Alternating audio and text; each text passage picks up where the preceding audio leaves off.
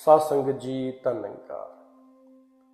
ਹਨੇਰੇ ਚੋਂ ਸਵੇਰੇ ਵੱਲ ਪਹਿਲਾ ਕਦਮ ਆਪ ਜੀ ਦੀ ਨਜ਼ਰ ਕੀਤਾ ਸੀ ਤੇ ਹੁਣ ਦੂਜਾ ਕਦਮ ਲੈ ਕੇ ਹਾਜ਼ਰ ਹਾਂ ਆਪ ਜੀ ਦੇ ਚਰਨਾਂ ਦੇ ਵਿੱਚ। ਆਸ਼ਾ ਹੈ ਪ੍ਰਵਾਨ ਕਰੋ। ਇਹ ਕਹਿ ਕੇ ਉਸ ਮਹਾਪੁਰਸ਼ ਨੇ ਆਪਣੀ ਥਾਂ ਲੈ ਲਈ, ਪਰ ਮੇਰੇ ਅੰਦਰ ਇੱਕ ਐਸਾ ਜ਼ਖਮ ਜਿਹਾ ਹੋ ਗਿਆ ਜਿਸ ਦਾ ਇਲਾਜ ਕਰਨਾ ਉਸੇ ਵਕਤ ਹੀ ਜ਼ਰੂਰੀ ਮਹਿਸੂਸ ਹੋਣ ਲੱਗਾ। ਸੋ ਮੈਂ ਹੱਥ ਮੂੰਹ ਧੋ ਕੇ ਇੱਕ ਫੁੱਲਾਂ ਦਾ ਹਾਰ ਲਿਆ ਤੇ ਉਸ ਕਮਰੇ ਵੱਲ ਵਧ ਗਿਆ। ਅੱਗੇ ਮਹਾਪੁਰਸ਼ ਇੱਕ ਪਲੰਘ ਤੇ ਬਿਰਾਜਮਾਨ ਸਨ ਜਿਨ੍ਹਾਂ ਗਿਆਨ ਦੀ ਬਖਸ਼ਿਸ਼ ਕਰਨੀ ਸੀ।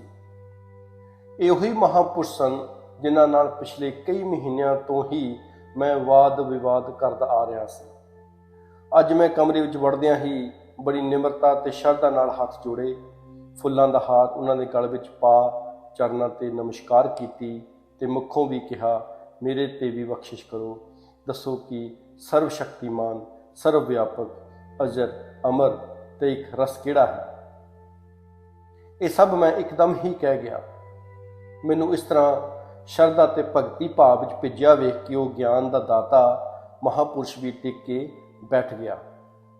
ਗਿਆਨ ਤੋਂ ਪਹਿਲਾਂ ਨਿਰੰਕਾਰੀ ਮਰਿਆਦਾ ਅਨੁਸਾਰ ਉਹਨਾਂ ਨੇ 5 ਪ੍ਰਣਾਂ ਦੀ ਵਿਆਖਿਆ ਕਰਨੀ ਸ਼ੁਰੂ ਕੀਤੀ ਤੇ ਬੜੇ ਹੀ ਸਹਿਜ ਭਾਵ ਨਾਲ ਫਰਮਾਇਆ, ਗਿਆਨ ਦਾ ਅਰਥ ਹੈ ਸਮਝ, ਪਰ ਕੇਵਲ ਕਿਸੇ ਗੱਲ ਦੇ ਸਮਝ ਲੈਣ ਨਾਲ ਕਿਸੇ ਦਾ ਕੁਝ ਸੌਰ ਨਹੀਂ ਜਾਂਦਾ। ਉਸ ਵਿਸ਼ੇਸ਼ ਗੱਲ ਨੂੰ ਜੀਵਨ ਵਿੱਚ ਢਾਲਣ ਨਾਲ ਹੀ ਕੁਝ ਲਾਭ ਪ੍ਰਾਪਤ ਹੋ ਸਕਦਾ ਹੈ, ਵਰਨਾ ਸਮਝਣ ਜਾਂ ਨਾ ਸਮਝਣ ਨਾਲ ਕੁਝ ਫਰਕ ਨਹੀਂ ਪੈਂਦਾ। ਇੱਕ ਮਿਸਾਲ ਦੇ ਕੇ ਉਹਨਾਂ ਫਰਮਾਇਆ ਕਿ ਮੰਨ ਲਓ ਅਸਾਂ ਇੱਕ ਬੱਚੇ ਨੂੰ ਸਮਝਾ ਦਿੱਤਾ ਹੈ ਕਿ ਦੇਖੋ ਬੱਚੇ, ਇਹ ਅੱਗ ਹੈ ਤੇ ਇਸ ਵਿੱਚ ਹੱਥ ਪਾਉਣ ਨਾਲ ਹੱਥ ਸੜ ਜਾਏਗਾ। ਪਰ ਜੇ ਬੱਚਾ ਇਹ ਗੱਲ ਸਮਝ ਕੇ ਅੱਗ ਵਿੱਚ ਹੱਥ ਨਹੀਂ ਪਾਉਂਦਾ ਤਾਂ ਇਹ ਸਮਝ ਉਸਦੇ ਕੰਮ ਆ ਗਈ। ਪਰ ਜੇ ਉਹ ਸਾਡੀ ਦੱਸੀ ਹੋਈ ਗੱਲ ਸਮਝ ਕੇ ਵੀ ਅੱਗ ਵਿੱਚ ਹੱਥ ਪਾ ਲੈਂਦਾ ਹੈ ਤਾਂ ਕਿ ਉਹ ਸਮਝ ਜਾਂ ਗਿਆਨ ਉਸ ਨੂੰ ਹੱਥ ਨੂੰ ਸਾੜਨ ਤੋਂ ਬਚਾ ਸਕਦੀ ਹੈ? ਨਹੀਂ, ਕਦੇ ਨਹੀਂ। ਗਿਆਨ ਦਾ ਲਾਭ ਇਹ ਹੈ ਕਿ ਅਸੀਂ ਕਰਮ ਤੋਂ ਪਹਿਲਾਂ ਕਰਮ ਫਲ ਤੋਂ ਜਾਣੂ ਹੋਣ ਦੇ ਕਾਰਨ ਉਹ ਕਰਮ ਕਰਨ ਤੋਂ ਬਚ ਜਾਂਦੇ ਹਾਂ। ਇਸ ਲਈ ਤੁਹਾਨੂੰ ਕੁਝ ਅਜਿਹੀਆਂ ਗੱਲਾਂ ਦੱਸੀਆਂ ਜਾਣਗੀਆਂ ਜਿਨ੍ਹਾਂ ਨੂੰ ਸਮਝ ਕੇ ਤੇ ਅਮਲ ਕਰਨ ਤੇ ਤੁਸੀਂ ਇੱਕ ਸਦੀਵੀ ਸੁੱਖ ਦੇ ਹੱਕਦਾਰ ਬਣ ਜਾਓਗੇ। ਵਾਸਤਵ ਵਿੱਚ ਅਸੀਂ ਇਹਨਾਂ ਨੂੰ ਹੀ ਮਿਸ਼ਨ ਦੇ 5 ਪ੍ਰਣ ਕਹਿੰਦੇ ਹਾਂ। ਇਹਨਾਂ ਨੂੰ ਕੁਦਰਤੀ ਅਮਾਨਤ ਸਮਝ ਕੇ ਮੰਨਣ ਨਾਲ ਇਸ ਲੋਕ ਦੇ ਸਾਰੇ ਹੀ ਸੁੱਖ ਪ੍ਰਾਪਤ ਹੁੰਦੇ ਹਨ। ਇੱਕ ਛਿਣ ਰੁਕ ਕੇ ਉਹਨਾਂ ਫਿਰ ਕਹਿਣਾ ਸ਼ੁਰੂ ਕੀਤਾ, ਦੇਖੋ ਤੁਹਾਡੇ ਕੋਲ 3 ਚੀਜ਼ਾਂ ਹਨ, ਇੱਕ ਤਨ, ਦੂਜਾ ਮਨ ਤੇ ਤੀਜਾ ਹੈ ਧਨ। ਇਹ ਤਿੰਨੋਂ ਚੀਜ਼ਾਂ ਤੁਹਾਨੂੰ ਕਿਸ ਨੇ ਦਿੱਤੀਆਂ ਹਨ? ਮੈਂ ਬੜੇ ਹੀ ਸਹਿਜ ਭਾਵ ਨਾਲ ਉੱਤਰ ਦਿੱਤਾ, ਜੀ ਈਸ਼ਵਰ ਨੇ। ਇਸ ਦਾ ਅਰਥ ਇਹ ਹੋਇਆ ਕਿ ਉਹਨਾਂ ਦਾ ਮਾਲਕ ਈਸ਼ਵਰ ਹੈ, ਤੁਸੀਂ ਨਹੀਂ, ਕਿਉਂਕਿ ਇਹਨਾਂ ਨੂੰ ਦੇਣ ਵਾਲਾ ਤਾਂ ਈਸ਼ਵਰ ਹੈ। ਉਹਨਾਂ ਫਿਰ ਪੁੱਛਿਆ। ਮੈਂ ਥੋੜਾ ਗੰਭੀਰਤਾ ਨਾਲ ਕਿਹਾ ਕਿ ਇਹ ਠੀਕ ਹੈ ਕਿ ਇਹਨਾਂ ਦਾ ਦਾਤਾ ਈਸ਼ਵਰ ਹੈ, ਪਰ ਮਾਲਕ ਤੇ ਅਸੀਂ ਖੁਦ ਹਾਂ, ਕਿਉਂਕਿ ਈਸ਼ਵਰ ਨੇ ਵੀ ਤਾਂ ਇਹ ਸਾਡੇ ਕਰਮਾਂ ਦੇ ਫਲ ਕਾਰਨ ਦਿੱਤੀਆਂ ਹਨ। ਇਹ ਸੁਣ ਕੇ ਉਹਨਾਂ ਬੜੇ ਹੀ ਪਿਆਰ ਨਾਲ ਸਮਝਾਉਣਾ ਸ਼ੁਰੂ ਕੀਤਾ ਕਿ ਤੁਸੀਂ ਠੀਕ ਕਹਿੰਦੇ ਹੋ ਕਿ ਇਹ ਸਭ ਕਰਮਾਂ ਦੇ ਫਲ ਕਾਰਨ ਮਿਲਿਆ ਹੈ, ਪਰ ਫਿਰ ਵੀ ਤੁਹਾਨੂੰ ਇਹੀ ਚਾਹੀਦਾ ਹੈ ਕਿ ਇਹਨੂੰ ਈਸ਼ਵਰ ਦੀ ਮਲਕੀਅਤ ਹੀ ਸਮਝੋ। ਇਸ ਵਿੱਚ ਹੀ ਤੁਹਾਡਾ ਸੁੱਖ ਛੁਪਿਆ ਹੋਇਆ ਹੈ। ਮੰਨ ਲਓ ਸਾਡੇ ਕਰਮਾਂ ਦੇ ਫਲ ਸਰੂਪ ਸਾਡੇ ਘਰ ਇੱਕ ਪੁੱਤਰ ਜਨਮ ਲੈਂਦਾ ਹੈ। ਅਸੀਂ ਬੜੇ ਹੀ ਲਾਡ ਪਿਆਰ ਨਾਲ ਉਸ ਦੀ ਪਾਲਣ ਪੋਸ਼ਣ ਕਰਦੇ ਹਾਂ। ਆਪਣੀ ਹਰ ਉਮੰਗ ਨੂੰ ਦਬਾ ਕੇ ਵੀ ਉਸ ਦੀ ਹਰ ਲਾਲਸਾ ਪੂਰੀ ਕਰਦੇ ਹਾਂ। ਲੜਕਾ ਪੜ੍ਹ ਲਿਖ ਕੇ ਵੱਡਾ ਹੁੰਦਾ ਹੈ ਤੇ ਜਵਾਨ ਹੋ ਜਾਂਦਾ ਹੈ, ਕੁਝ ਕਮਾਉਣ ਵੀ ਲੱਗ ਪੈਂਦਾ ਹੈ। ਅਸੀਂ ਉਸ ਦੀ ਸ਼ਾਦੀ ਹਜ਼ਾਰਾਂ ਰੁਪਏ ਲਗਾ ਕੇ ਕਰਦੇ ਹਾਂ, ਘਰ ਨੂੰ ਰਾਣੀ ਬਣਾ ਕੇ ਲਿਆਉਂਦੇ ਹਾਂ। ਕੁਝ ਹੀ ਦਿਨਾਂ ਬਾਅਦ ਅਚਾਨਕ ਲੜਕਾ ਪਰਲੋਕ ਸੁਧਾਰ ਜਾਂਦਾ ਹੈ। ਹੁਣ ਵੇਖਣਾ ਤਾਂ ਇਹ ਹੈ ਕਿ ਉਹ ਕਰਮਾਂ ਕਰਕੇ ਸੰਸਾਰ ਤੇ ਆਇਆ ਤੇ ਕਰਮਾਂ ਕਰਕੇ ਹੀ ਆਪਣੀ ਸੰਸਾਰਕ ਯਾਤਰਾ ਪੂਰੀ ਕਰਕੇ ਚਲਾ ਗਿਆ। ਜਿੰਨਾ ਕੁਝ ਕਰਮਾਂ ਕਰਕੇ ਉਹ ਸਾਥੋਂ ਲੈਣਾ ਸੀ, ਦੇਣਾ ਸੀ, ਲੈ ਦੇ ਗਿਆ। ਹੁਣ ਉਸ ਤੇ ਸਾਡਾ ਕੋਈ ਹੱਕ ਨਹੀਂ, ਪਰ ਫਿਰ ਵੀ ਅਸੀਂ ਉਸ ਦੇ ਜਾਣ ਨੂੰ ਕਰਮ ਫਲ ਨਾ ਸਮਝਦੇ ਹੋਏ ਰੋਂਦੇ ਹਾਂ, ਕਰਲਾਉਂਦੇ ਹਾਂ। ਕਿਉਂ? ਸਿਰਫ ਇਸ ਲਈ ਕਿਉਂਕਿ ਅਸੀਂ ਆਪਣੇ ਆਪ ਨੂੰ ਉਸ ਦਾ ਮਾਲਕ ਮੰਨਿਆ ਹੋਇਆ ਸੀ। ਹਾਲਾਂਕਿ ਅਸੀਂ ਚੰਗੀ ਤਰ੍ਹਾਂ ਇਹ ਜਾਣਦੇ ਸਮਝਦੇ ਹਾਂ ਕਿ ਸਾਡੇ ਰੋਣ ਕਰਲਾਉਣ ਨਾਲ ਉਹ ਵਾਪਸ ਨਹੀਂ ਆਉਣਾ। ਉਸ ਜਾਣਾ ਸੀ ਤੇ ਉਹ ਚਲਾ ਗਿਆ। ਇਸ ਲਈ ਬੇਟਾ, ਇਸ ਤਨ ਨੂੰ ਈਸ਼ਵਰ ਦੀ ਦੇਣ ਹੀ ਨਹੀਂ, ਈਸ਼ਵਰ ਦੀ ਮਲਕੀਅਤ ਹੀ ਸਮਝ ਕੇ ਵਰਤੋ। ਇਸੇ ਵਿੱਚ ਹੀ ਤੁਹਾਡਾ ਸੁੱਖ ਹੈ ਤੇ ਤੁਹਾਡਾ ਕਲਿਆਣ ਹੈ। ਮੇਰੀ ਪਿੱਠ ਠੋਕਦੇ ਹੋਏ ਬੜੀ ਵਿਦਵਤਾ ਭਰੀ ਬਾਣੀ ਵਿੱਚ ਉਹ ਫਿਰ ਬੋਲੇ, ਹਰ ਮਨੁੱਖ ਸੁੱਖ ਚਾਹੁੰਦਾ ਹੈ। ਦੁਨੀਆ ਵਿੱਚ ਜੋ ਕੁਝ ਵੀ ਹੋ ਰਿਹਾ ਹੈ, ਬੜੇ ਬੜੇ ਜਪ ਤਪ ਜਾਂ ਕਰਮ ਕਾਂਡ ਕੀਤੇ ਜਾ ਰਹੇ ਹਨ, ਇਹ ਸਭ ਸੁੱਖ ਲਈ ਹੀ ਹੋ ਰਿਹਾ ਹੈ। ਅਸੀਂ ਜੇ ਪ੍ਰਭੂ ਪਰਮਾਤਮਾ ਦੀ ਪ੍ਰਾਪਤੀ ਵੀ ਚਾਹੁੰਦੇ ਹਾਂ ਤਾਂ ਇਸ ਪਿੱਛੇ ਵੀ ਕਾਮਨਾ ਸੁੱਖਾਂ ਦੀ ਹੀ ਹੈ, ਕਿਉਂਕਿ ਅਸੀਂ ਜਾਣਦੇ ਹਾਂ ਕਿ ਪਰਮਾਤਮਾ ਸਤ ਚਿੱਤ ਤੇ ਆਨੰਦ ਹੈ, ਜਦ ਕਿ ਅਸੀਂ ਕੇਵਲ ਸਤ ਹਾਂ, ਚਿੱਤ ਹਾਂ, ਪਰ ਆਨੰਦ ਨਹੀਂ। ਅਸੀਂ ਆਪਣੀ ਇਹ ਆਨੰਦ ਦੀ ਘਾਟ ਪਰਮਾਤਮਾ ਨਾਲ ਮਿਲ ਕੇ ਪੂਰੀ ਕਰਨਾ ਚਾਹੁੰਦੇ ਹਾਂ। ਈਸ਼ਵਰ ਜਾਣ ਕੇ ਈਸ਼ਵਰ ਵਿੱਚ ਲੀਨ ਹੋਵਾਂਗੇ ਤਾਂ ਆਨੰਦ ਵੀ ਮਿਲ ਜਾਵੇਗਾ ਤੇ ਇਸ ਦਾ ਰੂਪ ਵੀ ਹੋ ਜਾਵਾਂਗੇ। ਜੇ ਅਸੀਂ ਜੀਵਨ ਵਿੱਚ ਸੁੱਖ ਤੇ ਆਨੰਦ ਪ੍ਰਾਪਤ ਕਰਨਾ ਚਾਹੁੰਦੇ ਹਾਂ, ਹਰ ਤਰ੍ਹਾਂ ਦੀ ਚਿੰਤਾ ਤੋਂ ਰਹਿਤ ਹੋਣਾ ਲੋਚਦੇ ਹਾਂ, ਤਾਂ ਸਾਨੂੰ ਤਨ ਮਨ ਤੇ ਧਨ ਨੂੰ ਈਸ਼ਵਰ ਦੀ ਦਿੱਤੀ ਅਮਾਨਤ ਸਮਝ ਕੇ ਹੀ ਵਰਤਣਾ ਚਾਹੀਦਾ ਹੈ। ਉਹਨਾਂ ਇੱਕ ਬੜੀ ਹੀ ਛੋਟੀ ਜਿਹੀ ਪਰ ਭਾਵਪੂਰਵਕ ਮਿਸਾਲ ਦੇ ਕੇ ਸਮਝਾਇਆ ਕਿ ਇਹ ਸੱਚਾਈ ਮੰਨ ਕੇ ਹੀ ਅਸੀਂ ਕਈ ਚਿੰਤਾਵਾਂ ਤੋਂ ਮੁਕਤ ਹੋ ਸਕਦੇ ਹਾਂ, ਕਿਉਂਕਿ ਜੋ ਵਸਤੂ ਸਾਡੀ ਹੈ ਹੀ ਨਹੀਂ, ਉਸ ਲਈ ਚਿੰਤਾ ਕਾਹਦੀ ਜਾਂ ਉਸ ਦਾ ਅਭਿਮਾਨ ਕਾਹਦਾ। ਜਿਸ ਤਰ੍ਹਾਂ ਬੈਂਕ ਵਿੱਚ ਇੱਕ ਖਜ਼ਾਨਚੀ ਹੁੰਦਾ ਹੈ, ਉਸ ਕੋਲ ਇੱਕ ਬੰਦਾ ਆਉਂਦਾ ਹੈ, ਲੱਖ ਰੁਪਇਆ ਜਮ੍ਹਾਂ ਕਰਵਾ ਜਾਂਦਾ ਹੈ ਤੇ ਦੂਜਾ ਆਉਂਦਾ ਹੈ, ਆਪਣੀ ਜਮ੍ਹਾਂ ਕਰਵਾਈ ਰਕਮ ਚੋਂ ਹਜ਼ਾਰਾਂ ਕਢਾ ਕੇ ਲੈ ਜਾਂਦਾ ਹੈ। ਦੇਣ ਵੇਲੇ ਨਾ ਖਜ਼ਾਨਚੀ ਖੁਸ਼ੀ ਮਹਿਸੂਸ ਕਰਦਾ ਹੈ, ਨਾ ਚਿੰਤਾਜਨਕ ਹੀ ਹੁੰਦਾ ਹੈ, ਕਿਉਂਕਿ ਉਹ ਆਪਣੇ ਆਪ ਨੂੰ ਇਸ ਸਾਰੀ ਪੂੰਜੀ ਦਾ ਮਾਲਕ ਨਹੀਂ ਸਮਝਦਾ। ਉਹ ਕੇਵਲ ਲੇਖਾ ਜੋਖਾ ਰੱਖ ਕੇ ਸੰਭਾਲਣ ਵਾਲਾ ਹੈ। ਜੇਕਰ ਉਹ ਕਿਤੇ ਭੁੱਲ ਕੇ ਵੀ ਐਸਾ ਸਮਝ ਲਏ ਕਿ ਇਹ ਪੂੰਜੀ ਉਸ ਦੀ ਮਲਕੀਅਤ ਹੈ, ਤਾਂ ਤੁਸੀਂ ਸੋਚ ਸਕਦੇ ਹੋ ਕਿ ਕਿੰਨਾ ਕੁ ਦੁਖੀ ਹੋਵੇਗਾ। ਇਸੇ ਤਰ੍ਹਾਂ ਸਾਡੇ ਦੁੱਖਾਂ ਵਿੱਚ ਇਹ ਤਿੰਨੋਂ ਹੀ ਕਾਰਨ ਮੂਲ ਹਨ। ਜਿਸ ਦਾ ਸਰੀਰ ਥੋੜ੍ਹਾ ਜਿਹਾ ਤੰਦਰੁਸਤ ਜਾਂ ਸ਼ਕਤੀ ਵਾਲਾ ਹੁੰਦਾ ਹੈ, ਉਹ ਉਸੇ ਨਸ਼ੇ ਵਿੱਚ ਕਮਜ਼ੋਰ ਨੂੰ ਦਬਾਉਣਾ ਚਾਹੁੰਦਾ ਹੈ। ਜਿਸ ਦਾ ਮਨ ਜਰਾ ਜਿੰਨਾ ਵੀ ਨਿਰਮਲ ਹੁੰਦਾ ਹੈ, ਉਹ ਇਸੇ ਮਾਣ ਵਿੱਚ ਹੀ ਡੁੱਬ ਜਾਂਦਾ ਹੈ, ਤੇ ਜਿਸ ਕੋਲ ਥੋੜ੍ਹਾ ਜਿੰਨਾ ਧਨ ਵਧੇਕ ਹੁੰਦਾ ਹੈ, ਉਹ ਹਰ ਇੱਕ ਨਾਲ ਟਕਰਾਉਣਾ ਐਵੇਂ ਹੀ ਆਪਣਾ ਮਾਣ ਸਮਝਦਾ ਹੈ। ਇਤਿਹਾਸ ਗਵਾਹ ਹੈ ਕਿ ਜੇ ਕਿਸੇ ਨੇ ਕਿਸੇ ਨੂੰ ਨੀਚ ਸਮਝ ਕੇ ਆਪਣੀ ਮਹਾਨਤਾ ਜਤਾਉਣੀ ਚਾਹੀ ਤਾਂ ਖੂਨ ਦੀਆਂ ਨਦੀਆਂ ਵਗੀਆਂ ਨੇ, ਅਤੇ ਜੇ ਕਿਸੇ ਨੇ ਦੂਸਰੇ ਦੇਸ਼ ਨੂੰ ਹਥਿਆਉਣ ਦਾ ਯਤਨ ਕੀਤਾ ਤਾਂ ਦੋਵੇਂ ਦੇਸ਼ਾਂ ਵਿੱਚ ਜੰਗ ਦੀ ਭੱਠੀ ਵਿੱਚ ਝੁਲਸ ਕੇ ਬਹੁਤ ਲੋਕ ਮਰ ਗਏ। ਕਾਸ਼ ਬੰਦੇ ਨੂੰ ਸਮਝ ਆ ਜਾਏ ਕਿ ਇਹ ਸਭ ਰੱਬੀ ਦਾਤਾਂ ਹਨ, ਅਸਾਂ ਕੇਵਲ ਇਹਨਾਂ ਨੂੰ ਵਰਤਣਾ ਹੀ ਹੈ। ਸੰਸਾਰ ਵਿੱਚ ਹੋਣ ਵਾਲੇ ਹਰ ਕਲਾ ਕਲੇਸ਼ ਦੇ ਪਿੱਛੇ ਹੰਕਾਰ ਦਾ ਹੀ ਹੱਥ ਹੁੰਦਾ ਹੈ, ਅਤੇ ਇਹਨਾਂ ਤੋਂ ਛੁਟਕਾਰਾ ਕੇਵਲ ਤਨ ਮਨ ਧਨ ਤੇ ਆਪਣਾ ਸਭ ਕੁਝ ਪ੍ਰਭੂ ਦਾ ਸਮਝ ਕੇ ਹੀ ਹੋ ਸਕਦਾ ਹੈ। ਇਹ ਕਹਿ ਕੇ ਉਸ ਮਹਾਪੁਰਸ਼ ਨੇ ਮੇਰੇ ਚਿਹਰੇ ਤੇ ਇੱਕ ਡੂੰਘੀ ਨਿਗਾਹ ਪਾਈ। ਮੇਰੇ ਚਿਹਰੇ ਤੇ ਹਾਵ ਭਾਵ ਪੜ੍ਹ ਕੇ ਉਹਨਾਂ ਮਹਿਸੂਸ ਕੀਤਾ ਕਿ ਮੇਰੀ ਤਸੱਲੀ ਨਹੀਂ ਹੋਈ।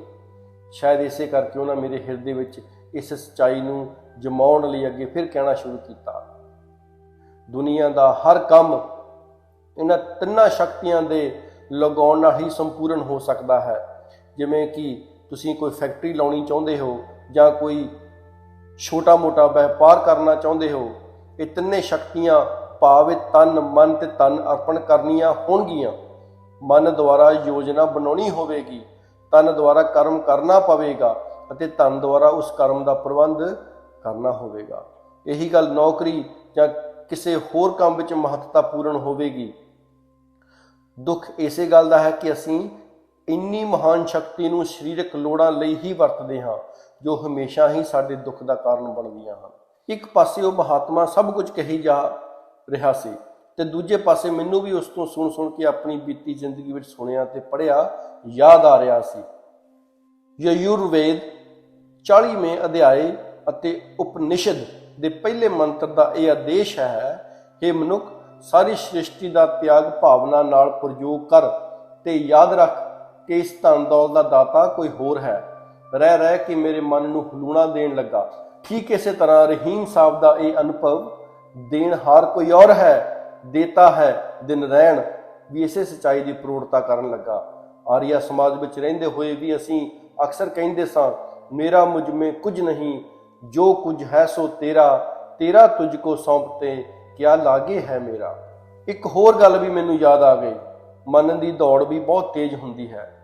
ਇਹ ਪਲਾਂ ਵਿੱਚ ਹੀ ਭੁੱਲੀਆਂ ਭੁਲਾਈਆਂ ਘਟਨਾਵਾਂ ਨੂੰ ਇੱਕਦਮ ਸਾਹਮਣੇ ਲਿਆ ਦਿੰਦੀ ਹੈ। ਸੋ ਇੱਕ ਬਹੁਤ ਹੀ ਪੁਰਾਣੀ ਕਹਾਣੀ ਮੇਰੀ ਅੱਖਾਂ ਸਾਹਮਣੇ ਘੁੰਮਣ ਲੱਗੀ। ਇਹ ਸੰਸਾਰ ਵੀ ਉਹਨਾਂ ਤੇ ਹੀ ਵਿਸ਼ਵਾਸ ਕਰਦਾ ਹੈ ਜੋ ਰੱਬ ਦੀਆਂ ਦਾਤਾਂ ਨੂੰ ਰੱਬੀ ਅਮਾਨਤ ਸਮਝ ਕੇ ਵਰਤਦੇ ਹਨ, ਤੇ ਜੋ ਇਸ ਨੂੰ ਆਪਣਾ ਮੰਨ ਕੇ ਖਿਆਨਤ ਕਰਦੇ ਹਨ, ਉਹ ਲੋਕਾਂ ਦਾ ਵਿਸ਼ਵਾਸ ਗਵਾ ਬੈਠਦੇ ਹਨ ਅਤੇ ਦੁਖੀ ਵੀ ਹੁੰਦੇ ਹਨ। ਉਹ ਕਹਾਣੀ ਕੁਝ ਇਸ ਤਰ੍ਹਾਂ ਸੀ ਕਿ ਇੱਕ ਬ੍ਰਹਮ ਗਿਆਨੀ ਰਾਜਾ ਸੀ। ਉਹ ਬਹੁਤ ਉਦਾਰਚਿਤ ਸੀ। ਜੋ ਕੋਈ ਵੀ ਲੋੜਵੰਦ ਉਸ ਕੋਲ ਆਉਂਦਾ, ਉਸ ਨੂੰ ਜਿੰਨੀ ਵੀ ਮਾਇਆ ਦੀ ਲੋੜ ਹੁੰਦੀ, ਉਹ ਆਪਣੇ ਖਜ਼ਾਨੇ ਵਿੱਚੋਂ ਉਹਨੂੰ ਦਵਾ ਦਿੰਦਾ। ਇੱਕ ਦਿਨ ਅਚਾਨਕ ਉਸੇ ਰਾਜਾ ਦਾ ਜਵਾਨ ਪੁੱਤਰ ਪ੍ਰਲੋਕ ਸੁਧਾਰ ਗਿਆ। ਜਦੋਂ ਉਸ ਪੁੱਤਰ ਦੀ ਅਰਥੀ ਨੂੰ ਸ਼ਮਸ਼ਾਨ ਘਾਟ ਵੱਲ ਲਿਜਾਇਆ ਜਾ ਰਿਹਾ ਸੀ ਤਾਂ ਇੱਕ ਸੱਜਣ ਨੇ, ਜਿਸਨੇ ਕਿ ਉਸੇ ਦਿਨ ਰਾਜੇ ਤੋਂ ਬਹੁਤ ਵੱਡੀ ਰਕਮ ਉਧਾਰ ਲਈ ਸੀ, ਹਮਦਰਦੀ ਜਤਾਉਣ ਲਈ ਚੀਖ ਕੇ ਰੋਣ ਲੱਗ ਪਿਆ ਤੇ ਕਹਿਣ ਲੱਗਾ, ਹੇ ਰਾਜਨ, ਤੇਰੇ ਨਾਲ ਤੇ ਈਸ਼ਵਰ ਨੇ ਬਹੁਤ ਮਾੜਾ ਕੀਤਾ, ਬਹੁਤ ਵੱਡਾ ਜ਼ੁਲਮ ਹੋ ਗਿਆ, ਬੜਾ ਨਿਆਏ ਹੋ ਗਿਆ, ਤੇਰਾ ਨੌਜਵਾਨ ਪੁੱਤਰ ਤੇਰੇ ਕੋਲੋਂ ਖੋਹ ਲਿਆ।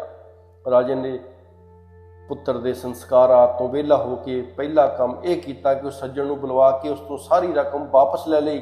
ਉਹ ਸੱਜਣ ਨੇ ਬੜਾ ਹੈਰਾਨ ਹੋ ਕੇ ਹੀ ਨਹੀਂ, ਪਰੇਸ਼ਾਨ ਹੋ ਕੇ ਵੀ ਕਾਰਨ ਪੁੱਛਿਆ ਤਾਂ ਰਾਜੇ ਨੇ ਬੜੇ ਹੀ ਸਹਿਜ ਭਾਵ ਨਾਲ ਉੱਤਰ ਦਿੱਤਾ, ਜਦ ਤੂੰ ਈਸ਼ਵਰ ਦੀ ਦਿੱਤੀ ਦਾਤ ਮੋੜਨ ਨੂੰ ਜ਼ੁਲਮ ਤੇ ਅਨਿਆਏ ਕਹਿ ਰਿਹਾ ਏ, ਇੰਨੀ ਵੱਡੀ ਸ਼ਕਤੀ ਪ੍ਰਭੂ ਦੀ ਅਮਾਨਤ ਵਿੱਚ ਖਿਆਨਤ ਕਰਦੇ ਸੰਕੋਚ ਨਹੀਂ ਕਰ ਰਿਹਾ, ਤਾਂ ਮੇਰੀ ਰਕਮ ਮੋੜਨ ਵੇਲੇ ਕਿੰਨੀ ਕੁ ਹੀਲ ਹੁਜਤ ਕਰੇਗਾ, ਇਹ ਸਹਿਜੇ ਹੀ ਅਨੁਮਾਨ ਲੱਗ ਸਕਦਾ ਹੈ। ਸੋ ਇਸ ਲਈ ਮੈਂ ਤੇਥੋਂ ਆਪਣੀ ਰਕਮ ਹੁਣੇ ਹੀ ਮੋੜ ਲਈ ਹੈ, ਤਾਂ ਜੋ ਪਿੱਛੋਂ ਕੋਈ ਅੜਚਨ ਨਾ ਪਵੇ।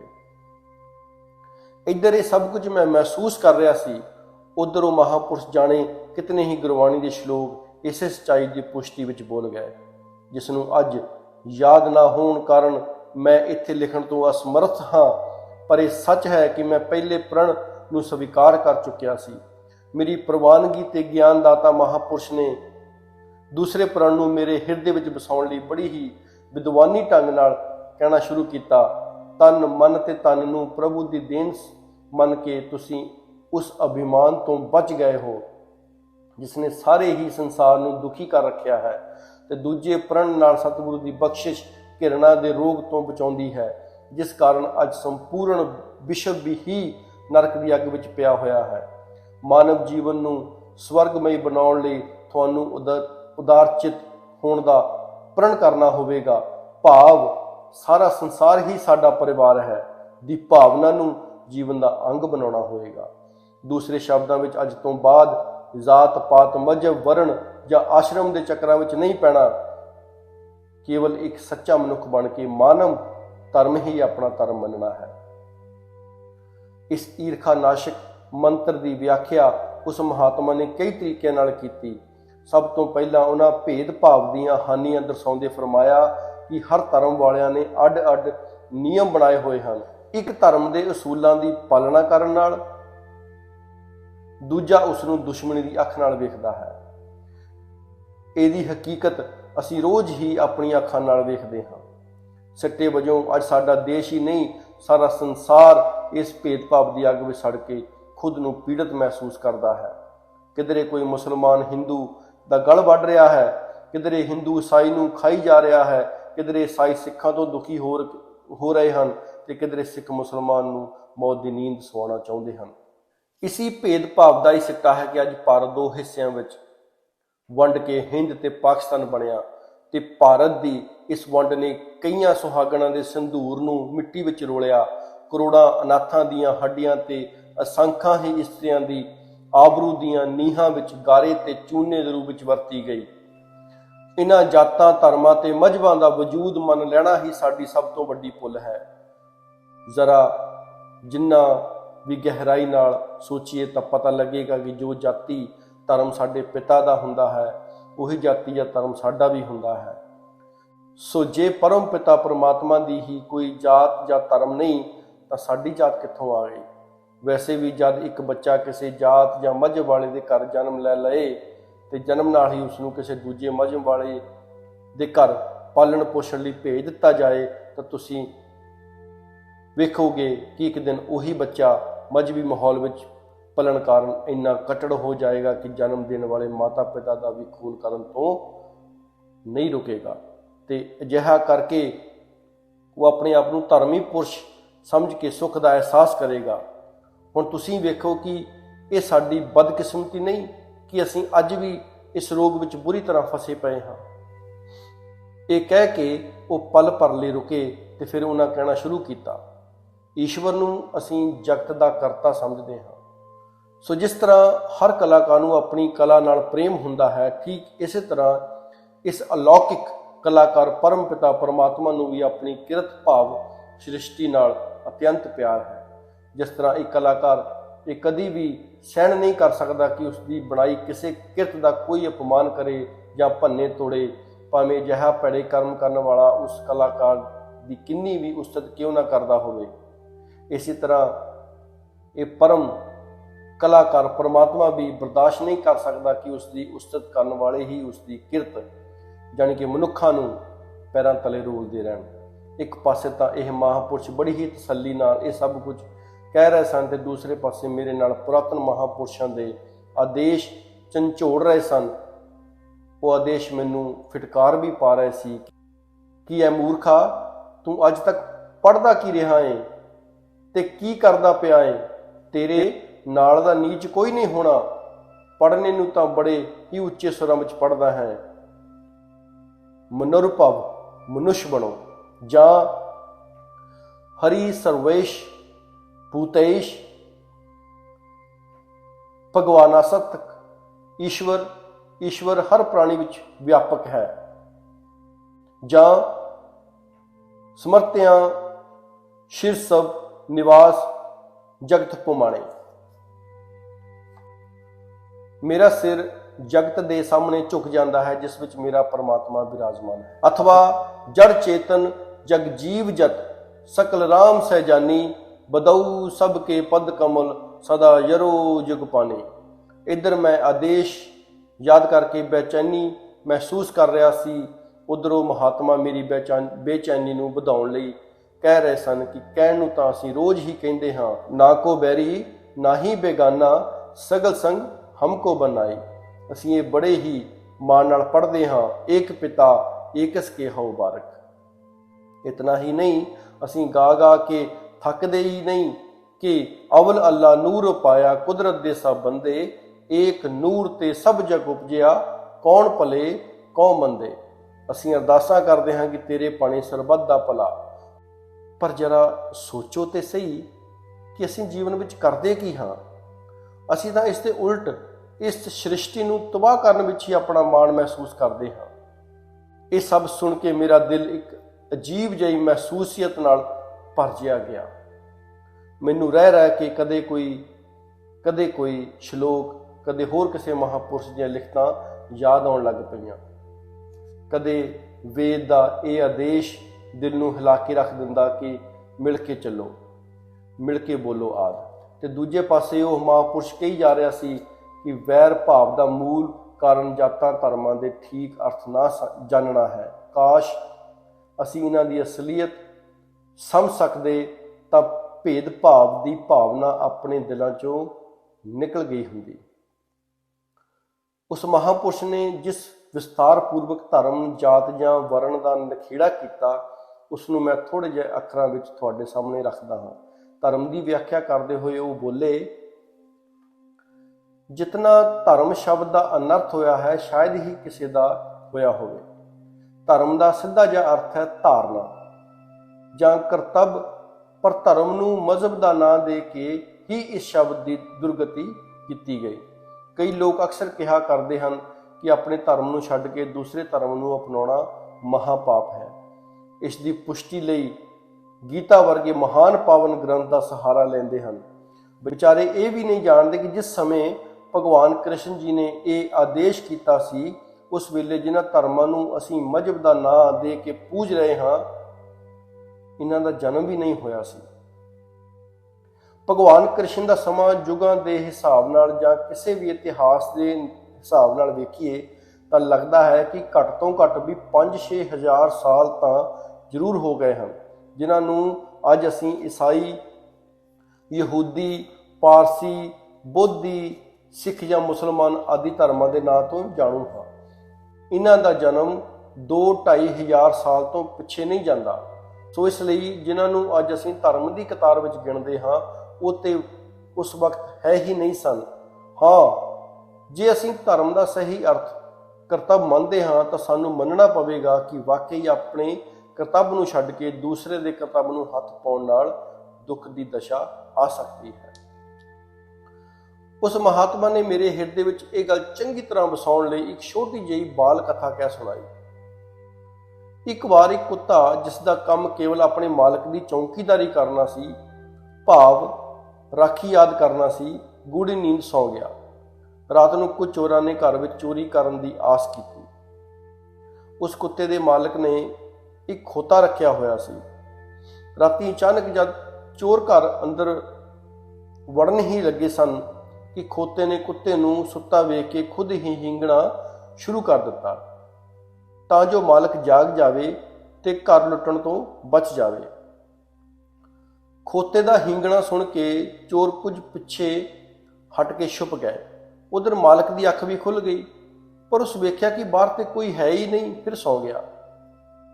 ਚੋਰ ਫਿਰ ਅੱਗੇ ਵਧੇ, ਖੋਤਾ ਫਿਰ ਹੀਂਗਣ ਲੱਗ ਪਿਆ, ਮਾਲਕ ਫਿਰ ਜਾਗਿਆ, ਪਰ ਇੰਨੀ ਦੇਰ ਵਿੱਚ ਚੋਰ ਫਿਰ ਛੁਪ ਗਏ। ਜਦ ਕਈ ਵਾਰ ਇਸ ਤਰ੍ਹਾਂ ਹੋਇਆ ਕਿ ਖੋਤਾ ਹੀਂਗਦਾ, ਚੋਰ ਛਿਪ ਜਾਂਦੇ, ਤਦ ਗੁੱਸੇ ਵਿੱਚ ਆ ਕੇ ਮਾਲਕ ਨੇ ਖੋਤੇ ਨੂੰ ਮਾਰਨਾ ਸ਼ੁਰੂ ਕਰ ਦਿੱਤਾ ਕਿ ਕੰਬਖਤ ਨੇ ਬਿਨਾਂ ਕਿਸੇ ਮਤਲਬ ਦੇ ਮੇਰੀ ਨੀਂਦ ਖਰਾਬ ਕੀਤੀ ਹੋਈ ਹੈ। ਜਦ ਖੋਤੇ ਨੂੰ ਮਾਰ ਪੈ ਰਹੀ ਸੀ ਤਾਂ ਕੁੱਤੇ ਦੀ ਵੀ ਨੀਂਦ ਖੁੱਲ ਗਈ। ਮਾਰ ਖਾਣ ਪਿੱਛੋਂ ਖੋਤੇ ਨੇ ਬੜੀ ਅਧੀਨਤਾ ਨਾਲ ਕੁੱਤੇ ਨੂੰ ਪੁੱਛਿਆ, ਭਾਈ ਕੁੱਤੇ, ਜਦ ਤੂੰ ਰਾਤੀ ਭੌਂਕਦਾ ਹੈ ਤਾਂ ਤੇਰੀ ਤਾਂ ਖੂਬ ਸੇਵਾ ਕੀਤੀ ਜਾਂਦੀ ਹੈ। ਮੈਂ ਵੀ ਤਾਂ ਉਹੀ ਕੰਮ ਕੀਤਾ ਸੀ ਜੋ ਤੂੰ ਕਰਦਾ ਹੈ, ਪਰ ਮੈਨੂੰ ਕੁੱਟਿਆ ਗਿਆ, ਆਖਰ ਕਿਉਂ? ਇਸ ਤੇ ਕੁੱਤਾ ਹੱਸ ਕੇ ਬੋਲਿਆ, ਹੇ ਖੋਤੇ, ਤੂੰ ਕਿਤਨਾ ਨਾ ਸਮਝ ਹੈ। ਤੂੰ ਇਤਨਾ ਵੀ ਨਹੀਂ ਜਾਣਦਾ ਕਿ ਤੇਰਾ ਕੰਮ ਭਾਰ ਟਾਉਣਾ ਹੈ, ਜਦ ਕਿ ਮੇਰਾ ਧਰਮ ਰਾਤੀ ਭੌਂਕ ਭੌਂਕ ਕੇ ਮਾਲਕ ਨੂੰ ਸਾਵਧਾਨ ਕਰਨਾ ਹੈ। ਤੂੰ ਆਪਣਾ ਧਰਮ ਛੋੜ ਕੇ ਦੂਜੇ ਦੇ ਕੰਮ ਵਿੱਚ ਦਖਲ ਦਿੱਤਾ, ਜਿਸ ਕਰਕੇ ਤੈਨੂੰ ਇਹ ਦੁੱਖ ਉਠਾਉਣਾ ਪਿਆ। ਠੀਕ ਇਸੇ ਤਰ੍ਹਾਂ ਸਾਡੇ ਕੁਝ ਨਿੱਜੀ, ਸਮਾਜਿਕ ਅਤੇ ਕੁਝ ਨੈਤਿਕ, ਰਾਜਨੀਤਿਕ ਕਰਤੱਵ ਹੁੰਦੇ ਹਨ। ਜੇ ਅਸੀਂ ਆਪਣੇ ਧਰਮਾਂ ਨੂੰ ਚੰਗੀ ਤਰ੍ਹਾਂ ਨਿਭਾਉਂਦੇ ਹਾਂ ਤਾਂ ਸਾਡੀ ਪ੍ਰਸ਼ੰਸਾ ਹੁੰਦੀ ਹੈ, ਤੇ ਜੇ ਸਾਡਾ ਆਚਰਣ ਉਲਟ ਹੁੰਦਾ ਹੈ ਤਾਂ ਸਦਾ ਸੁੱਖਾਂ ਤੋਂ ਵਾਂਝੇ ਰਹਿਣਾ ਪੈਂਦਾ ਹੈ। ਇੱਕ ਗੱਲ ਦਾ ਹੋਰ ਵੀ ਧਿਆਨ ਰੱਖਣਾ ਹੋਵੇਗਾ ਕਿ ਇਹਨਾਂ ਕਰਤੱਵਾਂ ਦੇ ਅਨੇਕ ਹੀ ਖੇਤਰ ਹੁੰਦੇ ਹਨ। ਕੁਝ ਤਾਂ ਸਮਾਜਿਕ ਕੋਟੀ ਦੇ ਕਰਤੱਵ ਹੁੰਦੇ ਹਨ, ਜਿਵੇਂ ਕਿ ਸਾਫ਼ ਸੁਥਰੀ ਰਿਹਾਇਸ਼ ਰੱਖਣੀ, ਆਪਣੇ ਵਿਚਾਰਾਂ ਦੀ ਆਜ਼ਾਦੀ ਕਾਇਮ ਰੱਖਦੇ ਹੋਏ ਦੂਸਰੇ ਦੇ ਆਜ਼ਾਦ ਵਿਚਾਰਾਂ ਦਾ ਆਦਰ ਕਰਨਾ ਆਦਿ। ਰਾਜਨੀਤਿਕ ਧਰਮਾਂ ਦੀ ਸ਼੍ਰੇਣੀ ਵਿੱਚ ਵੋਟ ਆਦਿ ਦੀ ਬਿਨਾਂ ਕਿਸੇ ਸਵਾਰਥ ਜਾਂ ਲਗਾਵ ਦੇ ਵਰਤੋਂ ਕਰਨਾ ਹੁੰਦਾ ਹੈ, ਅਤੇ ਦੇਸ਼ ਦੀ ਉੱਨਤੀ ਲਈ ਉੱਨਤੀਸ਼ੀਲ ਸ਼ਕਤੀਆਂ ਦਾ ਸਾਥ ਦੇਣਾ ਆਦਿ ਵੀ ਸ਼੍ਰੇਣੀ ਤੇ ਕਰਤੱਵ ਵਿੱਚ ਆਉਂਦਾ ਹੈ। ਨੈਤਿਕ ਧਰਮਾਂ ਵਿੱਚ ਸਮਾਜਿਕ ਆਧਾਰ ਤੇ ਉੱਨਤੀ ਦੇ ਆਦੇਸ਼ ਦਾ ਪਾਲਣ ਕਰਨਾ ਹੁੰਦਾ ਹੈ। ਇਸ ਤੋਂ ਇਹ ਵੀ ਸਪਸ਼ਟ ਹੁੰਦਾ ਹੈ ਕਿ ਸਮੇਂ ਅਨੁਸਾਰ ਸਾਡੇ ਕਰਤੱਵ ਜਾਂ ਧਰਮ ਵਿੱਚ ਵੀ ਅੰਤਰ ਆਉਂਦਾ ਹੈ। ਕਿਸੇ ਬੰਦੇ ਦੇ ਹਾਲਾਤ ਬਦਲਣ ਨਾਲ ਉਸਦੇ ਧਰਮ ਦਾ ਬਦਲਣਾ ਵੀ ਜ਼ਰੂਰੀ ਹੋਵੇਗਾ। ਜੇ ਅਸੀਂ ਧਰਮ ਦੀ ਇਸ ਅਸਲੀਅਤ ਨੂੰ ਸਮਝ ਲਈਏ ਤਾਂ ਆਪਣੇ ਆਪ ਧਰਮ ਦੇ ਪਾਲਣ ਕਾਰਨ ਆਪਸ ਵਿੱਚ ਝਗੜੇ ਦੇ ਭੇਦਭਾਵ ਹੀ ਖਤਮ ਹੋ ਜਾਣ। ਕੌਣ ਹੋਵੇਗਾ ਜੋ ਮਾਤਾ ਪਿਤਾ ਦੇ ਸਤਿਕਾਰ ਕਰਨ ਤੋਂ ਕਿਸੇ ਨੂੰ ਰੋਕੇਗਾ, ਜਾਂ ਕਿਸੇ ਆਂਢੀ ਗੁਆਂਢੀ ਦੇ ਦੁੱਖ ਸੁੱਖ ਵਿੱਚ ਸ਼ਰੀਕ ਨਹੀਂ ਹੋਵੇਗਾ, ਜਾਂ ਆਪਣੇ ਤਨ ਬਦਨ ਦੀ ਸਫਾਈ ਨਹੀਂ ਕਰੇਗਾ, ਜਾਂ ਇਹ ਸਭ ਦੂਜੇ ਨੂੰ ਕਰਨ ਤੋਂ ਹਟਾਏਗਾ। ਸੋ ਇਸ ਤਰ੍ਹਾਂ ਜੇ ਅਸੀਂ ਆਪਣੇ ਕਰਤੱਵ ਜਾਂ ਧਰਮ ਦਾ ਪਾਲਣ ਦੂਜੇ ਦੀ ਆਜ਼ਾਦੀ ਵਿੱਚ ਦਖਲ ਦੇਣ ਤੋਂ ਬਿਨਾਂ ਹੀ ਕਰਦੇ ਜਾਈਏ ਤਾਂ ਕੋਈ ਕਾਰਨ ਨਹੀਂ ਕਿ ਕਦੇ ਵੀ ਕਿਸੇ ਨਾਲ ਮਤਭੇਦ ਹੋਣ ਕਰਕੇ ਸਾਡਾ ਟਕਰਾਅ ਹੋਵੇ। ਜਿਸ ਤਰ੍ਹਾਂ ਮੈਂ ਹੁਣੇ ਦੱਸਿਆ ਕਿ ਸਾਡੇ ਸਾਰੇ ਕਰਤੱਵ ਧਰਮਾਂ ਵਿੱਚ ਭਿੰਨਤਾ ਜ਼ਰੂਰ ਹੋਏਗੀ, ਪਰ ਇਹ ਸਰਬ ਸਾਂਝਾ ਧਰਮ ਹਰ ਇਨਸਾਨ ਲਈ ਵੀ ਹੈ। ਉਹ ਹੈ ਅਸੀਂ ਆਪਣੀ ਆਤਮਾ ਨੂੰ ਜੋ 84 ਲੱਖ ਜੂਨਾਂ ਤੋਂ ਭਟਕ ਕੇ ਆਈ ਹੈ, ਇਸ ਅਡੋਲ ਅਚਲ ਸ਼ਾਂਤ ਇੱਕ ਰਸ ਪਰਮ ਪਿਤਾ ਪਰਮਾਤਮਾ ਨਾਲ ਜੋੜ ਕੇ ਇਸ ਜਨਮ ਮਰਨ ਦੇ ਚੱਕਰ ਤੋਂ ਬਚਾ ਲਈਏ। ਇਹ ਧਰਮ ਹਰ ਉਸ ਪ੍ਰਾਣੀ ਲਈ ਹੈ ਜੋ ਮਾਨਵ ਚੋਲਾ ਧਾਰਨ ਕਰਕੇ ਧਰਤੀ ਤੇ ਆਇਆ ਹੈ। ਇਸ ਧਰਮ ਵਿੱਚ ਤੇ ਪਹਿਲੇ ਦੱਸੇ ਧਰਮਾਂ ਵਿੱਚ ਕੋਈ ਵੀ ਮਤਭੇਦ ਨਹੀਂ। ਇਸ ਸਰਬ ਸਾਂਝੇ ਧਰਮ ਦਾ ਸੰਬੰਧ ਹਰ ਇੱਕ ਮਨੁੱਖ ਦੀ ਆਤਮਾ ਨਾਲ ਹੈ, ਜਦਕਿ ਪਹਿਲੇ ਧਰਮਾਂ ਦਾ ਸੰਬੰਧ ਨਿੱਜੀ, ਸਮਾਜਿਕ ਜਾਂ ਹਰ ਇੱਕ ਦੇ ਆਪਣੇ ਰਹਿਣ ਸਹਿਣ ਨਾਲ ਹੈ। ਆਪਣੇ ਭਿੰਨ ਭਿੰਨ ਧਰਮ ਕਰਤੱਵਾਂ ਦਾ ਪਾਲਣ ਕਰਦੇ ਹੋਏ ਹਰ ਇੱਕ ਨੇ ਇਸ ਸਰਬ ਸਾਂਝੇ ਧਰਮ ਦਾ ਪਾਲਣ ਵੀ ਕਰਨਾ ਹੈ। ਇਹ ਸਰਬ ਸਾਂਝਾ ਧਰਮ ਅਨੇਕਤਾ ਵਿੱਚ ਏਕਤਾ ਦਾ ਜਨਮਦਾਤਾ ਹੈ ਅਤੇ ਇਹ ਧਰਮ ਇੱਕ ਦੂਜੇ ਵਿੱਚ ਮਤਭੇਦ ਪੈਦਾ ਕਰਨ ਦੀ ਥਾਂ ਇੱਕ ਦੂਜੇ ਨੂੰ ਮਿਲਾਉਣ ਦਾ ਸਾਧਨ ਹੁੰਦਾ ਹੈ। ਧਰਮ ਦਾ ਅਸਲੀ ਭਾਵ ਅਰਥ ਸਮਝਣ ਵਾਲੇ ਕਿਤਨੇ ਹੀ ਸੰਤ ਮਹਾਤਮਾਵਾਂ ਨੇ ਪਹਿਲਾਂ ਵੀ ਸਪਸ਼ਟ ਤੇ ਸਿੱਧੇ ਸ਼ਬਦਾਂ ਵਿੱਚ ਧਰਮ ਦੀ ਵਿਆਖਿਆ ਕੀਤੀ ਹੈ। ਤਜੋ ਸਭ ਭਰਮ ਭਜੋ ਪਾਰ ਬ੍ਰਹਮ ਕਹੋ ਨਾਨਕ ਅਟਲ ਇਹ ਧਰਮ। ਧਰਮ ਦੀ ਲੰਮੀ ਵਿਆਖਿਆ ਕਰਨ ਤੋਂ ਉਪਰੰਤ ਉਸ ਮਹਾਤਮਾ ਨੇ ਇੱਕ ਲੰਮੀ ਸਾਹ ਲਈ ਤੇ ਥੋੜਾ ਰੋਕ ਕੇ ਕਹਿਣਾ ਸ਼ੁਰੂ ਕੀਤਾ, ਬੇਟਾ, ਇਸ ਧਰਮ ਤੋਂ ਵਧੇਕ ਜੋ ਜਾਤੀ ਪਾਤੀ ਤੇ ਰੀਤੀ ਰਿਵਾਜਾਂ ਨੇ ਸੰਸਾਰ ਨੂੰ ਤੇ ਖਾਸ ਕਰਕੇ ਸਾਡੇ ਭਾਰਤ ਨੂੰ ਹਾਨੀ ਪਹੁੰਚਾਈ ਹੈ, ਉਸ ਦੀ ਗੱਲ ਸੁਣ ਕੇ ਮਨੁੱਖ ਦੇ ਉਂਝ ਹੀ ਰੌਂਗਟੇ ਖੜੇ ਹੋ ਜਾਂਦੇ ਹਨ। ਕਿਸੇ ਸਮੇਂ ਮਨੂ ਭਗਵਾਨ ਨੇ ਜਿਸ ਭਾਵਨਾ ਨਾਲ ਮਾਨਵ ਧਰਮ ਦੀ ਕਰਮ ਵੰਡ ਕੀਤੀ ਸੀ, ਉਸ ਕਰਮ ਵੰਡ ਤੋਂ ਵੱਧ ਕੇ ਮਾਨਵ ਸਮਾਜ ਲਈ ਲਾਭਦਾਇਕ ਭਾਵਨਾ ਹੋਰ ਕੋਈ ਨਹੀਂ ਹੋ ਸਕਦੀ। ਉਹਨਾਂ ਸਾਹਮਣੇ ਉੱਚ ਸਮਾਜ ਦੀ ਸਥਿਤੀ ਤੇ ਅਨੁਸ਼ਾਸਨ ਦਾ ਪ੍ਰਸ਼ਨ ਸੀ। ਤਾਈਓ ਤੇ ਉਹਨਾਂ ਗੁਣ ਜਾਂ ਕਰਮ ਦੇ ਆਧਾਰ ਤੇ ਸਮਾਜ ਦੀ 4 ਭਾਗਾਂ ਵਿੱਚ ਵੰਡ ਕੀਤੀ ਹੋਈ ਸੀ। ਉਹਨਾਂ 4 ਭਾਗਾਂ ਨੂੰ ਕਰਮ ਦੇ ਆਧਾਰ ਤੇ ਬ੍ਰਾਹਮਣ, ਖੱਤਰੀ, ਸ਼ੂਦਰ ਤੇ ਵੈਸ਼ ਦਾ ਨਾਮ ਦਿੱਤਾ ਸੀ। ਬ੍ਰਾਹਮਣ ਦਾ ਕਰਤੱਵ ਉਹਨਾਂ ਲੋਕਾਂ ਨੂੰ ਸੌਂਪਿਆ ਗਿਆ ਸੀ ਜੋ ਹਕੀਕੀ ਬ੍ਰਹਮ ਵਿੱਚ ਰਮਣ ਕਰਨ ਵਾਲੇ ਵਿਅਕਤੀ ਸਨ ਤੇ ਸਾਰੀ ਮਾਨਵ ਜਾਤੀ ਨੂੰ ਹੀ ਹਰ ਪ੍ਰਕਾਰ ਦੀ ਭੌਤਿਕ ਤੇ ਅਧਿਆਤਮਿਕ ਵਿਦਿਆ ਦੇ ਕੇ ਉਹਨਾਂ ਲੋਕਾਂ ਦਾ ਲੋਕ ਪਰਲੋਕ ਸੁਖੀ ਕਰਦੇ ਸਨ। ਠੀਕ ਇਸੇ ਤਰ੍ਹਾਂ ਜੋ ਸਮਾਜ ਦੀ ਰੱਖਿਆ ਆਦਿ ਕਰਦੇ, ਪਹਿਰੇਦਾਰੀ ਕਰਦੇ ਰਹਿਣ ਲਈ ਤਿਆਰ ਬਰ ਤਿਆਰ ਰਹਿੰਦੇ ਸਨ, ਉਸ ਵਰਗ ਨੂੰ ਖੱਤਰੀ ਨਾਮ ਦੇ ਕੇ ਸਨਮਾਨਿਆ ਗਿਆ ਸੀ ਅਤੇ ਜਿਨ੍ਹਾਂ ਵਪਾਰ ਜਾਂ ਖੇਤੀ ਆਦਿ ਕਰਕੇ ਸਮਾਜ ਦੇ ਪਾਲਣ ਪੋਸ਼ਣ ਦਾ ਭਾਰ ਆਪਣੇ ਮੋਢਿਆਂ ਤੇ ਚੁੱਕਿਆ, ਉਹਨਾਂ ਨੂੰ ਵੈਸ਼ ਦਾ ਨਾਮ ਦਿੱਤਾ ਗਿਆ ਸੀ। ਜੋ ਇਹਨਾਂ ਤਿੰਨਾਂ ਦੀ ਸੇਵਾ ਵਿੱਚ ਜੁਟ ਗਏ, ਉਹਨਾਂ ਨੂੰ ਸ਼ੂਦਰ ਦੀ ਪਦਵੀ ਸੌਂਪੀ ਗਈ। ਜਿਉਂ-ਜਿਉਂ ਸਮਾਂ ਬੀਤਦਾ ਗਿਆ, ਮਨੁੱਖ ਕਰਮ ਭਾਵਨਾ ਨੂੰ ਭੁੱਲਣ ਲੱਗ ਪਿਆ। ਜੋ ਜਿਹੜਾ ਵੀ ਕਰਮ ਕਰਨ ਵਾਲੇ ਦੇ ਘਰ ਜਨਮ ਲੈਂਦਾ, ਉਹ ਆਪਣੇ ਆਪ ਨੂੰ ਉਸੇ ਕਰਮ ਵਾਲੇ ਧਰਮ ਨਾਲ ਜੋੜ ਲੈਂਦਾ, ਭਾਵੇਂ ਉਹ ਪਿਤਾ ਵਾਲਾ ਕਰਮ ਕਰਦਾ ਜਾਂ ਨਾ। ਇੱਥੋਂ ਤੱਕ ਹੀ ਨਹੀਂ, ਬਲਕਿ ਕੁਝ ਸਮਾਂ ਬੀਤਣ ਤੇ ਇਸ ਕਰਮ ਵੰਡ ਨੇ ਅਜਿਹਾ ਭਿਆਨਕ ਰੂਪ ਧਾਰਨ ਕਰ ਲਿਆ ਕਿ ਵੱਡੇ ਵੱਡੇ ਸਮਾਜ ਸੁਧਾਰਕ ਵੀ ਦੂਜਿਆਂ ਲਈ ਮਾਰਗ ਦਰਸ਼ਨ ਕਰਦੇ ਕਰਦੇ ਆਪ ਹੀ ਇਸ ਗਲਤ ਪ੍ਰਥਾ ਦਾ ਸ਼ਿਕਾਰ ਹੋ ਕੇ ਸਰੀਰ ਤਿਆਗ ਗਏ। ਜੇਕਰ ਅੱਜ ਵੀ ਮਨੂ ਭਗਵਾਨ ਦੀ ਸਹੀ ਭਾਵਨਾ ਅਨੁਸਾਰ ਸਮਾਜ ਦੀ ਵਿਉਂਤ ਬਣਾਈ ਜਾਏ ਤਾਂ ਇਸ ਵਿੱਚ ਰਤੀ ਭਰ ਵੀ ਸ਼ੱਕ ਨਹੀਂ ਕਿ ਅੱਜ ਦਾ ਅਨੁਸ਼ਾਸਨਹੀਨ ਸਮਾਜ ਮੁੜ ਅਨੁਸ਼ਾਸਿਤ ਸਮਾਜ ਬਣ ਸਕਦਾ ਹੈ।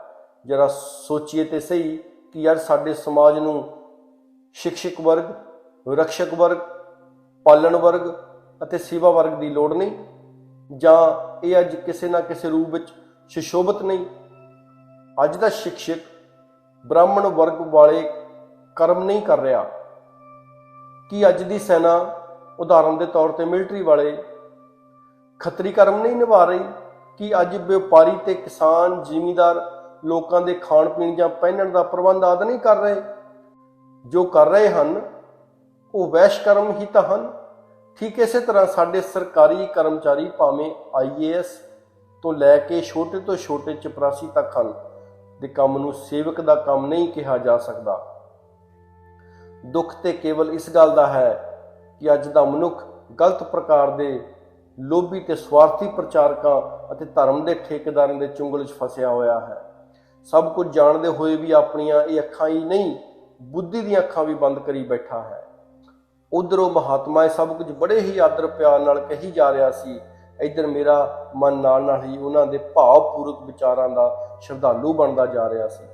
ਵੈਸੇ ਵੀ ਮੈਨੂੰ ਕਿਸੇ ਵਿਰੋਧ ਕਰਨ ਦੀ ਲੋੜ ਨਹੀਂ ਸੀ, ਕਿਉਂਕਿ ਇਹਨਾਂ ਸਾਰੇ ਵਿਚਾਰਾਂ ਨੂੰ ਤੇ ਮੇਰਾ ਮਨ ਪਹਿਲਾਂ ਤੋਂ ਹੀ ਮੰਨਣ ਵਾਲਾ ਸੀ। ਮੈਂ ਖੁਦ ਵੀ ਮਹਿਸੂਸ ਕਰ ਰਿਹਾ ਸਾਂ ਕਿ ਇਹ ਉਲਝਣਾ ਪੈਦਾ ਕਰਨ ਵਾਲਿਆਂ ਨੇ ਸਮਾਜ ਨੂੰ ਕਿਤਨਾ ਗਿਰਾਵਟ ਵਿੱਚ ਸੁੱਟ ਦਿੱਤਾ ਹੈ। ਹੁਣ ਤੇ ਜੇ ਪਰਮ ਪਿਤਾ ਪਰਮਾਤਮਾ ਆਪਣੀ ਕੋਈ ਰਹਿਮਤ ਕਰੇ ਤਾਂ ਹੀ ਇਹ ਬਚ ਸਕਦਾ ਹੈ, ਵਰਨਾ ਸਮਾਜ ਦੇ ਬਚਣ ਦੀ ਉਮੀਦ ਨਹੀਂ। ਮੈਂ ਰਹਿ ਕੇ ਇਹ ਵੀ ਸੋਚ ਰਿਹਾ ਸੀ ਕਿ ਉਹ ਕਿੰਨਾ ਦੁਰਭਾਗਾ ਦਿਨ ਹੋਵੇਗਾ ਜਦ ਕੁਝ ਸਵਾਰਥੀ ਲੋਕਾਂ ਨੇ ਵੇਦ ਗ੍ਰੰਥਾਂ ਦੇ ਅਰਥ ਆਪਣੇ ਸਵਾਰਥ ਲਈ ਆਪਣੀ ਮਰਜ਼ੀ ਦੇ ਕੀਤੇ ਹੋਣਗੇ। ਬੇਸ਼ੱਕ ਮਹਾਂਪੁਰਸ਼ਾਂ ਨੇ ਸਾਫ਼ ਲਿਖਿਆ ਹੈ ਕਿ ਬ੍ਰਹਮਾ ਦੇ ਮੁਖ ਚੋਂ ਬ੍ਰਾਹਮਣ, ਬਾਹਾਂ ਚੋਂ ਖੱਤਰੀ, ਪੇਟ ਚੋਂ ਵੈਸ਼ ਤੇ ਪੈਰਾਂ ਚੋਂ ਸ਼ੂਦਰ ਨੇ ਜਨਮ ਲਿਆ। ਪਰ ਇਸੀ ਗੱਲ ਨੂੰ ਅੱਗੇ ਅਗਿਆਨੀ ਤੇ ਲਾਲਚੀ ਲੋਕਾਂ ਨੇ ਆਪਣੀ ਮਨਮਤ ਅਨੁਸਾਰ ਬਣਾ ਲਿਆ ਤੇ ਕਿਸੇ ਨੂੰ ਨੀਵਾਂ ਦੱਸ ਕੇ ਸਮਾਜ ਨੂੰ ਇਤਨੀ ਵੈਰ ਤੇ ਗੈਰ ਭਾਵਨਾ ਦੀ ਦੇਣ ਦੇ ਕੇ ਈਰਖਾਵਾਦੀ ਬਣਾ ਦਿੱਤਾ। ਹੁਣ ਇਸ ਦਾ ਸੰਵਰਨਾ ਹੀ ਅਸੰਭਵ ਹੋ ਗਿਆ ਹੈ। ਬ੍ਰਾਹਮਣ ਦਾ ਮੁਖ ਤੋਂ ਜਨਮ ਲੈਣ ਦਾ ਸਿੱਧਾ ਜਿਹਾ ਅਰਥ ਹੈ ਕਿ ਜੋ ਇਨਸਾਨ, ਜੋ ਮਨੁੱਖ ਆਪਣੇ ਆਲੇ ਦੁਆਲੇ ਦੇ ਲੋਕਾਂ ਨੂੰ ਅਕਲ ਦੇ ਨਾਲ, ਸਿਆਣਪ ਦੇ ਨਾਲ, ਬੁੱਧੀ ਦੇ ਨਾਲ ਗਿਆਨ ਬਣਦਾ ਹੋਵੇ, ਉਹ ਬ੍ਰਾਹਮਣ ਸ਼੍ਰੇਣੀ ਵਿੱਚ ਆਵੇ। ਇਸੇ ਪ੍ਰਕਾਰ ਜੋ ਆਪਣੀਆਂ ਬਾਹਾਂ ਤੋਂ, ਆਪਣੇ ਸਰੀਰ ਤੋਂ ਕਿਸੇ ਦੀ ਰੱਖਿਆ ਕਰਦਾ ਹੋਵੇ, ਉਸ ਨੂੰ ਖੱਤਰੀ ਮੰਨਿਆ ਜਾਵੇ। ਅਤੇ ਜੋ ਕੰਮ ਸਰੀਰ ਵਿੱਚ ਪੇਟ ਕਰਦਾ ਹੈ, ਭਾਵ ਸਭ ਕੁਝ ਹਜਮ ਕਰਕੇ ਉਸ ਦੀ ਸਹੀ ਵੰਡ ਕਰਕੇ ਸਰੀਰ ਦੇ ਸਾਰੇ ਅੰਗਾਂ ਦਾ ਪਾਲਣ ਪੋਸ਼ਣ ਕਰਦਾ ਹੈ, ਜੋ ਇਸ ਤਰ੍ਹਾਂ ਦਾ ਕਰਮ ਕਰੇ ਉਸ ਨੂੰ ਵੈਸ਼ ਕਿਹਾ ਜਾ ਸਕਦਾ ਹੈ, ਕਿਉਂਕਿ ਵੈਸ਼ ਹੀ ਵਪਾਰ ਜਾਂ ਜ਼ਿੰਮੇਵਾਰੀ ਦੇ ਰੂਪ ਵਿੱਚ ਸਭ ਸਮੱਗਰੀ ਨੂੰ ਇਕੱਠਾ ਕਰਕੇ ਜਾਂ ਉਤਪਾਦਨ ਕਰਕੇ ਸਾਰੇ ਸਮਾਜ ਵਿੱਚ ਸਮਾਨ ਰੂਪ ਵਿੱਚ ਵੰਡ ਕਰਦਾ ਹੈ। ਠੀਕ ਇਸੇ ਤਰ੍ਹਾਂ ਸਭ ਵਰਗਾਂ ਦੀ ਸੇਵਾ ਕਰਨ ਵਾਲੇ ਮਨੁੱਖ ਮਾਤਰ ਨੂੰ ਸ਼ੂਦਰ ਕਿਹਾ ਜਾ ਸਕਦਾ ਹੈ। ਸਾਡੀ ਬਦਨਸੀਬੀ ਹੈ ਕਿ ਇਸ ਕਰਮ ਵੰਡ ਨੂੰ ਹੌਲੀ ਹੌਲੀ ਅੱਗੇ ਜਾ ਕੇ ਊਚ ਨੀਚ ਦਾ ਵਰਗ ਦੱਸਿਆ ਗਿਆ ਤੇ ਇਸੇ ਈਰਖਾ ਦੀ ਭਾਵਨਾ ਕਾਰਨ ਸਾਡੇ ਦੇਸ਼ ਭਾਰਤ ਨੂੰ ਇੰਨੀ ਹਾਨੀ ਹੋਈ ਜਿਸ ਦੀ ਪੂਰਤੀ ਯੁਗਾਂ ਤੱਕ ਹੋਣ ਦੀ ਆਸ ਨਹੀਂ। ਅੱਜ ਹਾਲਤ ਇੱਥੋਂ ਤੱਕ ਵਿਗੜ ਚੁੱਕੀ ਹੈ ਕਿ ਹਿੰਦੂਆਂ ਦੀ ਜਾਤੀ ਦੇ ਆਧਾਰ ਤੇ ਵੰਡ ਉਸ ਹੱਦ ਨੂੰ ਛੋਹ ਚੁੱਕੀ ਹੈ ਜਿਸ ਤੋਂ ਪ੍ਰਭਾਵਿਤ ਹੋ ਕੇ ਕਿਸੇ ਕਵੀ ਨੂੰ ਲਿਖਣਾ ਪਿਆ, ਹਿੰਦੂਆਂ ਕੀ ਜਾਤ ਜਾਤ ਮੇਂ ਜਾਤ, ਜਿਉਂ ਕੇਲੇ ਕੇ ਪਾਤ ਪਾਤ ਮੇਂ ਪਾਤ। ਮੇਰੀਆਂ ਇਹ ਸੋਚਾਂ ਵੀ ਚੱਲ ਰਹੀਆਂ ਸਨ ਤੇ ਉਹ ਮਹਾਤਮਾ ਵੀ ਬਰਾਬਰ ਹੀ ਸਮਝਾਈ ਜਾ ਰਹੇ ਸਨ। ਵਰਣ ਜਾਤੀ ਦੇ ਭੇਦ ਹੀ ਨਹੀਂ, ਅੱਜ ਰੰਗ ਨਸਲ ਦੇ ਭੇਦਭਾਵ ਨੇ ਵੀ ਮਾਨਵ ਮਾਤਰ ਨੂੰ ਬੁਰੀ ਤਰ੍ਹਾਂ ਡਸ ਲਿਆ ਹੈ। ਤੁਸੀਂ ਇਹ ਜਾਣ ਕੇ ਜ਼ਰੂਰ ਹੀ ਹੈਰਾਨ ਹੋਵੋਗੇ ਕਿ ਅੱਜ ਆਪਣੇ ਆਪ ਨੂੰ ਪ੍ਰਗਤੀਸ਼ੀਲ ਤੇ ਉਦਾਰ ਚਿੱਤ ਕਹਿਣ ਵਾਲੇ ਵੀ ਇਸ ਰੰਗ ਨਸਲ ਦੇ ਭੇਦਭਾਵ ਵਿੱਚ ਇਸ ਹੱਦ ਤੱਕ ਫਸੇ ਹੋਏ ਹਨ ਕਿ ਵੇਖ ਕੇ ਅਕਲ ਵੀ ਦੰਗ ਰਹਿ ਜਾਂਦੀ ਹੈ। ਅਮਰੀਕਾ ਵਿੱਚ ਪ੍ਰਧਾਨ ਕੈਨੇਡੀ ਅਤੇ ਮਾਰਟਨ ਲੂਥਰ, ਜਿਨ੍ਹਾਂ ਨੂੰ ਇਸ ਲਈ ਗੋਲੀ ਦਾ ਸ਼ਿਕਾਰ ਬਣਨਾ ਪਿਆ ਕਿਉਂਕਿ ਉਹ ਕਾਲੇ ਤੇ ਗੋਰੇ ਦੇ ਭੇਦਭਾਵ ਨੂੰ ਮਿਟਾਉਣ ਦੇ ਹਾਮੀ ਸਨ, ਇਤਨਾ ਕਹਿੰਦੇ ਕਹਿੰਦੇ ਉਸ ਮਹਾਤਮਾ ਦਾ ਗਲਾ ਭਰ ਆਇਆ ਤੇ ਕੁਝ ਗੰਭੀਰ ਜਿਹੇ ਹੋ ਗਏ। ਫਿਰ ਬੜੇ ਹੀ ਠਰਮੇ ਜਿਹੇ ਨਾਲ ਬੋਲੇ, ਇਹ ਨਿਰੰਕਾਰੀ ਬਾਬਾ ਅੱਜ ਇਹਨਾਂ ਹੀ ਵਿਤਕਰਿਆਂ ਤੋਂ ਮੁਕਤੀ ਦਿਵਾਉਣ ਲਈ ਇਹ ਪ੍ਰਣ ਲੈਂਦਾ ਹੈ ਕਿ ਕਿਸੇ ਨਾਲ ਵੀ ਵਰਣ, ਜਾਤੀ ਜਾਂ ਮਜ਼ਹਬ ਤੇ ਆਸ਼ਰਮ ਦੇ ਆਧਾਰ ਤੇ ਘਿਰਣਾ ਨਾ ਕਰੋ। ਇਸ ਨਾਲ ਦੁਬਿਧਾ ਵਧੇਗੀ ਤੇ ਦੁਬਿਧਾ ਸਦਾ ਹੀ ਦੁੱਖ ਦਾ ਕਾਰਨ ਹੁੰਦੀ ਹੈ। ਦੂਸਰਾ ਪ੍ਰਣ ਲੈਣ ਤੋਂ ਬਾਅਦ ਗਿਆਨ ਦੇਣ ਵਾਲੇ ਮਹਾਤਮਾ ਨੇ ਮੈਨੂੰ ਤੀਸਰਾ ਪ੍ਰਣ ਦੱਸਦੇ ਹੋਏ ਕਿਹਾ, ਅੱਜ ਤੋਂ ਕਿਸੇ ਦੇ ਖਾਣ ਪੀਣ ਪਹਿਨਣ ਤੇ ਨਫ਼ਰਤ ਨਹੀਂ ਕਰਨੀ ਅਤੇ ਜੋ ਤੁਹਾਡੇ ਮਨ ਨੂੰ ਚੰਗਾ ਲੱਗੇ ਉਹ ਤੁਸੀਂ ਆਪ ਬੇਸ਼ੱਕ ਖਾ ਤੇ ਪਾ ਸਕਦੇ ਹੋ, ਕਿਉਂਕਿ ਖਾਣ ਪਾਣ ਦਾ ਸੰਬੰਧ ਤੁਹਾਡੇ ਸਰੀਰ ਦੇ ਵਾਧੇ ਤੇ ਪਾਲਣ ਪੋਸ਼ਣ ਨਾਲ ਹੈ, ਆਤਮ ਗਿਆਨ ਨਾਲ ਇਸ ਦਾ ਕੋਈ ਵਾਸਤਾ ਨਹੀਂ। ਇਹ ਗੱਲ ਸੁਣ ਕੇ ਮੇਰੇ ਹਿਰਦੇ ਵਿੱਚ ਇੱਕ ਤੂਫਾਨ ਜਿਹਾ ਉੱਠ ਖਲੋਤਾ, ਇੱਥੋਂ ਤੱਕ ਕਿ ਮੇਰਾ ਦਿਲ ਉੱਥੋਂ ਉੱਠ ਕੇ ਘਰ ਭੱਜਣ ਲਈ ਤਿਆਰ ਹੋ ਗਿਆ। ਪਰ ਉਹ ਮਹਾਤਮਾ ਝੱਟ ਹੀ ਮੇਰੇ ਮੁਖ ਤੇ ਹਾਵ ਭਾਵ ਤੋਂ ਭਾਪ ਹੋ ਗਏ। ਮੇਰੇ ਮਨ ਨੂੰ ਕੋਈ ਵੱਡੀ ਹੀ ਸ਼ੰਕਾ ਖਾ ਰਹੀ ਹੈ। ਫਲਸਰੂਪ ਉਹਨਾਂ ਸਮਝਾਉਣਾ ਸ਼ੁਰੂ ਕੀਤਾ, ਮੇਰੇ ਮਿੱਤਰ, ਸੰਸਾਰ ਇਸ ਖਾਣ ਪਾਣ ਨੂੰ ਬਹੁਤ ਹੀ ਮਹੱਤਤਾ ਦਿੰਦਾ ਹੈ। ਸੰਸਾਰ ਵਾਲੇ ਤੇ ਇੱਕ ਨਿਸ਼ਚੇ ਮੱਤ ਦੇ ਹਨ कि जैसा अन्न वैसा मन। ਇਹ ਸੁਣਦੇ ਹੀ ਮੈਂ ਬੋਲ ਪਿਆ, ਇਸ ਵਿੱਚ ਝੂਠ ਕੀ ਹੈ? ਖੁਦ ਭਗਵਾਨ ਕ੍ਰਿਸ਼ਨ ਜੀ ਨੇ ਗੀਤਾ ਵਿੱਚ ਆਦੇਸ਼ ਦਿੱਤਾ ਹੈ ਕਿ ਭੋਜਨ 3 ਪ੍ਰਕਾਰ ਦੇ ਹੁੰਦੇ ਹਨ, ਸਾਤਵਿਕ, ਰਾਜਸਿਕ ਅਤੇ ਤਾਮਸਿਕ। ਇੱਕ ਸਧਾਰਨ ਪੁਰਸ਼ ਨੂੰ ਤਾਂ ਕੇਵਲ ਸਾਤਵਿਕ ਭੋਜਨ ਖਾਣਾ ਚਾਹੀਦਾ ਹੈ। ਉਸ ਮਹਾਤਮਾ ਨੇ ਬੜੇ ਹੀ ਪਿਆਰ ਨਾਲ ਸਮਝਾਇਆ ਤੇ ਕਿਹਾ, ਇਸ ਸੱਚਾਈ ਤੋਂ ਕੌਣ ਇਨਕਾਰ ਕਰ ਸਕਦਾ ਹੈ? ਪਰ ਇਹ ਦੱਸੋ ਕਿ ਤੁਸੀਂ ਸਾਤਵਿਕ ਭੋਜਨ ਕਿਸ ਨੂੰ ਮੰਨਦੇ ਹੋ? ਮੈਂ ਸਹਿਜ ਭਾਵ ਜੀ ਉੱਤਰ ਦਿੱਤਾ ਕਿ ਜੋ ਭੋਜਨ ਸਵਾਦੀ ਹੋਵੇ, ਮਨ ਭਾਉਂਦਾ ਹੋਵੇ, ਸਿਹਤ ਠੀਕ ਰੱਖਣ ਵਾਲਾ ਹੋਵੇ ਤੇ ਸੁਸਤੀ ਪੈਦਾ ਕਰਨ ਵਾਲਾ ਨਾ ਹੋਵੇ ਜਾਂ ਮਨ ਨੂੰ ਚੰਚਲਤਾਈ ਨਾ ਦੇਵੇ, ਉਸ ਨੂੰ ਹੀ ਸਾਤਵਿਕ ਭੋਜਨ ਕਹਾਂਗੇ। ਮੇਰੇ ਇਤਨਾ ਕਹਿਣ ਤੇ ਉਸ ਮਹਾਤਮਾ ਨੇ ਇੱਕਦਮ ਕਿਹਾ, ਠੀਕ, ਬਿਲਕੁਲ ਠੀਕ, ਪਰ ਸੰਸਾਰ ਵਿੱਚ ਕਈ ਤਰ੍ਹਾਂ ਦੀ ਖਾਸ ਜਲਵਾਯੂ ਵਾਲੇ ਇਲਾਕੇ ਹਨ, ਸੋ ਜ਼ਰੂਰੀ ਹੈ ਕਿ ਅਜਿਹੇ ਜਲਵਾਯੂ ਵਾਲੇ ਇਲਾਕੇ ਦੇ ਵਸਨੀਕ ਉੱਥੋਂ ਦੇ ਜਲਵਾਯੂ ਅਨੁਸਾਰ ਹੀ ਖਾਣ ਪੀਣ ਤੇ ਪਹਿਨਣਗੇ। ਪ੍ਰਕਿਰਤੀ ਦਾ ਕੁਝ ਨਿਯਮ ਹੀ ਅਜਿਹਾ ਹੈ। ਜਰਾ ਸੋਚੋ, ਅਸੀਂ ਜੋ ਕੁਝ ਸਰਦੀਆਂ ਵਿੱਚ ਖਾਂਦੇ ਹਾਂ ਜਾਂ ਤਨ ਦੇ ਕੱਪੜੇ ਆਦਿ ਪਾਉਂਦੇ ਹਾਂ, ਜੇ ਇਹੀ ਸਭ ਕੁਝ ਹੀ ਸਾਡਾ ਖਾਣ ਪੀਣ ਤੇ ਪਾਣ ਗਰਮੀ ਦੇ ਕੜਕ ਦੇ ਦਿਨਾਂ ਵਿੱਚ ਵੀ ਹੋਵੇ ਤਾਂ ਜ਼ਰੂਰੀ ਹੈ ਕਿ ਉਹ ਵਸਤੂ ਸਾਨੂੰ ਸੁੱਖ ਨਹੀਂ ਦੇਵੇਗੀ। ਠੀਕ ਇਸੇ ਤਰ੍ਹਾਂ ਬਰਸਾਤਾਂ ਵਿੱਚ ਜੋ ਪਦਾਰਥ ਸਾਡੇ ਲਈ ਸਾਤਵਿਕ ਹੁੰਦੇ ਹਨ, ਉਹੀ ਬਸੰਤ ਵਿੱਚ ਜਾਂ ਗਰਮੀਆਂ ਵਿੱਚ ਤਾਮਸਿਕ ਜਾਂ ਰਾਜਸਿਕ ਸਿੱਧ ਹੋਣਗੇ। ਵੈਸੇ ਵੀ ਤੁਸੀਂ ਜੇ ਆਪਣੇ ਦੇਸ਼ ਦੇ ਹੀ ਵੱਖ-ਵੱਖ ਭਾਗਾਂ ਦੇ ਪ੍ਰਦੇਸ਼ਾਂ ਦੇ ਵਾਸੀਆਂ ਦੇ ਖਾਣ ਪੀਣ ਤੇ ਪਹਿਨਣ ਦੀ ਸਾਧਾਰਨਤਾ ਨਾਲ ਜਾਂਚ ਕਰੋ ਤਾਂ ਤੁਸੀਂ ਆਪ ਮੁਹਾਰੇ ਹੀ ਇਹ ਨਿਰਣਾ ਲੈ ਲਓਗੇ ਕਿ ਉੱਤਰੀ ਭਾਰਤ ਦੇ ਖਾਣ ਪੀਣ ਤੇ ਪਹਿਰਾਵੇ ਵਿੱਚ ਤੇ ਦੱਖਣੀ ਜਾਂ ਪੂਰਬੀ ਭਾਰਤ ਦੇ ਵਸਨੀਕਾਂ ਦੇ ਖਾਣ ਪੀਣ ਤੇ ਪਹਿਨਣ ਵਿੱਚ ਜ਼ਮੀਨ ਅਸਮਾਨ ਦਾ ਫਰਕ ਦਿਸੇਗਾ। ਠੀਕ ਇਸੇ ਤਰ੍ਹਾਂ ਸਾਡੀ ਨਜ਼ਰ ਭਾਰਤ ਦੇ ਭਿੰਨ-ਭਿੰਨ ਪ੍ਰਾਂਤਾਂ ਵਿੱਚ ਅੰਤਰ ਮਹਿਸੂਸ ਕਰੇਗੀ, ਕਿਉਂਕਿ ਭਾਰਤ ਦੇਸ਼ ਜਲਵਾਯੂ ਦੇ ਹਿਸਾਬ ਨਾਲ ਹੀ ਵੱਖ-ਵੱਖ ਪ੍ਰਦੇਸ਼ਾਂ ਵਿੱਚ ਵੰਡਿਆ ਹੋਇਆ ਹੈ। ਜੋ ਪਦਾਰਥ ਪੰਜਾਬ, ਹਰਿਆਣਾ ਅਤੇ ਯੂਪੀ ਨੂੰ ਈਸ਼ਵਰ ਨੇ ਦਿੱਤੇ ਹਨ, ਉਹ ਉਤਨੀ ਹੀ ਮਾਤਰਾ ਵਿੱਚ ਬੰਗਾਲ, ਮਦਰਾਸ ਆਦਿ ਪ੍ਰਦੇਸ਼ਾਂ ਨੂੰ ਨਹੀਂ। ਫਲਸਵਰੂਪ ਪੰਜਾਬ ਆਦਿ ਦੇ ਵਸਨੀਕ ਦੁੱਧ, ਦਹੀਂ ਤੇ ਕਣਕ ਆਦਿ ਅਕਸਰ ਵਰਤੋਂ ਵਿੱਚ ਲਿਆਉਂਦੇ ਹਨ, ਜਦਕਿ ਬਿਲਕੁਲ ਇਸ ਦੇ ਉਲਟ ਬੰਗਾਲ ਆਦਿ ਦੇ ਇਲਾਕੇ ਵਾਲਿਆਂ ਨੂੰ ਮੱਛੀ ਤੇ ਚਾਵਲ ਦਾ ਆਹਾਰ ਲੈਣਾ ਪੈਂਦਾ ਹੈ। ਜੇ ਕਿਤੇ ਬੰਗਾਲੀ ਨਕਲ ਕਰਕੇ ਆਪਣਾ ਭੋਜਨ ਛੱਡ ਕੇ ਉੱਤਰੀ ਭਾਰਤ ਵਾਲਾ ਵਰਤਣਾ ਸ਼ੁਰੂ ਕਰ ਦੇਣ ਤਾਂ ਜ਼ਰੂਰੀ ਹੈ ਕਿ ਉਹਨਾਂ ਦੇ ਸਰੀਰ ਵਿੱਚ ਕਈ ਤਰ੍ਹਾਂ ਦੀਆਂ ਬਿਮਾਰੀਆਂ ਉੱਠ ਖਲੋਣ। ਇਹੀ ਗੱਲ ਤੁਸੀਂ ਪੀਣ ਤੇ ਪਹਿਨਣ ਵਿੱਚ ਵੀ ਮੰਨਣ ਤੋਂ ਇਨਕਾਰ ਨਹੀਂ ਕਰ ਸਕਦੇ।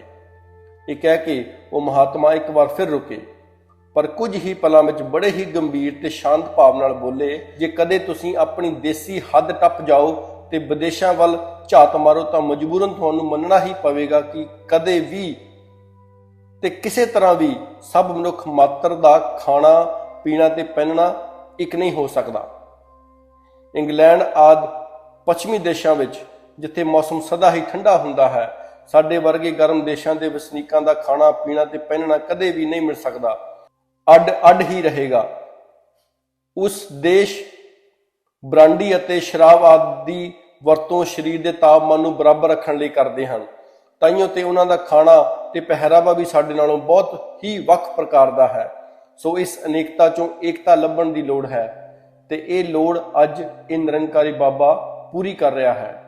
ਜਦ ਮੇਰੇ ਚਿਹਰੇ ਤੋਂ ਤਸੱਲੀ ਤੇ ਪ੍ਰਵਾਨਗੀ ਦੇ ਕੋਈ ਚਿੰਨ੍ਹ ਉਹਨਾਂ ਨੂੰ ਨਾ ਲੱਭੇ ਤਾਂ ਉਹ ਮੇਰੇ ਮੋਢੇ ਤੇ ਹੱਥ ਰੱਖ ਕੇ ਮੈਨੂੰ ਪੁੱਛਣ ਲੱਗੇ ਕਿ ਤੈਨੂੰ ਇਹ ਪ੍ਰਵਾਨ ਨਹੀਂ? ਉੱਤਰ ਵਿੱਚ ਮੈਂ ਜਿਵੇਂ ਭੜਕ ਹੀ ਉੱਠਿਆ ਤੇ ਬੋਲ ਪਿਆ, ਮੈਂ ਮੰਨਦਾ ਹਾਂ ਕਿ ਸਾਰੇ ਵਿਸ਼ੇ ਵਿੱਚ ਸਮਾਨਤਾ ਨਹੀਂ ਆ ਸਕਦੀ, ਪਰ ਮੇਰਾ ਸਵਾਲ ਤਾਂ ਇਹ ਹੈ ਕਿ ਤੁਸੀਂ ਇਹ ਕਿਵੇਂ ਮੰਨ ਲਿਆ ਕਿ ਸਾਡੇ ਖਾਣ ਪੀਣ ਦਾ ਸਾਡੇ ਵਿਚਾਰਾਂ ਅਤੇ ਭਗਤੀ ਭਾਵ ਤੇ ਕੋਈ ਅਸਰ ਨਹੀਂ ਪੈਂਦਾ? ਸਾਡੇ ਪੁਰਾਤਨ ਤੇ ਅੱਜ ਦੇ ਸਾਰੇ ਹੀ ਮਤ ਇਸ ਸੱਚਾਈ ਨੂੰ ਮੰਨਦੇ ਆ ਰਹੇ ਹਨ ਕਿ ਸਾਡਾ ਆਚਾਰ ਵਿਚਾਰ ਸਾਡੀ ਵੇਸ਼ ਭੂਸ਼ਾ ਅਤੇ ਆਹਾਰ ਵਿਵਹਾਰ ਤੇ ਹੀ ਨਿਰਭਰ ਕਰਦਾ ਹੈ, ਤੇ ਤੁਸੀਂ ਕਿ ਇਸ ਸੱਚਾਈ ਨੂੰ ਮੂਲ ਤੋਂ ਹੀ ਨਹੀਂ ਮੰਨ ਰਹੇ? ਮੇਰਾ ਇਹ ਪ੍ਰਸ਼ਨ ਸੁਣ ਕੇ ਪਹਿਲਾਂ ਤੇ ਉਹ ਕੁਝ ਨਿਰਾਸ਼ ਜਿਹੇ ਹੋ ਗਏ, ਪਰ ਝੱਟ ਹੀ ਮੇਰੇ ਵਿਚਾਰਾਂ ਤੇ ਸੰਸਕਾਰਾਂ ਦਾ ਧਿਆਨ ਕਰਕੇ ਕੁਝ ਹੱਸ ਜਿਹੇ ਪਏ ਤੇ ਬੋਲੇ, ਦੇਖੋ ਬੇਟਾ, ਮੈਂ ਤੇ ਜੋ ਅਸਲੀਅਤ ਹੈ ਉਹ ਤੁਹਾਨੂੰ ਸਮਝਾਉਣੀ ਚਾਹੀ ਹੈ, ਪਰ ਪਤਾ ਨਹੀਂ ਤੁਹਾਨੂੰ ਸਮਝ ਕਿਉਂ ਨਹੀਂ ਆਈ। ਹੁਣ ਤੱਕ ਮੈਂ ਜੋ ਕੁਝ ਵੀ ਕਿਹਾ ਉਸ ਦਾ ਭਾਵ ਅਰਥ ਇਹ ਹੈ ਕਿ ਸਾਨੂੰ ਜੋ ਕੁਝ ਵੀ ਮੌਕੇ ਤੇ ਜਲਵਾਯੂ ਅਨੁਸਾਰ ਖਾਣ ਪੀਣ ਪਹਿਨਣ ਲਈ ਆਸਾਨੀ ਨਾਲ ਮਿਲ ਜਾਏ, ਉਹੀ ਉਸ ਇਲਾਕੇ ਅਨੁਸਾਰ ਸਾਤਵਿਕ ਭੋਜਨ ਹੋਵੇਗਾ। ਤੇ ਜੇ ਉਸ ਦੇ ਉਲਟ ਕੋਈ ਵਰਤੋਂ ਕਰਦਾ ਹੈ ਤਾਂ ਉਸ ਦਾ ਮਨ ਚੰਚਲਤਾ ਵਿੱਚ ਆ ਜਾਂਦਾ ਹੈ, ਜਾਂ ਸਰੀਰ ਦੀ ਬਣਤਰ ਹੀ ਕੁਝ ਇਸ ਤਰ੍ਹਾਂ ਦੀ ਹੈ ਕਿ ਇਸ ਵਿੱਚ ਕਿਸੇ ਚੀਜ਼ ਦਾ ਵੱਧ ਜਾਂ ਕਿਸੇ ਚੀਜ਼ ਦਾ ਘਟ ਜਾਣਾ ਵੀ ਹਾਨੀਕਾਰਕ ਸਿੱਧ ਹੁੰਦਾ ਹੈ। ਇਹ ਸਭ ਕੁਝ ਸੋਚ ਕੇ ਹੀ ਖਾਣਾ ਪੀਣਾ ਹੁੰਦਾ ਹੈ, ਬਲਕਿ ਅੱਜ ਦੀ ਸਾਇੰਸ ਦੀ ਖੋਜ ਅਨੁਸਾਰ ਤੇ ਸਾਨੂੰ ਵਿਟਾਮਿਨਸ, ਸਾਲਟਸ ਤੇ ਪ੍ਰੋਟੀਨਸ ਆਦਿ ਦਾ ਧਿਆਨ ਰੱਖ ਕੇ ਜ਼ਰੂਰਤ ਅਨੁਸਾਰ ਖਾਣਾ ਪੀਣਾ ਪੈਂਦਾ ਹੈ। ਸੱਚ ਤੇ ਇਹ ਹੈ ਕਿ ਬੇਟਾ ਜੀ ਕਿ ਸਾਨੂੰ ਕੀ ਖਾਣਾ ਤੇ ਕੀ ਪੀਣਾ ਜਾਂ ਕੀ ਨਹੀਂ ਖਾਣਾ ਤੇ ਕੀ ਨਹੀਂ ਪੀਣਾ, ਇਹ ਸਭ ਕਿਸੇ ਡਾਕਟਰ ਦੀ ਸਲਾਹ ਨਾਲ ਹੀ ਪਤਾ ਲੱਗ ਸਕਦਾ ਹੈ। ਇਤਨਾ ਕੁਝ ਸੁਣ ਕੇ ਵੀ ਪਤਾ ਨਹੀਂ ਕਿਉਂ ਮੇਰਾ ਮਨ ਇਹ ਸਭ ਮੰਨਣ ਨੂੰ ਤਿਆਰ ਨਹੀਂ ਸੀ। ਤਾਈਓ ਮੈਂ ਇੱਕ ਵਾਰੀ ਫਿਰ ਪੜ੍ਹ ਕੇ ਪੁੱਛਿਆ ਕਿ ਕੁਝ ਖਾਸ ਚੀਜ਼ਾਂ ਖਾਣਾ ਪਾਪ ਨਹੀਂ, ਕਿ ਕੁਝ ਖਾਸ ਪੀਣ ਵਾਲੀਆਂ ਚੀਜ਼ਾਂ ਹਰਾਮ ਨਹੀਂ, ਜਾਂ ਕਿ ਖਾਸ ਕਿਸਮ ਦਾ ਲਿਬਾਸ ਸਾਡੀ ਭਗਤੀ ਮਾਰਗ ਵਿੱਚ ਰੁਕਾਵਟ ਨਹੀਂ।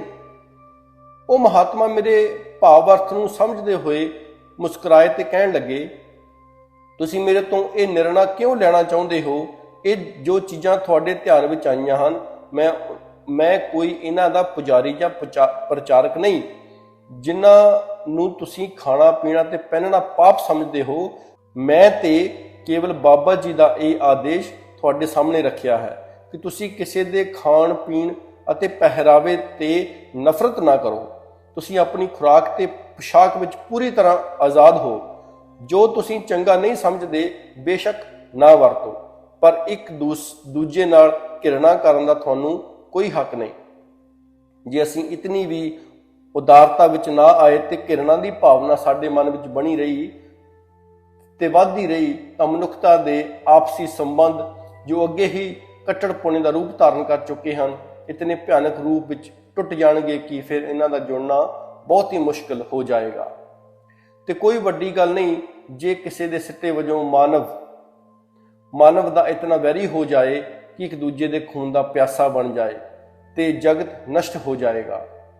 ਸੋ ਬੇਟਾ, ਸਾਡਾ ਮਿਸ਼ਨ, ਜਿਸ ਦਾ ਨਿਸ਼ਾਨਾ ਸਾਰੇ ਹੀ ਵਿਸ਼ਵ ਨੂੰ ਮਾਨਵਤਾ ਦੇ ਆਧਾਰ ਤੇ ਇੱਕ ਕਰਨਾ ਹੈ, ਇਹਨਾਂ ਸਾਰੇ ਹੀ ਭੇਦਭਾਵਾਂ ਨੂੰ ਮਿਟਾ ਕੇ ਭਾਈਚਾਰੇ ਦੀ ਡੋਰ ਵਿੱਚ ਸਭ ਨੂੰ ਬੰਨਣ ਦਾ ਯਤਨ ਕਰ ਰਿਹਾ ਹੈ।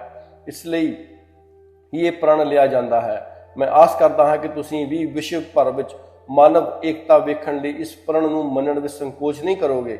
ਤੁਸੀਂ ਜੋ ਚੰਗਾ ਸਮਝੋ ਬੇਸ਼ੱਕ ਖਾਓ, ਜੋ ਪਵਿੱਤਰ ਸਮਝੋ ਬੇਸ਼ੱਕ ਪੀਓ ਤੇ ਪਹਿਨੋ ਵੀ, ਪਰ ਕਿਸੇ ਦੂਸਰੇ ਦੇ ਅਧਿਕਾਰਾਂ ਵਿੱਚ ਦਖਲ ਨਾ ਦਿਓ ਤੇ ਨਾ ਹੀ ਕਿਸੇ ਨਾਲ ਇਸ ਕਾਰਨ ਘਿਰਣਾ ਕਰੋ। ਗਿਆਨ ਪ੍ਰਾਪਤੀ ਦੀ ਇੱਛਾ ਕਾਰਨ ਮੈਂ ਇਹ ਪ੍ਰਣ ਮੰਨ ਤੇ ਲਿਆ, ਪਰ ਗਿਆਨ ਤੋਂ ਪਿੱਛੋਂ ਵੀ ਬਹੁਤ ਸਮੇਂ ਤੱਕ ਮੇਰੀ ਇਹ ਪਰੇਸ਼ਾਨੀ ਬਣੀ ਰਹੀ। ਮੈਂ ਜਿੱਥੇ ਵੀ ਜਾਂਦਾ ਇਸ ਸਮੱਸਿਆ ਨੂੰ ਹੱਲ ਕਰਨ ਦਾ ਯਤਨ ਕਰ ਰਿਹਾ। ਇੱਕ ਵਾਰੀ ਮੈਨੂੰ ਕਲਕੱਤੇ ਜਾਣ ਦਾ ਅਵਸਰ ਮਿਲਿਆ। ਉੱਥੇ ਇੱਕ ਸ਼ਾਮ ਮੈਂ ਫਿਰਦਾ ਫਰਾਂਦਾ ਮੱਛੀ ਮਾਰਕੀਟ ਵਿੱਚ ਜਾ ਪੁੱਜਾ। ਬਾਜ਼ਾਰ ਵਿੱਚ ਪੁੱਜ ਕੇ ਬਦਬੂ ਨਾਲ ਮੇਰਾ ਸਾਹ ਹੀ ਘੁੱਟਣ ਲੱਗ ਪਿਆ। ਬੜੀ ਔਖੀ ਤਰ੍ਹਾਂ ਉੱਥੋਂ ਦੌੜ ਕੇ ਬਹੁਤ ਦੂਰ ਜਾ ਕੇ ਸਾਹ ਲਿਆ ਅਤੇ ਦੂਰ ਖੜੋ ਕੇ ਉਸ ਮਾਰਕੀਟ ਵੱਲ ਦੇਖਦਾ ਰਿਹਾ। ਬੜੇ ਬੜੇ ਵੇਸ਼ਧਾਰੀ ਲੋਕਾਂ ਨੂੰ ਉੱਥੋਂ ਮੱਛੀ ਖਰੀਦਦੇ ਵੇਖਿਆ। ਇੱਥੋਂ ਤੱਕ ਕਿ ਮੇਰੀ ਨਜ਼ਰ ਨੇ ਉਹਨਾਂ ਲੋਕਾਂ ਨੂੰ ਵੀ ਮੱਛੀ ਖਰੀਦਦੇ ਵੇਖਿਆ ਜਿਨ੍ਹਾਂ ਨੂੰ ਰੂਹਾਨੀਅਤ ਦਾ ਧਿਆਨ ਕਰਦੇ ਹੋਏ ਮੇਰੇ ਵਿਚਾਰਾਂ ਅਨੁਸਾਰ ਉਹਨਾਂ ਨੂੰ ਮੱਛੀ ਖਰੀਦਣੀ ਤੇ ਇੱਕ ਪਾਸੇ ਉਹਨਾਂ ਨੂੰ ਇਸ ਦੇ ਖਿਲਾਫ ਸੱਤਿਆਗ੍ਰਹਿ ਕਰਨਾ ਚਾਹੀਦਾ ਸੀ। ਮੈਥੋਂ ਰਹਿ ਨਾ ਹੋਇਆ। ਇੱਕ ਬੰਗਾਲੀ ਸਾਧੂ ਨੂੰ ਜਾ ਫੜਿਆ ਤੇ ਪ੍ਰਸ਼ਨਾਂ ਦੀ ਝੜੀ ਹੀ ਲਾ ਦਿੱਤੀ। ਤੁਸੀਂ ਕਿਹੋ ਜਿਹੇ ਸੰਤ ਹੋ ਜੋ ਇਹੋ ਜਿਹਾ ਤਾਮਸਿਕ ਭੋਜਨ ਖਾਂਦੇ ਹੋ? ਇਹ ਤੇ ਜੀਵ ਹੱਤਿਆ ਹੈ। ਉੱਤਰ ਵਿੱਚ ਸਾਧੂ ਨੇ ਕੇਵਲ ਇੰਨਾ ਹੀ ਕਿਹਾ, ਭਾਈ ਤੁਸੀਂ ਪੰਜਾਬੀ ਹੋ, ਸੱਚੇ ਹੋ, ਤੁਹਾਨੂੰ ਈਸ਼ਵਰ ਪ੍ਰਭੂ ਨੇ ਖਾਣ ਪੀਣ ਦੀ ਸਮੱਗਰੀ ਇੰਨੀ ਦਿੱਤੀ ਹੈ ਕਿ ਅਸੀਂ ਉਹਨਾਂ ਵਸਤੂਆਂ ਦਾ ਸੁਪਨਾ ਵੀ ਨਹੀਂ ਲੈ ਸਕਦੇ। ਸਾਡੇ ਲਈ ਤੇ ਕੇਵਲ ਚਾਵਲ ਤੇ ਮੱਛੀ ਹੀ ਰਹਿ ਗਈ ਹੈ ਜੋ ਜੀਵਨ ਚੱਲਦਾ ਰੱਖਣ ਲਈ ਜ਼ਰੂਰੀ ਹੈ। ਜਾਂਦੇ ਜਾਂਦੇ ਇਹ ਵੀ ਕਹਿੰਦਾ ਗਿਆ ਕਿ ਭਾਈ ਜੀਵ ਹੱਤਿਆ ਤੇ ਤੁਸੀਂ ਵੀ ਘੱਟ ਨਹੀਂ ਕਰਦੇ। ਤੁਸੀਂ ਕੀ ਸਮਝਦੇ ਹੋ ਕਿ ਜੋ ਵੀ ਤੁਸੀਂ ਖਾਂਦੇ ਪੀਂਦੇ ਹੋ ਜੀਵ ਰਹਿਤ ਵਸਤੂਆਂ ਹਨ? ਉਸ ਦੇ ਚਲੇ ਜਾਣ ਤੋਂ ਬਾਅਦ ਮੈਨੂੰ ਪਤਾ ਲੱਗਾ ਕਿ ਉਹ ਜੋ ਸਾਧੂ ਸੀ ਰਾਮ ਕ੍ਰਿਸ਼ਨ ਪਰਮਹੰਸ ਦਾ ਬਹੁਤ ਸ਼ਰਧਾਲੂ ਭਗਤ ਹੈ। ਦੱਸਣ ਵਾਲੇ ਨੇ ਨਾਲ ਹੀ ਇਹ ਵੀ ਦੱਸਿਆ ਕਿ ਪਰਮਹੰਸ ਮਹਾਰਾਜ ਖੁਦ ਵੀ ਇਹੋ ਜਿਹਾ ਹੀ ਭੋਜਨ ਕਰਦੇ ਸਨ। ਇਹ ਸਭ ਸੁਣ ਕੇ ਮੇਰੀ ਹੈਰਾਨੀ ਦੀ ਹੱਦ ਨਾ ਰਹੀ। ਕਲਕੱਤੇ ਵਿੱਚ ਰਾਮ ਕ੍ਰਿਸ਼ਨ ਪਰਮਹੰਸ ਵਾਲਿਆਂ ਦਾ ਇੱਕ ਬਹੁਤ ਵੱਡਾ ਤੇ ਸੁੰਦਰ ਭਵਨ ਹੈ। ਅਨੇਕਾਂ ਹੀ ਸਾਧੂ ਸੰਤ ਉੱਥੇ ਰੋਜ਼ ਹੀ ਆਉਂਦੇ ਜਾਂਦੇ ਹਨ। ਮੈਂ ਵੀ ਤੁਰੰਤ ਹੀ ਧਿਆਨ ਬਣਾ ਲਿਆ ਕਿ ਮੈਂ ਉੱਥੇ ਜ਼ਰੂਰ ਜਾ ਕੇ ਇਸ ਵਿਸ਼ੇ ਤੇ ਉਹਨਾਂ ਨਾਲ ਚਰਚਾ ਕਰਾਂਗਾ। ਮੈਂ ਸਿੱਧਾ ਹੀ ਉੱਥੇ ਪੁੱਜ ਗਿਆ। ਉੱਥੋਂ ਦੇ ਕਈ ਵਿਦਵਾਨਾਂ ਨਾਲ ਗੱਲਬਾਤ ਕੀਤੀ। ਸੱਚ ਤਾਂ ਇਹ ਹੈ ਕਿ ਉੱਥੋਂ ਵੀ ਮੈਨੂੰ ਇਹੋ ਜਿਹੀਆਂ ਹੀ ਦਲੀਲਾਂ ਸੁਣਨ ਨੂੰ ਮਿਲੀਆਂ ਜਿਹੋ ਜਿਹੀਆਂ ਕਿ ਗਿਆਨ ਦੇਣ ਵਾਲੇ ਮਹਾਤਮਾ ਨੇ ਦੱਸੀਆਂ ਸਨ। ਹਾਂ, ਇਹ ਗੱਲ ਜੋ ਖਾਸ ਉਹਨਾਂ ਦੱਸੀ ਸੀ ਉਹ ਇਹ ਸੀ ਕਿਉਂਕਿ ਬ੍ਰਹਮ ਗਿਆਨੀ ਸੰਤ ਦੇ ਹਰ ਕਰਮ ਦੇ ਪਿੱਛੇ ਨਿਰੰਕਾਰ ਪ੍ਰਭੂ ਦੀ ਇੱਛਾ ਕੰਮ ਕਰ ਰਹੀ ਹੁੰਦੀ ਹੈ। ਇਸ ਲਈ ਬ੍ਰਹਮ ਗਿਆਨੀ ਉੱਤੇ ਉਸਦੇ ਖਾਣ ਪੀਣ ਦਾ ਅਸਰ ਨਹੀਂ ਹੁੰਦਾ, ਜਾਂ ਇੰਜ ਕਹਿ ਲਓ ਭਈ ਬ੍ਰਹਮ ਗਿਆਨੀ ਜੋ ਕੁਝ ਵੀ ਕਰਦਾ ਹੈ ਪ੍ਰਭੂ ਇੱਛਾ ਅਨੁਸਾਰ ਕਰਦਾ ਹੈ। ਇਸ ਲਈ ਉਹ ਕਰਮ ਦੇ ਹਰ ਪ੍ਰਭਾਵ ਤੋਂ ਨਿਰਲੇਪ ਹੁੰਦਾ ਹੈ। ਮੇਰੇ ਇਸ ਸਵਾਲ ਦਾ ਕਿ ਜੈਸਾ ਅੰਨ ਵੈਸਾ ਮਨ ਉੱਤਰ ਦਿੰਦੇ ਹੋਏ ਉਹਨਾਂ ਜੋ ਕੁਝ ਦੱਸਿਆ ਸੀ ਉਹ ਕੁਝ ਇਸ ਤਰ੍ਹਾਂ ਸੀ। ਆਤਮਾ ਅਤੇ ਮਨ ਦਾ ਸੰਬੰਧ ਜ਼ਰੂਰ ਹੈ, ਪਰ ਜਿਸ ਤਰ੍ਹਾਂ ਦਾ ਸੰਬੰਧ ਇੱਕ ਕਰਮਕਾਂਡੀ ਵਿਦਵਾਨ ਮੰਨਦੇ ਹਨ ਉਹ ਪਰਮਾ ਦੇ ਆਧਾਰ ਤੇ ਹੈ। ਪਹਿਲੀ ਗੱਲ ਤੇ ਇਹ ਹੈ ਕਿ ਵੱਖ-ਵੱਖ ਥਾਵਾਂ ਤੇ ਜਲਵਾਯੂ ਦੇ ਆਧਾਰ ਤੇ ਹਰ ਇੱਕ ਦਾ ਖਾਣਾ ਪੀਣਾ ਤੇ ਪਹਿਨਣਾ ਵੱਖ-ਵੱਖ ਹੈ। ਦੂਸਰੀ ਗੱਲ ਇਹ ਹੈ ਕਿ ਖੁਰਾਕ ਦਾ ਸੰਬੰਧ ਖਾਣ ਪੀਣ ਵਾਲੇ ਨਾਲ ਨਹੀਂ ਬਲਕਿ ਖਾਣ ਵਾਲੇ ਦੀ ਕਮਾਈ ਨਾਲ ਹੈ। ਜੇ ਕਿਸੇ ਨੇ ਇਮਾਨਦਾਰੀ ਨਾਲ ਨੇਕ ਕਮਾਈ ਕਰਕੇ ਤੇ ਇਸ ਨੇਕ ਕਮਾਈ ਦੇ ਧਨ ਨਾਲ ਕੁਝ ਖਰੀਦ ਕੇ ਖਾਧਾ ਜਾਂ ਪੀਤਾ ਹੈ ਤਾਂ ਉਹ ਖੁਰਾਕ ਉਸਦੇ ਮਨ ਨੂੰ ਸ਼ਾਂਤੀ ਭਾਵ ਦੇਵੇਗੀ।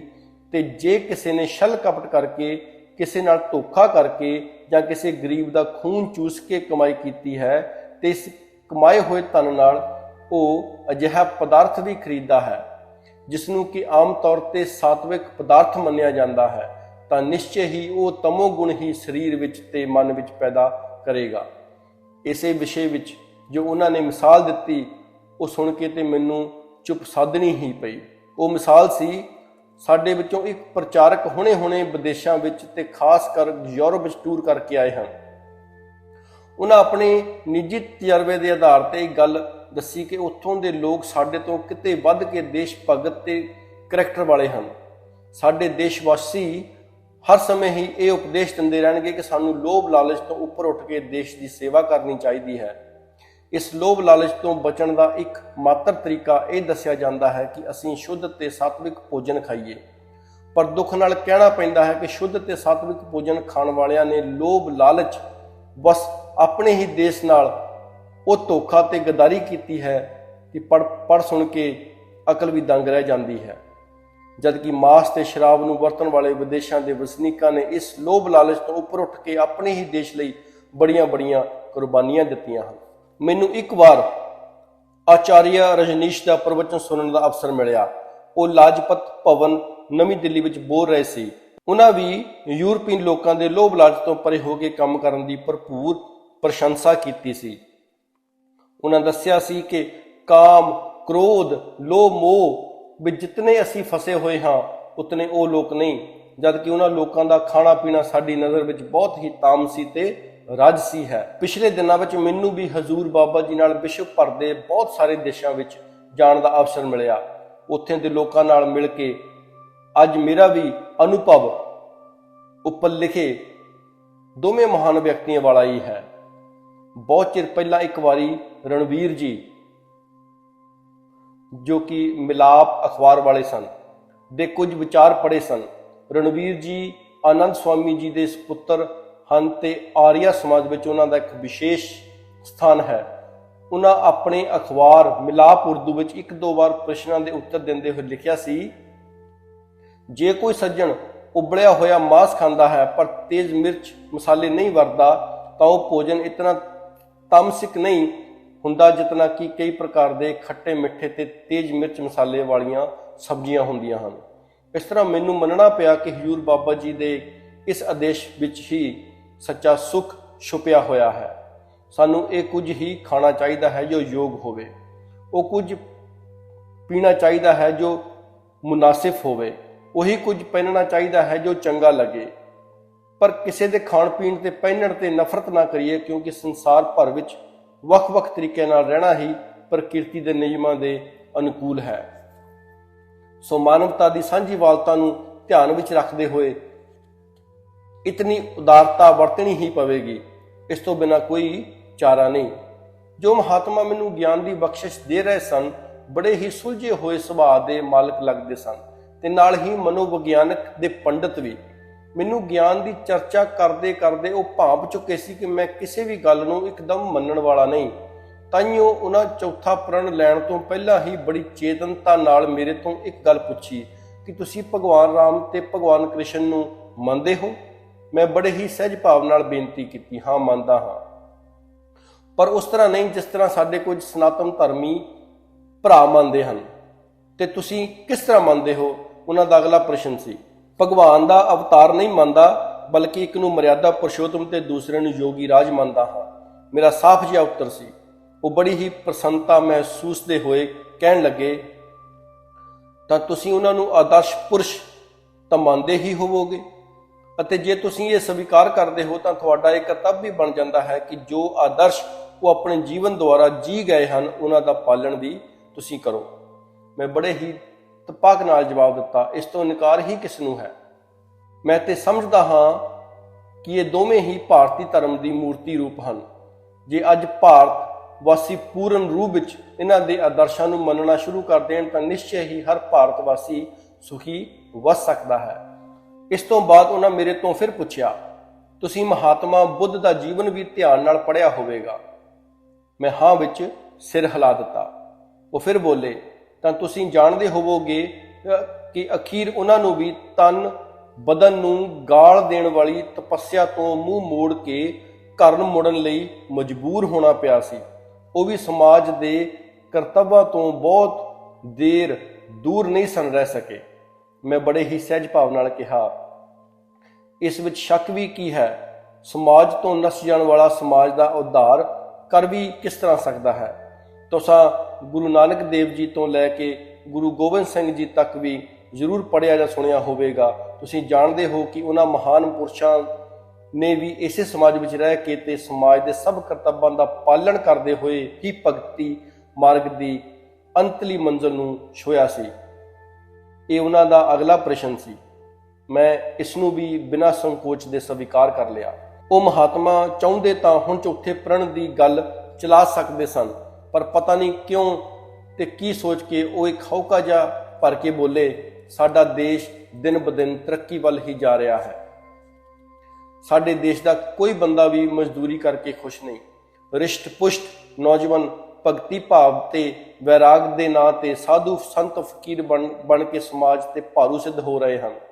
देश गरीबी दे शिकंजे विच फसिया होके पर रहा है।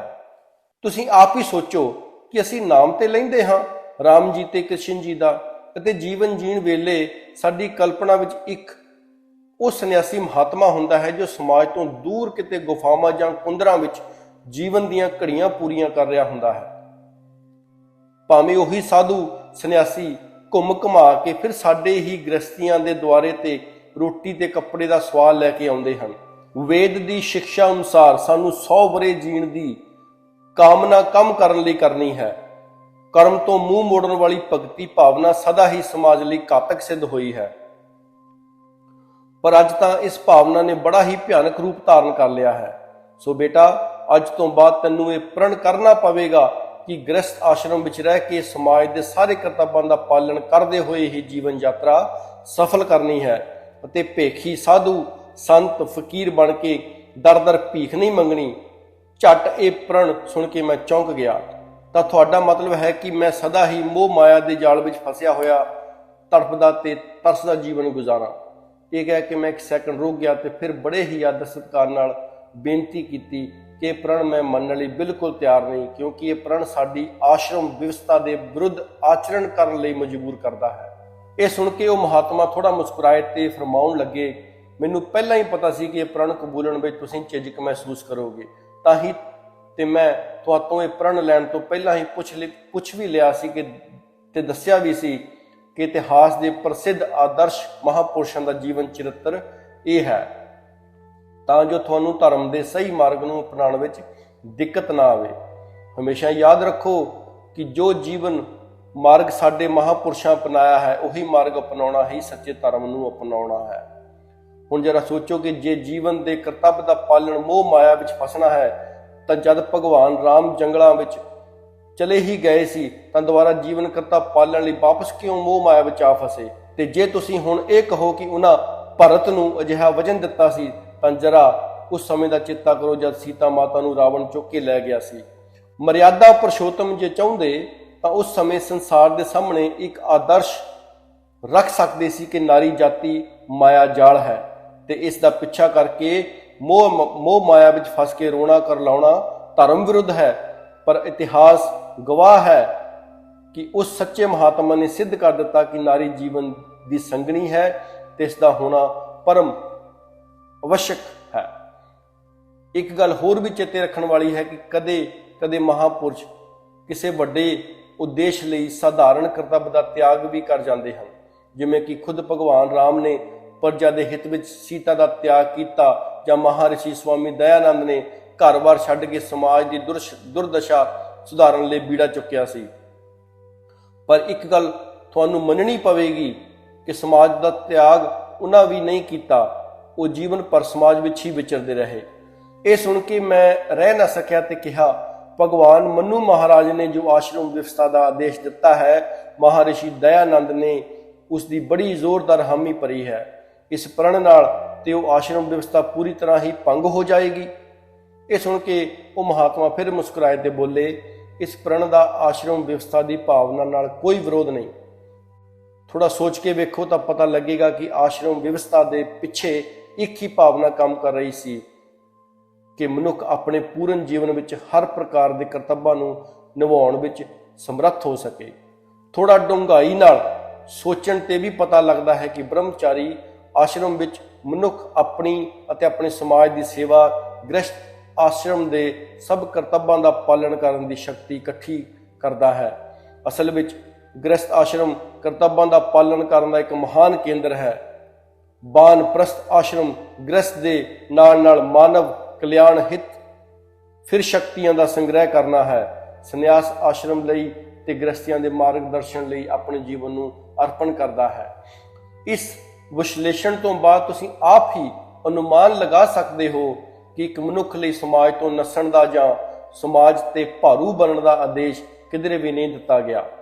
हाँ, अज साडे महात्मा जो निरंकारी बाबा हन ने जद ये वेख्या कि आश्रम व्यवस्था जां वैराग दे नाम ते मनुख सब करतब्बां तो ही मूँह मोड़न लग पिया है अते सन्यासियां दे भेस विच छल कपटी लोक जन सधारण नूं धोखा दे के अपना उल्लू सीधा कर रहे हैं, तो उन्हें एक ठोस सच्चाई नूं मुख रख के आदेश दिता कि सच्चे संत नूं अपने ही घर-बार विच रहिंदे होए ते निष्काम भावना नाल हर करतब की पालना करते हुए पानी विच कमल की तरह निर्लेप रह के ही जीवन गुजारना चाहिए है। ये कह के वह महात्मा एक पाली फिर रुके ते बड़े ही भरे हुए दिल नाल बोले, साडे देशवासी कितने अभागे हन कि अपने बजुर्गों के आदेशों की पालना करन दी थां उल्ट आचरण कर रहे हैं।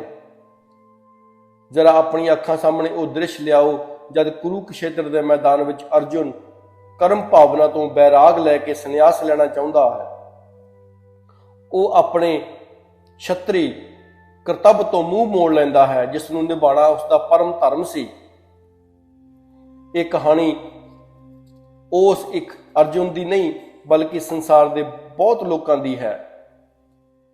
अज हर कोई अपने करतब्बां तो दौड़ना चाहता है। ताइयों ते भगवान कृष्ण नूं अपने अमर संदेश नूं गीता के रूप में लिखना पिया। दुख की गल तो यही है कि उसे कृष्ण के पुजारी अज करतब पालन नूं मोह माया का जाल दसदे नहीं थकते। कोई ये नहीं सोचता कि साडे आदर्श योगियां ने भी गृहस्थ आश्रम या समाज तो परे हटण की नहीं सोची। वो आप इहो जिहा जीवन जींदे रहे ते साडे लई भी इहो ही आदेश छड्ड गए।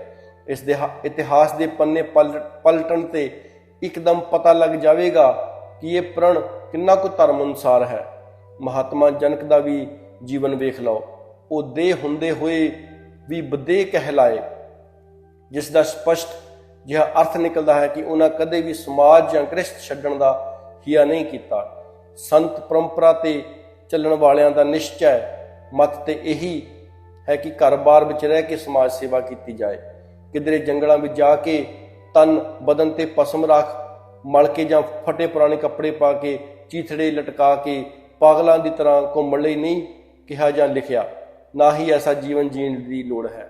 ਹਾਂ, ਲੋੜ ਹੈ ਵੇਦ ਅਤੇ ਗ੍ਰੰਥਾਂ ਦੇ ਉਸ ਆਦੇਸ਼ ਵੱਲ ਧਿਆਨ ਦੇਣ ਦੀ ਕਿ ਹੇ ਮਨੁੱਸ਼, ਸੰਸਾਰ ਦੇ ਸਗਲ ਪਦਾਰਥ ਤੇਰੇ ਲਈ ਹੀ ਬਣਾਏ ਗਏ ਹਨ। ਇਹਨਾਂ ਦੀ ਵਰਤੋਂ ਤੇ ਕਰ, ਪਰ ਤਿਆਗ ਭਾਵਨਾ ਨਾਲ। ਇੱਕ ਗੱਲ ਸਦਾ ਚੇਤੇ ਰੱਖ ਕਿ ਤੂੰ ਇਹਨਾਂ ਵਸਤੂਆਂ, ਇਹਨਾਂ ਪਦਾਰਥਾਂ ਦਾ ਮਾਲਕ ਨਹੀਂ, ਮਾਲਕ ਕੇਵਲ ਪਰਮ ਪਿਤਾ ਪਰਮਾਤਮਾ ਹੈ।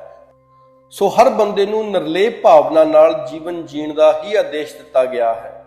ਸੰਤ ਸੰਪਰਦਾਇ ਤੇ ਸ਼ੁਰੂ ਤੋਂ ਹੀ ਆਦੇਸ਼ ਦਿੰਦਾ ਆ ਰਿਹਾ ਹੈ ਕਿ ਗ੍ਰਸਤ ਮੈਂ ਜੋ ਰਹੇ ਉਦਾਸ, ਕਉ ਨਾਨਕ ਹਉ ਤਾਂ ਕੋ ਦਾਸ। ਜਾਂ ਹਸੰਦਿਆਂ ਖਿਲੰਦਿਆਂ ਖਾਵੰਦਿਆਂ ਪਹਿਨੰਦਿਆਂ ਵਿੱਚੇ ਹੋਵੇ ਮੁਕਤ।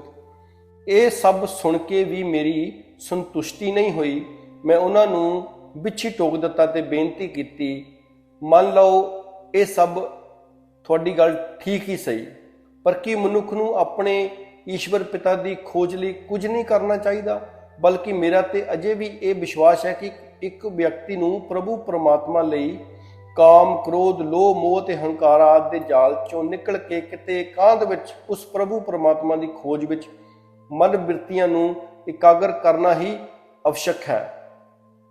ਇਸ ਲਈ ਤੁਸੀਂ ਹੁਣ ਤੱਕ ਜੋ ਵੀ ਕੁਝ ਫਰਮਾਇਆ ਉਸ ਨਾਲ ਤੇ ਮਨੁੱਖ ਕਦੇ ਵੀ ਆਪਣੇ ਨਿਸ਼ਾਨੇ ਤੱਕ ਨਹੀਂ ਪਹੁੰਚ ਸਕਦਾ, ਕਿਉਂਕਿ ਇਸ ਤਰ੍ਹਾਂ ਤੇ ਉਹ ਹਮੇਸ਼ਾ ਦੁਨੀਆ ਵਿੱਚ ਗਵਾਚਾ ਹੀ ਰਹੇਗਾ ਤੇ ਇਸ ਮਾਇਆ ਜਾਲ ਨੇ ਕਦੇ ਉਸ ਦਾ ਖਹਿੜਾ ਛੱਡਣਾ ਨਹੀਂ। ਉਹ ਮਹਾਤਮਾ ਕੁਝ ਤੇਜ਼ ਹੋ ਕੇ ਬੋਲੇ, ਮੈਂ ਹੋਰ ਤੁਹਾਨੂੰ ਹੁਣ ਕੀ ਦੱਸ ਰਿਹਾ ਹਾਂ।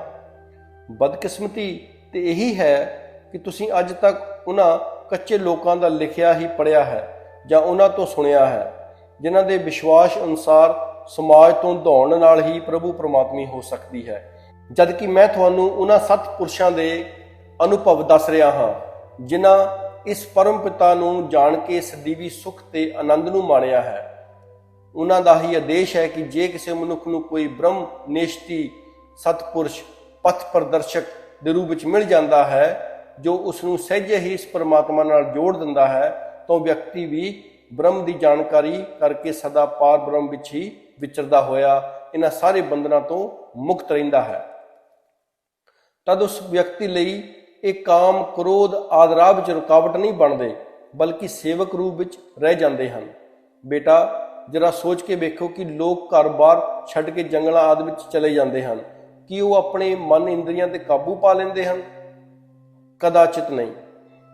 ਵੇਖਣ ਵਿੱਚ ਭਾਵੇਂ ਲੱਗਦਾ ਹੈ ਕਿ ਉਹ ਲੋਕ ਇਹਨਾਂ ਵਿਸ਼ਿਆਂ ਵਿਕਾਰਾਂ ਤੋਂ ਉੱਪਰ ਉੱਠ ਗਏ ਹਨ, ਪਰ ਇਤਿਹਾਸ ਗਵਾਹ ਹੈ ਕਿ ਅਜਿਹੇ ਵਿਅਕਤੀਆਂ ਲਈ ਪਲ ਭਰ ਵਿੱਚ ਹੀ ਠੋਕਰ ਖਾ ਜਾਣਾ ਕੋਈ ਵੱਡੀ ਗੱਲ ਨਹੀਂ। ਜਰਾ ਜਿੰਨਾ ਵੀ ਮਾਇਆ ਦਾ ਕੋਈ ਅੰਸ਼ ਉਹਨਾਂ ਦੇ ਸਾਹਮਣੇ ਆਇਆ, ਉਹ ਝੱਟ ਫਿਸਲ ਗਏ। ਉਹ ਲੋਕ ਜੰਗਲਾਂ ਕੁੰਦਰਾਂ ਵਿੱਚ ਇਸ ਲਈ ਸ਼ਾਂਤ ਤੇ ਕੇਂਦਰਿਤ ਮਨ ਨਜ਼ਰ ਆਉਂਦੇ ਹਨ ਕਿਉਂਕਿ ਉੱਥੇ ਫੁਸਲਾਉਣ ਵਾਲੀ ਖਿਚਾਵਟ ਮਈ ਮਾਇਆ ਦਾ ਅੰਸ਼ ਹੈ ਹੀ ਨਹੀਂ। ਜਿੱਥੇ ਭਰਮਾਉਣ ਵਾਲੀ ਵਸਤੂ ਹੀ ਨਾ ਹੋਵੇ, ਉੱਥੇ ਕਿਸੇ ਦੇ ਭਰਮਣ ਤੋਂ ਰਹਿਤ ਹੋਣ ਵਿੱਚ ਕਿਹੜੀ ਵੀਰਤਾ ਵਾਲੀ ਗੱਲ ਹੈ। ਸੱਚਾ ਜੋਗੀ ਕਹਾਉਣ ਦਾ ਤੇ ਉਹ ਹੱਕਦਾਰ ਹੁੰਦਾ ਹੈ ਜੋ ਮਾਇਆ ਤੇ ਚੰਚਲਮਈ ਵਾਤਾਵਰਣ ਵਿੱਚ ਰਹੇ ਤੇ ਇਸ ਦਾ ਅਸਰ ਨਾ ਕਬੂਲੇ ਤੇ ਭਰਮਾਂ ਤੋਂ ਬਚ ਜਾਏ। ਚਲੋ ਛੱਡੋ ਇਸ ਗੱਲ ਨੂੰ, 2 ਮਿੰਟ ਲਈ ਮੰਨ ਲੈਂਦੇ ਹਾਂ ਕਿ ਉਹ ਜ਼ਰੂਰ ਹੀ ਮਾਨਸਿਕ ਸ਼ਾਂਤੀ ਦਾ ਅਹਿਸਾਸ ਕਰਦੇ ਹੋਣਗੇ, ਪਰ ਯਾਦ ਰੱਖੋ ਕਿ ਅਜਿਹੇ ਲੋਕਾਂ ਦੀ ਸ਼ਾਂਤੀ ਉਹਨਾਂ ਦੇ ਆਪਣੇ ਨਾਲ ਹੀ ਜਨਮ ਲੈਂਦੀ ਹੈ ਤੇ ਉਹਨਾਂ ਨਾਲ ਹੀ ਖਤਮ ਹੋ ਜਾਂਦੀ ਹੈ। ਉਹ ਕਿਸੇ ਹੋਰ ਲਈ ਵੀ ਸ਼ਾਂਤੀ ਵੰਡਣ ਦੇ ਭਾਗੀਦਾਰ ਬਣ ਸਕਣ, ਇਹ ਨਾ ਹੋਣ ਵਾਲੀ ਗੱਲ ਹੈ। ਜਦ ਕਿ ਸਮਾਜ ਵਿੱਚ ਰਹਿਣ ਵਾਲਾ ਬ੍ਰਹਮ ਗਿਆਨੀ ਮਹਾਤਮਾ ਮਾਨਵ ਮਾਤਰ ਲਈ ਸ਼ਾਂਤੀ ਵੰਡਣ ਦਾ ਸੁਭਾਗ ਪ੍ਰਾਪਤ ਕਰਦਾ ਹੈ। ਮਾਨਵ ਜੀਵਨ ਦੀ ਸਫਲਤਾ ਇਸੇ ਵਿੱਚ ਹੀ ਹੈ ਕਿ ਕੋਈ ਵਿਅਕਤੀ ਆਪ ਸੁਖੀ ਹੋ ਕੇ ਮਾਨਵ ਮਾਤਰ ਨੂੰ ਵੀ ਸੁਖੀ ਕਰੇ। ਇਤਨਾ ਕਹਿ ਕੇ ਉਸ ਮਹਾਤਮਾ ਨੇ ਮੈਨੂੰ ਮੋਢੇ ਤੋਂ ਪਕੜ ਕੇ ਜ਼ਰਾ ਚੰਗੀ ਤਰ੍ਹਾਂ ਝੰਜੋੜਿਆ ਤੇ ਫਿਰ ਕਹਿਣਾ ਸ਼ੁਰੂ ਕੀਤਾ, ਜਰਾ ਤੁਸੀਂ ਹੀ ਵਿਚਾਰ ਕਰਕੇ ਦੱਸਣਾ ਕਿ ਇੱਕ ਵਿਅਕਤੀ ਜਿਸ ਦੇ 4-5 ਬੱਚੇ ਹੋਣ, ਬਜ਼ੁਰਗ ਮਾਤਾ ਪਿਤਾ ਹੋਣ ਅਤੇ ਕੋਈ ਨਿੱਕਾ ਭੈਣ ਭਰਾ ਵੀ ਹੋਵੇ ਅਤੇ ਇਸ ਸਾਰੇ ਪਰਿਵਾਰ ਦੀ ਪਾਲਣਾ ਉਸ ਦੇ ਸਿਰ ਤੇ ਹੀ ਹੋਵੇ, ਜੇ ਕਿਤੇ ਅਜਿਹੇ ਬੰਦੇ ਦੇ ਮਨ ਵਿੱਚ ਵੈਰਾਗ ਦੀ ਭਾਵਨਾ ਜਾਗ ਪਵੇ ਤੇ ਉਹ ਸਭ ਕੁਝ ਛੱਡ ਕੇ ਜੰਗਲ ਪਰਬਤ ਤੇ ਚਲਾ ਜਾਵੇ। ਪਿੱਛੋਂ ਭਾਵੇਂ ਘਰ ਦੇ ਸਾਰੇ ਹੀ ਮੈਂਬਰ ਰੋਂਦੇ ਕਰਲਾਉਂਦੇ ਰਹਿਣ, ਕੀ ਉਹ ਵਿਅਕਤੀ ਕਦੇ ਵੀ ਚੈਨ ਆਰਾਮ ਨਾਲ ਬੈਠ ਸਕੇਗਾ? ਕੀ ਉਹਨਾਂ ਬੱਚਿਆਂ ਦੀਆਂ ਚੀਕਾਂ, ਕੀ ਉਹਦੀ ਪਤਨੀ ਦੀ ਬੇਬਸੀ, ਕੀ ਉਹਦੇ ਮਾਤਾ ਪਿਤਾ ਦੇ ਹੌਂਕੇ ਉਹਨੂੰ ਕਦੇ ਵੀ ਸੁਖ ਸ਼ਾਂਤੀ ਦੀ ਨੀਂਦ ਸੌਣ ਦੇਣਗੇ? ਕਦੇ ਵੀ ਨਹੀਂ। ਮੈਂ ਮੰਨਦਾ ਹਾਂ ਕਿ ਕਦੀ ਐਸਾ ਸਮਾਂ ਜ਼ਰੂਰ ਸੀ ਜਦ ਸਾਡਾ ਦੇਸ਼ ਆਪਣੇ ਆਪ ਵਿੱਚ ਸਮਰੱਥ ਸੀ। ਸਾਂਝੇ ਪਰਿਵਾਰ ਦਾ ਰਿਵਾਜ ਸੀ। ਖਾਣ ਪੀਣ ਦੀ ਸਹੂਲਤ ਪਹੁੰਚਾਉਣ ਲਈ ਘਰ ਦਾ ਇੱਕ ਮੈਂਬਰ ਹੀ ਕਾਫੀ ਹੁੰਦਾ ਸੀ। ਉਦੋਂ ਪਰਿਵਾਰ ਦਾ ਇੱਕ ਅੱਧਾ ਬੰਦਾ ਜੇ ਚਲਾ ਵੀ ਜਾਂਦਾ ਸੀ ਤਾਂ ਘਰ ਗ੍ਰਸਤੀ ਦਾ ਮੋਹ ਉਹਨੂੰ ਨਹੀਂ ਸੀ ਸਤਾਉਂਦਾ। ਤਦ ਪਿੱਛੇ ਪਰਿਵਾਰ ਨੂੰ ਵੀ ਕੁਝ ਮਹਿਸੂਸ ਨਹੀਂ ਸੀ ਹੁੰਦਾ। ਪਰ ਅੱਜ ਤਾਂ ਯੁੱਗ ਹੀ ਪਲਟ ਗਿਆ ਹੈ। ਅੱਜ ਤੇ ਜੇ ਘਰ ਦੇ ਸਾਰੇ ਮੈਂਬਰ ਮਿਲ ਕੇ ਵੀ ਕਮਾਉਣ ਲੱਗ ਪੈਣ ਤਾਂ ਵੀ ਪਰਿਵਾਰ ਦਾ ਪਾਲਣ ਪੋਸ਼ਣ ਆਸਾਨੀ ਨਾਲ ਨਹੀਂ ਹੋ ਸਕਦਾ। ਅਜਿਹੇ ਸਮੇਂ ਵਿੱਚ ਤੇ ਘਰ ਪਰਿਵਾਰ ਦੇ ਇੱਕ ਮੈਂਬਰ ਦੇ ਵੀ ਘਰ ਛੱਡ ਕੇ ਜੰਗਲ ਆ ਜਾਣ ਨਾਲ ਬਾਕੀ ਦੇ ਪਰਿਵਾਰ ਲਈ ਗਲੀ ਗਲੀ ਮੰਗਣ ਵਾਲੀ ਹਾਲਤ ਹੋ ਜਾਣੀ ਕੋਈ ਵੱਡੀ ਗੱਲ ਨਹੀਂ। ਸਾਡਾ ਸਮਾਜ ਤੇ ਪਹਿਲਾਂ ਹੀ ਬਹੁਤ ਦੱਬਿਆ ਹੋਇਆ ਹੈ, ਹੋਰ ਜ਼ਿਆਦਾ ਦੱਬ ਜਾਵੇਗਾ। ਅਤੇ ਜੇ ਇਹ ਭਾਵਨਾ ਨਾ ਦੱਬੀ ਤਾਂ ਵਿਸ਼ਵਾਸ ਕਰੋ ਕਿ ਫਿਰ ਉਹ ਦਿਨ ਦੂਰ ਨਹੀਂ ਜਦ ਸਾਡਾ ਦੇਸ਼ ਹੋਰ ਧਨਾੜ ਦੇਸ਼ਾਂ ਅੱਗੇ ਸਿਰਫ ਇਸ ਲਈ ਨੱਕ ਰਗੜੇਗਾ ਕਿ ਆਪਣੇ ਦੇਸ਼ ਵਾਸੀਆਂ ਦਾ ਪੇਟ ਭਰ ਸਕੇ। ਵੈਸੇ ਵੀ ਚੇਤੇ ਕਰੋ ਕਿ ਅੱਜ ਦਾ ਯੁੱਗ ਆਤਮ ਨਿਰਭਰਤਾ ਦਾ ਯੁੱਗ ਹੈ। ਜੋ ਦੇਸ਼, ਜਾਤੀ ਜਾਂ ਸਮਾਜ ਆਪਣੀ ਹਾਲਤ ਆਪ ਨਹੀਂ ਸੁਧਾਰ ਸਕਦਾ ਜਾਂ ਆਤਮ ਨਿਰਭਰ ਨਹੀਂ, ਉਸ ਦੀ ਮਾਣ ਮਰਿਆਦਾ, ਸੰਸਕ੍ਰਿਤੀ, ਧਰਮ, ਪਰੰਪਰਾ ਆਦਿ ਸਭ ਨਸ਼ਟ ਹੋ ਕੇ ਰਹਿ ਜਾਣਗੀਆਂ। ਹੁਣ ਤੁਸੀਂ ਆਪ ਹੀ ਅੰਦਾਜ਼ਾ ਲਗਾਓ ਕਿ ਇਸ ਯੁੱਗ ਪੁਰਸ਼ ਨੇ ਸਮੇਂ ਦੀ ਮੰਗ ਨੂੰ ਮੁੱਖ ਰੱਖ ਕੇ ਕਿਸ ਤਰ੍ਹਾਂ ਮਾਨਵ ਮਨ ਨੂੰ ਕਰਮ ਦੀ ਪ੍ਰੇਰਣਾ ਦਿੱਤੀ ਹੈ। ਮੈਂ ਉਹਨਾਂ ਦੇ ਇਸ ਧਾਰਾ ਪ੍ਰਵਾਹ ਬਚਨਾਂ ਨੂੰ ਵਿੱਚੋਂ ਹੀ ਕੱਟਦੇ ਹੋਏ ਇੱਕ ਵਾਰ ਫਿਰ ਬੇਨਤੀ ਕੀਤੀ ਕਿ ਆਸ਼ਰਮ ਵਿਵਸਥਾ ਨਾਲ ਇਸ ਉਦੇਸ਼ ਦੀ ਪੂਰਤੀ ਮੁਮਕਿਨ ਨਹੀਂ। ਨਾਲ ਹੀ ਮੈਂ ਆਪਣਾ ਵਿਸ਼ਵਾਸ ਵੀ ਪ੍ਰਗਟ ਕੀਤਾ ਕਿ ਇਸ ਤਰ੍ਹਾਂ ਦੀ ਭਾਵਨਾ ਅਪਣਾਉਣ ਨਾਲ ਤੇ ਅਸੀਂ ਆਪਣੇ ਬਜ਼ੁਰਗਾਂ ਦੀ ਦੇਣ ਵੈਰਾਗ ਵਰਗੀ ਉੱਤਮ ਭਾਵਨਾ ਤੋਂ ਬਹੁਤ ਹੀ ਦੂਰ ਹੋ ਜਾਵਾਂਗੇ ਤੇ ਹੋ ਸਕਦਾ ਹੈ ਇੱਕ ਦਿਨ ਅਸੀਂ ਵੀ ਇਸ ਤਰ੍ਹਾਂ ਦੀ ਭਾਵਨਾ ਦੇ ਪ੍ਰਭਾਵ ਹੇਠਾਂ ਆ ਕੇ ਭੌਤਿਕਤਾ ਦੇ ਜਾਲ ਵਿੱਚ ਬੁਰੀ ਤਰ੍ਹਾਂ ਫਸ ਜਾਵਾਂਗੇ। ਸੋ ਲੋੜ ਤੇ ਇਸ ਗੱਲ ਦੀ ਹੈ ਕਿ ਅਸੀਂ ਮਾਇਆ ਵਿੱਚ ਫਸਣ ਦੀ ਭਾਵਨਾ ਨੂੰ ਜੜੋਂ ਹੀ ਉੱਗਣ ਨਾ ਦਈਏ ਤੇ ਵੈਰਾਗਮਈ ਜੀਵਨ ਬਤੀਤ ਕਰੀਏ ਤਾਂ ਜੋ ਪਰਮ ਸ਼ਾਂਤੀ ਪ੍ਰਾਪਤ ਕਰ ਸਕੀਏ। ਉਸ ਮਹਾਤਮਾ ਨੇ ਬੜੇ ਹੀ ਧਿਆਨਪੂਰਵਕ ਮੇਰੇ ਵਿਚਾਰ ਸੁਣੇ ਤੇ ਥੋੜਾ ਰੁਕ ਕੇ ਫਰਮਾਉਣ ਲੱਗੇ, ਮੈਂ ਮੰਨਦਾ ਹਾਂ ਕਿ ਪਰਮ ਸ਼ਾਂਤੀ ਲਈ ਤਿਆਗ ਤੇ ਵੈਰਾਗ ਦਾ ਭਾਵ ਬਹੁਤ ਜ਼ਰੂਰੀ ਹੈ, ਪਰ ਦੁੱਖ ਤੇ ਇਸ ਗੱਲ ਦਾ ਹੈ ਕਿ ਤਿਆਗ ਜਾਂ ਵੈਰਾਗ ਦਾ ਸਹੀ ਰੂਪ ਸਮਝਣ ਵਿੱਚ ਅਸੀਂ ਬਹੁਤ ਵੱਡੀ ਭੁੱਲ ਕਰ ਰਹੇ ਹਾਂ। ਸਾਡੇ ਬਜ਼ੁਰਗਾਂ ਨੇ ਜੋ ਵੈਰਾਗ ਦਾ ਰੂਪ ਆਪਣੇ ਜੀਵਨ ਰਾਹੀਂ ਸਾਡੇ ਸਾਹਮਣੇ ਰੱਖਿਆ ਹੈ ਉਸ ਨੂੰ ਤੇ ਅਸੀਂ ਮੂਲੋਂ ਹੀ ਭੁਲਾ ਬੈਠੇ ਹਾਂ ਤੇ ਕੁਝ ਅਨਾੜੀ ਅਖੌਥੀਆਂ, ਸੰਨਿਆਸੀਆਂ ਤੇ ਸਾਧੂਆਂ ਦੇ ਸਿਧਾਂਤਾਂ ਨੂੰ ਹੀ ਜੀਵਨ ਲਕਸ਼ ਸਮਝ ਲਿਆ ਹੈ। ਜੇ ਤੁਸੀਂ ਥੋੜਾ ਵੀ ਸੋਚ ਤੋਂ ਕੰਮ ਲਵੋਗੇ ਤਾਂ ਜਾਣ ਜਾਓਗੇ ਕਿ ਸਾਡੇ ਬਜ਼ੁਰਗਾਂ ਨੇ ਕਿਧਰੇ ਵੀ ਕਰਮ ਤਿਆਗਣ ਦਾ ਆਦੇਸ਼ ਨਹੀਂ ਦਿੱਤਾ ਤੇ ਨਾ ਹੀ ਕਿਧਰੇ ਆਪਣੇ ਜੀਵਨ ਵਿੱਚ ਕਰਮ ਨੂੰ ਤਿਆਗਿਆ ਹੈ। ਉਹਨਾਂ ਦਾ ਜੇ ਕੋਈ ਆਦੇਸ਼ ਹੈ ਵੀ ਤਾਂ ਕੇਵਲ ਇਤਨਾ ਹੀ ਹੈ ਕਿ ਸਾਨੂੰ ਕਰਮ ਨਿਰਇੱਛਤ ਭਾਵ ਨਾਲ ਕਰਨਾ ਚਾਹੀਦਾ ਹੈ। ਕਰਮ ਕਰਦੇ ਹੋਏ ਫਲ ਦੀ ਇੱਛਾ ਸਾਡੇ ਮਨ ਵਿੱਚ ਬਿਲਕੁਲ ਹੀ ਨਹੀਂ ਆਉਣੀ ਚਾਹੀਦੀ। ਭਗਵਾਨ ਕ੍ਰਿਸ਼ਨ ਨੇ ਇਸ ਮਹਾਨ ਸੱਚਾਈ ਨੂੰ ਦਰਸਾਉਣ ਲਈ ਹੀ ਤਾਂ ਵੇਦਾਂ ਤੇ ਉਪਨਿਸ਼ਦਾਂ ਦੇ ਸਾਰ ਗੀਤਾ ਦੀ ਰਚਨਾ ਕੀਤੀ। ਮੈਂ ਪਹਿਲਾਂ ਵੀ ਦੱਸ ਚੁੱਕਾ ਹਾਂ ਕਿ ਸਾਡੇ ਬਜ਼ੁਰਗਾਂ ਨੇ ਕਰਮ ਤੋਂ ਦੌੜਨ ਦਾ ਆਦੇਸ਼ ਕਿਤੇ ਵੀ ਨਹੀਂ ਦਿੱਤਾ। ਆਦੇਸ਼ ਦਿੱਤਾ ਹੈ ਤਾਂ ਕੇਵਲ ਇਸ ਗੱਲ ਦਾ ਕਿ ਮਨੁੱਖ ਨੂੰ ਇਸ ਮਾਇਆਮਈ ਸੰਸਾਰ ਵਿੱਚ ਰਹਿ ਕੇ ਹੀ ਪੂਰਨ ਰੂਪ ਵਿੱਚ ਆਨੰਦਮਈ ਜੀਵਨ ਗੁਜ਼ਾਰਨਾ ਹੈ।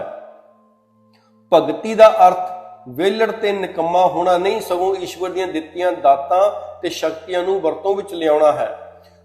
ਜੋ ਲੋਕ ਪ੍ਰਭੂ ਦੀਆਂ ਦਿੱਤੀਆਂ ਸ਼ਕਤੀਆਂ ਨੂੰ ਦਬਾ ਕੇ ਖਤਮ ਕਰਨ ਨੂੰ ਹੀ ਜੀਵਨ ਸਮਝ ਮੁਕਤੀ ਬੈਠੇ ਹਨ, ਉਹ ਜੋਗੀ ਨਹੀਂ, ਹਠ ਜੋਗੀ ਹਨ। ਸੱਚ ਪੁੱਛੋ ਤਾਂ ਉਹ ਬਹੁਤ ਵੱਡੇ ਅਪਰਾਧੀ ਹਨ ਜੋ ਈਸ਼ਵਰ ਦੀ ਦਾਤ ਸ਼ਕਤੀਆਂ ਨੂੰ ਕੰਜੂਸ ਵਿਅਕਤੀ ਦੀ ਤਰ੍ਹਾਂ ਨਾ ਆਪ ਵਰਤਦੇ ਹਨ ਤੇ ਨਾ ਹੀ ਕਿਸੇ ਦੂਜੇ ਨੂੰ ਵਰਤਣ ਦਿੰਦੇ ਹਨ।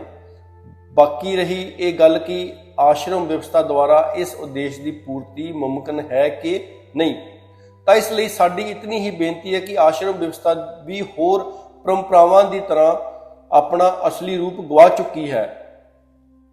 ਅੱਜ ਅਸੀਂ ਲੱਖ ਯਤਨ ਕਰਕੇ ਵੀ ਇਸ ਮੁਰਦੇ ਵਿੱਚ ਜਾਨ ਨਹੀਂ ਪਾ ਸਕਦੇ। ਇਹ ਵਿਵਸਥਾ ਇੱਕ ਉਸ ਚਮਕਦੇ ਭਵਨ ਬਿਲਡਿੰਗ ਦੀ ਤਰ੍ਹਾਂ ਹੈ ਕਿ ਜਿਸ ਦੀ ਹਰ ਇੱਟ ਹੀ ਆਪਣੀ ਥਾਂ ਤੋਂ ਹਟ ਚੁੱਕੀ ਹੈ। ਹੁਣ ਇਹ ਮੁਰੰਮਤ ਕਰਕੇ ਠੀਕ ਨਹੀਂ ਹੋ ਸਕਦੀ। ਇਸ ਨੂੰ ਤੇ ਹੁਣ ਢਾਹ ਕੇ ਹੀ ਨਵੇਂ ਸਿਰਿਓਂ ਬਣਾਉਣ ਦੀ ਲੋੜ ਹੈ। ਨਵਾਂ ਭਵਨ ਵੀ ਵਕਤ ਦੀ ਹਰ ਮੰਗ ਨੂੰ ਪੂਰਾ ਕਰਨ ਵਾਲਾ ਬਣਨਾ ਚਾਹੀਦਾ ਹੈ ਤੇ ਹੋਵੇ ਵੀ ਸਦੀਵੀ ਆਦੇਸ਼ਾਂ ਦੇ ਅਨੁਕੂਲ। ਤਾਈਓ ਤੇ ਅੱਜ ਦੇ ਇਸ ਮਹਾਤਮਾ ਨਿਰੰਕਾਰੀ ਬਾਬਾ ਨੇ ਇਸ ਠੋਸ ਸੱਚਾਈ ਨੂੰ ਮੁੱਖ ਰੱਖਦੇ ਹੋਏ ਅਨੁਭਵ ਕੀਤਾ ਹੈ ਕਿ ਸਾਨੂੰ ਸ਼੍ਰੀ ਰਾਮ, ਸ਼੍ਰੀ ਕ੍ਰਿਸ਼ਨ, ਰਾਜਾ ਜਨਕ ਆਦਿ ਮਹਾਤਮਾਵਾਂ ਦੀ ਤਰ੍ਹਾਂ ਹੀ ਘਰ-ਬਾਰ ਹੋ ਕੇ ਸਭ ਕਰਤੱਵਾਂ ਨੂੰ ਇਮਾਨਦਾਰੀ ਨਾਲ ਨਿਭਾਉਂਦੇ ਹੋਏ ਹੀ ਅੱਜ ਦੇ ਯੁੱਗ ਵਿੱਚ ਕਦਮ ਬਕਦਮ ਚੱਲਣਾ ਚਾਹੀਦਾ ਹੈ। ਹੁਣ ਰਹੀ ਵੇਸ਼ ਭੂਸ਼ਾ ਦੀ ਗੱਲ।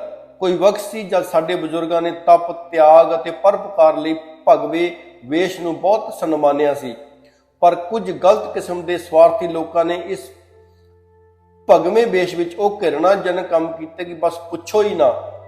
ਸੋ ਜੋ ਚੇਤਨ ਬੁੱਧੀ ਦੇ ਮਾਲਕ ਹੁੰਦੇ ਹਨ ਉਹ ਨਿਸ਼ਚੈ ਹੀ ਵੇਸ਼ ਪ੍ਰਵੇਸ਼ ਤੋਂ ਦੂਰ ਰਹਿ ਕੇ ਮਾਨਵਤਾ ਦੇ ਸਿਧਾਂਤਾਂ ਦਾ ਪ੍ਰਚਾਰ ਕਰਨ ਵਿੱਚ ਹੀ ਮਗਨ ਰਹਿੰਦੇ ਹਨ, ਤਾਂ ਜੋ ਕੋਈ ਕਿਸੇ ਤਰ੍ਹਾਂ ਵੀ ਆਪਣੇ ਸਵਾਰਥ ਲਈ ਉਹਨਾਂ ਦੀ ਰੀਸ ਨਾ ਕਰ ਸਕੇ। ਤਾਈਓ ਤੇ ਸਾਡਾ ਮਹਾਤਮਾ ਨਾ ਤਾਂ ਆਸ਼ਰਮ ਵਿਵਸਥਾ ਦੀ ਭਾਵਨਾ ਦਾ ਹੀ ਵਿਰੋਧੀ ਹੈ ਤੇ ਨਾ ਹੀ ਤਪ ਤਿਆਗ ਦੇ ਜੀਵਨ ਦਾ ਹੀ ਵਿਰੋਧ ਕਰਦਾ ਹੈ। ਉਹ ਵਿਰੋਧੀ ਹੈ ਤਾਂ ਉਹਨਾਂ ਅਡੰਬਰਾਂ ਦਾ ਜੋ ਮਾਨਵਤਾ ਦੇ ਨਾਂ ਤੇ ਹੋ ਰਹੇ ਹਨ। ਸਾਡਾ ਮਹਾਤਮਾ ਤੇ ਉਹਨਾਂ ਲੋਕਾਂ ਦਾ ਵਿਰੋਧ ਕਰਦਾ ਹੈ ਜੋ ਐਸੇ ਮਤਾਂ ਦੀ ਆੜ ਵਿੱਚ ਮਾਨਵਤਾ ਦਾ ਪਥ ਭ੍ਰਿਸ਼ਟ ਕਰ ਰਹੇ ਹਨ।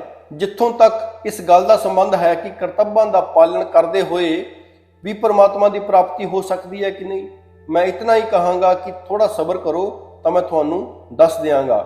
ਆਪੇ ਦੁੱਧ ਦਾ ਦੁੱਧ ਤੇ ਪਾਣੀ ਦਾ ਪਾਣੀ ਵੱਖ ਹੋ ਜਾਏਗਾ। ਇਹ ਸਭ ਸੁਣ ਕੇ ਮੈਂ ਚੌਥੇ ਪ੍ਰਣ ਦੀ ਪ੍ਰਵਾਨਗੀ ਵੀ ਦੇ ਦਿੱਤੀ। ਚੌਥੇ ਪ੍ਰਣ ਦੀ ਪ੍ਰਵਾਨਗੀ ਤੋਂ ਬਾਅਦ ਉਸ ਮਹਾਤਮਾ ਨੇ ਅੱਗੇ ਕਹਿਣਾ ਸ਼ੁਰੂ ਕੀਤਾ, ਹੁਣ ਤੱਕ ਜੋ ਕੁਝ ਵੀ ਦੱਸਿਆ ਗਿਆ ਹੈ ਇਸ ਨੂੰ ਅਸੀਂ ਇੱਕ ਸ਼ਬਦ ਵਿੱਚ ਕਰਮ ਯੋਗ ਦਾ ਨਾਮ ਦੇ ਸਕਦੇ ਹਾਂ। ਕਰਮ ਦੇ ਬੰਧਨਾਂ ਤੋਂ ਮੁਕਤ ਹੋਣ ਲਈ ਕਰਮ ਕਰਦੇ ਹੋਏ ਤਿਆਗੀ ਹੋਣ ਦੀ ਲੋੜ ਹੈ। ਭਾਵ ਸੰਸਾਰ ਵਿੱਚ ਰਹਿ ਕੇ ਸਭ ਕਰਮ ਕਰਦੇ ਹੋਏ ਵੀ ਇਹਨਾਂ ਵਿੱਚ ਖਚਤ ਨਾ ਹੋਣਾ ਹੀ ਕਰਮ ਯੋਗ ਹੈ। ਪਰ ਕਰਮ ਯੋਗ ਲਈ ਵੀ ਹਉਮੈ ਦੇ ਤਿਆਗ ਦੀ ਬਹੁਤ ਲੋੜ ਹੈ। ਹਉਮੈ ਤੋਂ ਬਚਣ ਲਈ ਮਨੁੱਖ ਮਾਤਰ ਨਾਲ ਪ੍ਰੀਤ ਕਰਨ ਦੀ ਲੋੜ ਹੈ।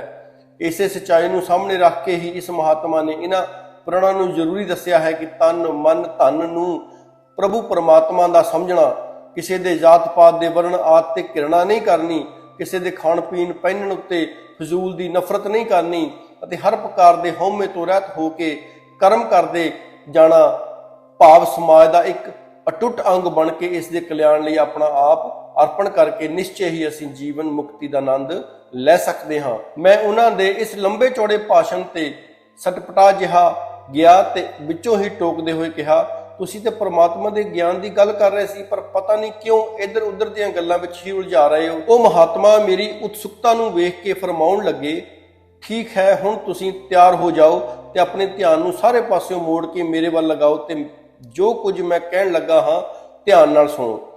ਥੋੜੀ ਦੇਰ ਰੁਕ ਕੇ ਉਹ ਫਿਰ ਕਹਿਣ ਲੱਗੇ, ਦੇਖੋ, ਮੈਂ ਜੋ ਤੁਹਾਨੂੰ ਪ੍ਰਭੂ ਗਿਆਨ ਦੇਣ ਲੱਗਾ ਹਾਂ ਇਹ ਆਪਣੇ ਗੁਰੂ ਦੇ ਹੁਕਮ ਅਨੁਸਾਰ ਹੀ ਦੇਣ ਲੱਗਾ ਹਾਂ। ਸੋ ਤੁਸਾਂ ਅਜੇ ਗੁਰੂ ਆਦੇਸ਼ ਬਿਨਾ ਕਿਸੇ ਹੋਰ ਨੂੰ ਨਹੀਂ ਦੱਸਣਾ। ਤੇ ਜੇ ਕਦੀ ਤੁਹਾਨੂੰ ਅਜੇ ਉਹਨਾਂ ਇਤਨਾ ਹੀ ਕਿਹਾ ਸੀ ਕਿ ਮੈਂ ਭੜਕ ਪਿਆ ਤੇ ਕਿਹਾ ਕਿ ਇਸ ਦਾ ਅਰਥ ਤਾਂ ਇਹ ਹੋਇਆ ਕਿ ਜੋ ਤੁਸੀਂ ਮੈਨੂੰ ਦੱਸਣ ਲੱਗੇ ਹੋ ਉਹ ਸੱਚਾਈ ਨਹੀਂ ਹੈ। ਜੇ ਸੱਚ ਹੁੰਦਾ ਤੇ ਤੁਸੀਂ ਮੈਥੋਂ ਇਹ ਪੰਜਵਾਂ ਪ੍ਰਣ ਨਾ ਲੈਂਦੇ। ਉਹ ਮਹਾਤਮਾ ਬੜੀ ਹੀ ਗੰਭੀਰਤਾ ਵਿੱਚ ਬੋਲੇ, ਇਹ ਗੱਲ ਨਹੀਂ, ਬਲਕਿ ਇਸ ਪ੍ਰਣ ਦੇ ਪਿੱਛੇ ਬਹੁਤ ਵੱਡਾ ਰਾਜ ਛੁਪਿਆ ਹੋਇਆ ਹੈ। ਅਤੇ ਮੈਂ ਝੱਟ ਹੀ ਬੋਲ ਪਿਆ ਕਿ ਤੁਸੀਂ ਇਸ ਤੇ ਆਪਣਾ ਹੀ ਹੱਕ ਟਿਕਾਈ ਰੱਖਣਾ ਚਾਹੁੰਦੇ ਹੋ। ਤੁਸੀਂ ਚਾਹੁੰਦੇ ਹੋ ਕਿ ਲੋਕ ਤੁਹਾਡੀ ਸ਼ਰਨ ਵਿੱਚ ਹੀ ਆਉਂਦੇ ਰਹਿਣ ਤੇ ਤੁਹਾਡਾ ਹਲਵਾ ਮਾਂਡਾ ਚੱਲਦਾ ਰਹੇ। ਜੇ ਨਹੀਂ ਤੇ ਤੁਹਾਨੂੰ ਇਹ ਪ੍ਰਣ ਲੈਣ ਦੀ ਕੀ ਲੋੜ ਸੀ? ਹੋਣਾ ਤੇ ਇਹ ਚਾਹੀਦਾ ਸੀ ਕਿ ਤੁਸੀਂ ਸਾਨੂੰ ਆਦੇਸ਼ ਦਿਓ ਕਿ ਅਸੀਂ ਇਸ ਸੱਚਾਈ ਨੂੰ ਮਾਨਵ ਮਾਤਰ ਵਿੱਚ ਪ੍ਰਚਲਿਤ ਕਰੀਏ। ਸੱਚਾਈ ਤੇ ਕਿਸੇ ਦੀ ਮਨੋਪਲੀ ਮਤਲਬ ਇੱਕ ਅਧਿਕਾਰ ਵਾਲੀ ਨਹੀਂ ਹੋਣੀ ਚਾਹੀਦੀ। ਉਹ ਮਹਾਤਮਾ ਇੱਕਦਮ ਗੰਭੀਰ ਹੋ ਕੇ ਫਰਮਾਉਣ ਲੱਗੇ, ਅਜਿਹੀ ਕੋਈ ਗੱਲ ਨਹੀਂ, ਤੁਸੀਂ ਥੋੜਾ ਸ਼ਾਂਤੀ ਤੋਂ ਕੰਮ ਲਓ ਤਾਂ ਮੈਂ ਤੁਹਾਨੂੰ ਦੱਸਾਂ ਕਿ ਇਸ ਪ੍ਰਣ ਦਾ ਕਿਤਨਾ ਵੱਡਾ ਮਹੱਤਵ ਹੈ।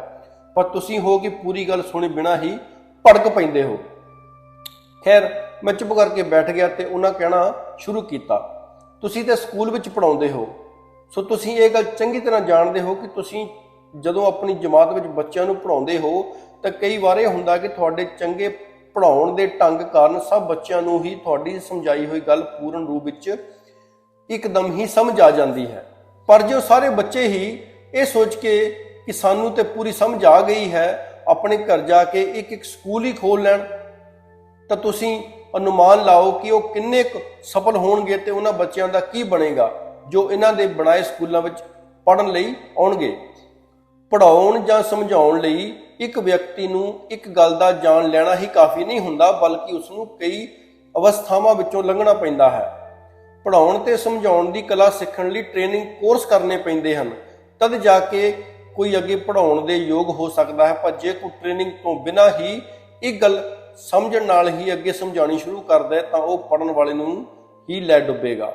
ਮੈਂ ਉਹਨਾਂ ਦੀ ਇਹ ਦਲੀਲ ਸੁਣ ਕੇ ਰਹਿ ਨਾ ਸਕਿਆ ਤੇ ਵਿੱਚੋਂ ਹੀ ਬੋਲ ਉੱਠਿਆ, ਇਹ ਠੀਕ ਹੈ ਕਿ ਸਾਰੇ ਵਿਦਿਆਰਥੀ ਇਸ ਵਿੱਚ ਸਫਲ ਨਹੀਂ ਹੋ ਸਕਦੇ, ਪਰ ਕੋਈ ਨਾ ਕੋਈ ਤੇ ਐਸਾ ਨਿਕਲ ਵੀ ਸਕਦਾ ਹੈ ਜੋ ਆਪਣੇ ਅਧਿਆਪਕ ਤੋਂ ਸਮਝੀ ਹੋਈ ਗੱਲ ਕਿਸੇ ਨੂੰ ਸਮਝਾਉਣ ਵਿੱਚ ਸਫਲ ਹੋ ਸਕਦਾ ਹੈ। ਉਹ ਮੇਰੀ ਗੱਲ ਸੁਣ ਕੇ ਕੁਝ ਮੁਸਕਰਾ ਜਿਹੇ ਪਏ ਤੇ ਬੋਲੇ, ਇੱਥੇ ਤੁਸੀਂ ਭੁੱਲ ਰਹੇ ਹੋ। ਜੇ ਤੁਸੀਂ ਥੋੜਾ ਬਾਰੀਕੀ ਨਾਲ ਸੋਚੋ ਤਾਂ ਪਤਾ ਲੱਗੇਗਾ ਕਿ ਉਹ ਲਕੀਰ ਦਾ ਫਕੀਰ ਬਣ ਕੇ ਉਤਨਾ ਹੀ ਸਮਝਾ ਸਕੇਗਾ ਜਿਤਨਾ ਉਸ ਨੂੰ ਯਾਦ ਰਹੇਗਾ। ਜੇ ਕਿਸੇ ਵਿਦਿਆਰਥੀ ਨੇ ਅੱਗੋਂ ਕੋਈ ਉਲਟ ਸਵਾਲ ਕ੍ਰਾਸ ਕੁਐਸਚਨ ਕਰ ਦਿੱਤਾ ਕਿ ਇਹ ਕਿਵੇਂ ਹੋਇਆ, ਕਿਸ ਤਰ੍ਹਾਂ ਹੋਇਆ, ਤਾਂ ਛਟਪਟਾਉਣ ਤੋਂ ਸਿਵਾ ਕੁਝ ਨਹੀਂ ਕਰ ਸਕੇਗਾ। ਇਸ ਲਈ ਪੜ੍ਹਾਉਣਾ ਸ਼ੁਰੂ ਕਰਨ ਤੋਂ ਪਹਿਲਾਂ ਟ੍ਰੇਨਿੰਗ ਬਹੁਤ ਜ਼ਰੂਰੀ ਹੈ। ਸੱਚ ਤਾਂ ਇਹ ਹੈ ਕਿ ਮੈਂ ਉਹਨਾਂ ਦੀ ਇਸ ਦਲੀਲ ਤੋਂ ਕੁਝ ਖਾਸ ਪ੍ਰਭਾਵਿਤ ਨਹੀਂ ਹੋਇਆ ਸੀ। ਉਹ ਵੀ ਮੇਰੇ ਚਿਹਰੇ ਤੇ ਭਾਵ ਦੇਖ ਕੇ ਸਮਝ ਗਏ ਸੀ। ਸੋ ਉਹਨਾਂ ਅੱਗੇ ਕਹਿਣਾ ਸ਼ੁਰੂ ਕੀਤਾ, ਉਸ ਪੜ੍ਹਾਈ ਦੀ ਗੱਲ ਛੱਡੋ, ਜਰਾ ਇਸ ਗੱਲ ਵੱਲ ਧਿਆਨ ਦਿਓ ਕਿ ਜੋ ਪ੍ਰਣ ਤੁਸੀਂ ਮੰਨ ਚੁੱਕੇ ਹੋ, ਕੋਈ ਚਤੁਰ ਵਿਦਵਾਨ ਵਿਅਕਤੀ ਤੁਹਾਨੂੰ ਮਿਲ ਜਾਏ ਤਾਂ ਤੁਸੀਂ ਉਸ ਤੋਂ ਪ੍ਰਣ ਲੈਣੇ ਸ਼ੁਰੂ ਕਰੋ ਕਿ ਇਹ ਤਨ ਮਨ ਤੇ ਧਨ ਅੱਜ ਤੋਂ ਪ੍ਰਮਾਤਮਾ ਦਾ ਹੀ ਸਮਝਣਾ ਹੈ, ਆਪਣਾ ਨਹੀਂ। ਪਰ ਜੇ ਉਹ ਤੁਹਾਤੋਂ ਇਹ ਪੁੱਛ ਲਏ ਪ੍ਰਮਾਤਮਾ ਤੇ ਹਰ ਤਰ੍ਹਾਂ ਪਰਿਪੂਰਨ ਹੈ, ਉਸ ਨੂੰ ਮੇਰੀਆਂ ਇਹਨਾਂ ਚੀਜ਼ਾਂ ਦੀ ਕੀ ਲੋੜ ਹੈ, ਮੈਂ ਉਸ ਦਾ ਇਹ ਸਮਝਾਂ ਕਿਉਂ, ਜਦ ਕਿ ਇਹਨਾਂ ਨੂੰ ਮੈਂ ਆਪਣਾ ਮੰਨ ਕੇ ਵਰਤੋਂ ਵਿੱਚ ਲਿਆ ਕੇ ਆਪਣੇ ਜੀਵਨ ਨੂੰ ਸੁਖੀ ਬਣਾ ਸਕਦਾ ਹਾਂ। ਜੇ ਮੈਂ ਉਹਨਾਂ ਨੂੰ ਪ੍ਰਭੂ ਦਾ ਸਮਝ ਲਿਆ ਤਾਂ ਮੈਂ ਇਹਨਾਂ ਤੋਂ ਤਿਆਗੀ ਹੋ ਜਾਵਾਂਗਾ ਤੇ ਇਸ ਤਿਆਗ ਦਾ ਸਪਸ਼ਟ ਜਿਹਾ ਫਲ ਇਹ ਹੋਵੇਗਾ ਕਿ ਸਾਡੇ ਜੀਵਨ ਦੀ ਉન્નਤੀ ਰੁਕ ਜਾਏਗੀ। ਅਸੀਂ ਬਿਲਕੁਲ ਨਿਰਾਸ਼ ਵਿਅਕਤੀ ਵਾਂਗ ਪੂਰਾ ਜੀਵਨ ਗੁਜ਼ਾਰਨ ਵਾਲੇ ਹੋ ਜਾਵਾਂਗੇ। ਉਸ ਦੀਆਂ ਇਹ ਗੱਲਾਂ ਸੁਣ ਕੇ ਤੁਹਾਡੇ ਉੱਤੇ ਕੀ ਪ੍ਰਭਾਵ ਹੋਏਗਾ? ਕੀ ਇਹ ਸੱਚ ਨਹੀਂ ਕਿ ਉਸ ਦੀ ਇਹ ਗੱਲ ਸੁਣ ਕੇ ਉਸ ਨੂੰ ਦ੍ਰਿੜ ਕਰਨ ਦੀ ਥਾਂ ਤੁਸੀਂ ਆਪ ਵੀ ਇਸ ਪ੍ਰਣ ਪ੍ਰਤੀ ਸ਼ੰਕੇ ਵਿੱਚ ਆ ਜਾਓਗੇ।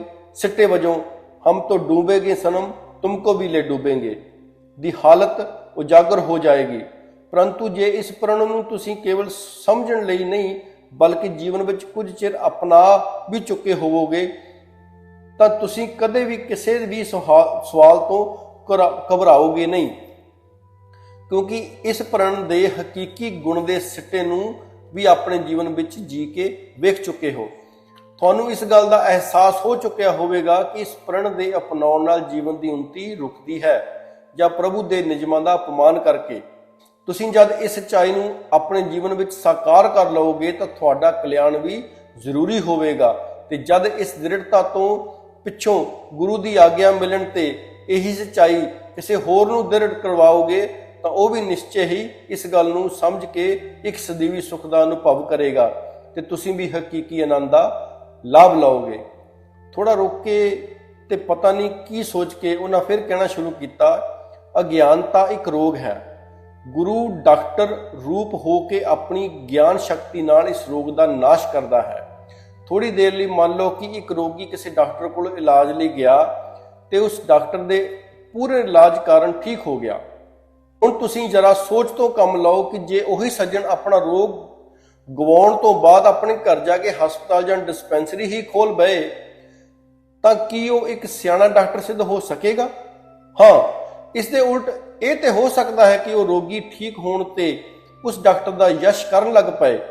ਜਿਸ ਕਿਸੇ ਰੋਗੀ ਨੂੰ ਮਿਲੇ ਉਸ ਡਾਕਟਰ ਦਾ ਪਤਾ ਦੱਸੇ, ਉਸ ਨੂੰ ਉਸ ਡਾਕਟਰ ਕੋਲ ਪੁੱਜ ਕੇ ਇਲਾਜ ਕਰਵਾਉਣ ਦੀ ਪ੍ਰੇਰਨਾ ਦੇ ਇਸ ਤਰ੍ਹਾਂ ਜਿੱਥੇ ਉਹ ਹਰ ਰੋਗੀਆਂ ਦੇ ਰੋਗ ਗਵਾਉਣ ਵਿੱਚ ਸਹਾਇਕ ਸਿੱਧ ਹੋਵੇਗਾ, ਉੱਥੇ ਉਹ ਡਾਕਟਰ ਦੇ ਅਹਿਸਾਨ ਦਾ ਬਦਲਾ ਵੀ ਚੁਕਾ ਸਕੇਗਾ।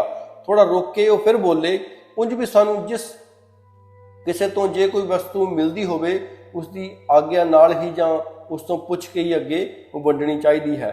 ਮੰਨ ਲਓ ਕਦੇ ਕੋਈ ਸੱਜਣ ਤੁਹਾਨੂੰ ਆਪਣੇ ਘਰ ਦੀ ਚਾਬੀ ਦੇ ਦੇਵੇ ਤੇ ਚਾਬੀ ਦੇ ਨਾਲ ਨਾਲ ਘਰ ਦੀਆਂ ਸਭ ਵਸਤੂਆਂ ਤੋਂ ਜਾਣੂ ਕਰਵਾ ਕੇ ਵਰਤਣ ਦੀ ਛੋਟ ਵੀ ਦੇ ਦੇਵੇ, ਤਾਂ ਇਸ ਦਾ ਇਹ ਮਤਲਬ ਤੇ ਨਹੀਂ ਕਿ ਉਹਨਾਂ ਦੇ ਘਰ ਦੀਆਂ ਵਸਤੂਆਂ ਨੂੰ ਤੁਸੀਂ ਅੱਗੇ ਆਪਣੀ ਮਰਜ਼ੀ ਨਾਲ ਵੰਡਣਾ ਵੀ ਸ਼ੁਰੂ ਕਰ ਦਿਓ। ਹਾਂ, ਇੱਕ ਗੱਲ ਹੋਰ ਯਾਦ ਰੱਖੋ, ਜੇ ਉਹ ਕੱਲ ਨੂੰ ਤੁਹਾਨੂੰ ਖੁੱਲ੍ਹੀ ਛੁੱਟੀ ਭਾਵ ਆਗਿਆ ਦੇ ਦਿੰਦਾ ਹੈ ਕਿ ਤੁਸੀਂ ਉਸ ਘਰ ਦੀਆਂ ਚੀਜ਼ਾਂ ਨੂੰ ਅੱਗੇ ਵੰਡ ਕੇ ਇੱਕ ਸੱਚੇ ਕਰਤੱਵ ਦੇ ਪਾਲਕ ਬਣ ਸਕਦੇ ਹੋ। ਮੈਂ ਸਿਰ ਨਿਵਾਉਂਦੇ ਹੋਏ ਬੇਨਤੀ ਕੀਤੀ, ਚਲੋ ਮੈਂ ਤੁਹਾਡਾ ਇਹ ਪ੍ਰਣ ਵੀ ਮੰਨ ਲੈਂਦਾ ਹਾਂ ਤੇ ਇਸ ਤੇ ਵੀ ਚੱਲਣ ਦਾ ਇਕਰਾਰ ਕਰਦਾ ਹਾਂ। ਹੁਣ ਤੁਸੀਂ ਛੇਤੀ ਈਸ਼ਵਰ ਦੀ ਗੱਲ ਸਮਝਾਓ। 5 ਪ੍ਰਣ ਲੈਣ ਤੋਂ ਬਾਅਦ ਉਹ ਮਹਾਤਮਾ ਥੋੜਾ ਚੇਤਨ ਹੋ ਕੇ ਬੈਠ ਗਿਆ ਤੇ ਮੇਰੇ ਤੋਂ ਪੁੱਛਣ ਲੱਗੇ, ਤੁਹਾਡਾ ਨਾਂ ਕੀ ਹੈ? ਮੈਂ ਨਾਂ ਦੱਸਦੇ ਹੋਏ ਕਿਹਾ ਕਿ ਆਮ ਲੋਕ ਮੈਨੂੰ ਸ਼ਾਸਤਰੀ ਕਹਿ ਕੇ ਬੁਲਾਉਂਦੇ ਹਨ, ਪਰੰਤੂ ਮੇਰਾ ਨਾਮ ਜੈ ਰਾਮ ਦਾਸ ਆਰੀਆ ਹੈ। ਉਹ ਕੁਝ ਪਲ ਧਿਆਨ ਮਗਨ ਹੋ ਗਿਆ ਤੇ ਦਾਤਾਰ ਪ੍ਰਭੂ ਦੇ ਚਰਨਾਂ 'ਚ ਅਰਦਾਸ ਕਰਨ ਲੱਗੇ, ਹੇ ਦਾਤਾਰ ਸਤਿਗੁਰੂ, ਇਹ ਬੱਚਾ ਤੇਰਾ ਗਿਆਨ ਲੈਣਾ ਚਾਹੁੰਦਾ ਹੈ, ਇਸ ਤੇ ਕਿਰਪਾ ਕਰੋ ਕਿ ਇਹ ਤੁਹਾਡੇ ਵਾਸਤਵਿਕ ਰੂਪ ਨੂੰ ਸਮਝ ਸਕੇ ਤੇ ਆਪਣਾ ਲੋਕ ਪਰਲੋਕ ਸੁਖੀ ਕਰ ਸਕੇ। ਅਜਿਹੀ ਅਰਦਾਸ ਕਰਨ ਪਿੱਛੋਂ ਉਹਨਾਂ ਫਰਮਾਉਣਾ ਸ਼ੁਰੂ ਕੀਤਾ, ਹੁਣੇ ਤੁਸੀਂ ਆਪਣਾ ਨਾਂ ਸ਼ਾਸਤਰੀ ਵੀ ਦੱਸਿਆ ਤੇ ਜੈ ਰਾਮ ਦਾਸ ਵੀ।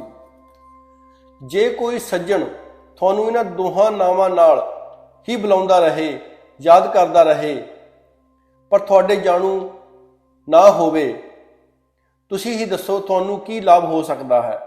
ਪਰ ਜੇ ਉਹ ਤੁਹਾਡੇ ਨਾਮਾਂ ਦੇ ਨਾਲ ਨਾਲ ਤੁਹਾਨੂੰ ਵੀ ਜਾਣ ਲਏ ਤੇ ਤੁਹਾਡੇ ਨਾਲ ਮਿੱਤਰਤਾ ਵੀ ਬਣਾ ਲਏ, ਤਾਂ ਉਹ ਅਵਸ਼ੀ ਤੁਹਾਡੀ ਹਰ ਸ਼ਕਤੀ ਨੂੰ ਹੀ ਨਹੀਂ, ਤੁਹਾਡੀ ਸੰਪત્ਤੀ ਨੂੰ ਵੀ ਸਹਿਜੇ ਹੀ ਵਰਤਣ ਵਿੱਚ ਸਫਲ ਹੋ ਜਾਏਗਾ।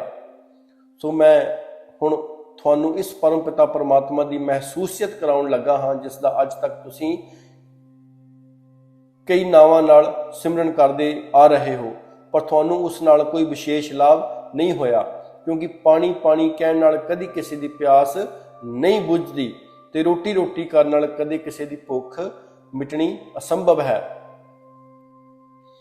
ਇੱਕ ਗੱਲ ਹੋਰ ਵੀ ਯਾਦ ਰੱਖੋ ਕਿ ਜੇ ਅਸੀਂ ਰੋਟੀ ਦੀ ਕੋਈ ਮੂਰਤੀ ਜਾਂ ਤਸਵੀਰ ਆਦਿ ਬਣਾ ਕੇ ਰੱਖ ਲਈਏ ਤਾਂ ਵੀ ਸਾਡੀ ਭੁੱਖ ਨਹੀਂ ਮਿਟ ਸਕਦੀ। ਭੁੱਖ ਸਾਡੀ ਕੇਵਲ ਰੋਟੀ ਖਾਣ ਨਾਲ ਤੇ ਪਿਆਸ ਪਾਣੀ ਪੀਣ ਨਾਲ ਹੀ ਮਿਟ ਸਕਦੀ ਹੈ। ਇਸ ਤਰ੍ਹਾਂ ਜਦ ਤੱਕ ਸਾਡੀ ਆਤਮਾ ਇਸ ਪਰਮ ਆਤਮਾ ਨੂੰ ਨਹੀਂ ਮਹਿਸੂਸ ਲੈਂਦੀ, ਤਦ ਤੱਕ ਅਸੀਂ ਸਦੀਵੀ ਆਨੰਦ ਤੋਂ ਵਾਂਝੇ ਹੀ ਰਹਿਣਾ ਹੈ। ਇਸ ਤੋਂ ਵੀ ਵਧੇਕ ਇੱਕ ਹੋਰ ਗੱਲ ਵੀ ਤੁਹਾਨੂੰ ਮਨ ਵਿੱਚ ਬਿਠਾਉਣੀ ਹੋਵੇਗੀ ਕਿ ਆਕਾਰ ਵਾਲੀ ਵਸਤੂਆਂ ਦੀ ਤਾਂ ਮੂਰਤੀ, ਤਸਵੀਰ ਜਾਂ ਸ਼ਕਲ ਤੁਸੀਂ ਬਣਾ ਸਕਦੇ ਹੋ, ਤੇ ਹੋ ਸਕਦਾ ਹੈ ਕਿ ਤੁਹਾਡਾ ਮਨ ਕੁਝ ਮਿੰਟਾਂ ਲਈ ਸ਼ਾਂਤ ਵੀ ਹੋ ਜਾਵੇ। ਪਰ ਨਿਰੰਕਾਰ ਦੀ ਚਿੱਤਰ ਜਾਂ ਮੂਰਤੀ ਕੋਈ ਕੀ ਬਣਾਏਗਾ? ਇਸ ਲਈ ਨਿਰੰਕਾਰ ਦੀ ਥਾਂ ਤੇ ਕੋਈ ਵੀ ਆਕਾਰ ਵਾਲੀ ਵਸਤੂ ਸਾਨੂੰ ਆਤਮਿਕ ਆਨੰਦ ਨਹੀਂ ਦੇ ਸਕਦੀ। ਸੰਸਾਰ ਵਿੱਚ ਕਈ ਅਜਿਹੀਆਂ ਹਸਤੀਆਂ ਵੀ ਹੁੰਦੀਆਂ ਹਨ ਜੋ ਮਾਲਕ ਨੂੰ ਛੱਡ ਉਸ ਦੀ ਦਾਸੀ ਸ਼ਕਤੀਆਂ ਨੂੰ ਹੀ ਮਾਲਕ ਸਮਝ ਕੇ ਉਹਨਾਂ ਦੀ ਪੂਜਾ ਅਰਦਾਸ ਵਿੱਚ ਜੁਟ ਜਾਂਦੀਆਂ ਹਨ, ਪਰ ਉਹਨਾਂ ਸ਼ਕਤੀਆਂ ਤੋਂ ਉਹ ਲੋਕ ਉਤਨਾ ਹੀ ਲਾਭ ਲੈ ਸਕਦੇ ਹਨ ਜਿਤਨਾ ਕਿ ਉਹ ਦਾਸੀ ਸ਼ਕਤੀਆਂ ਦੇ ਸਕਦੀਆਂ ਹਨ।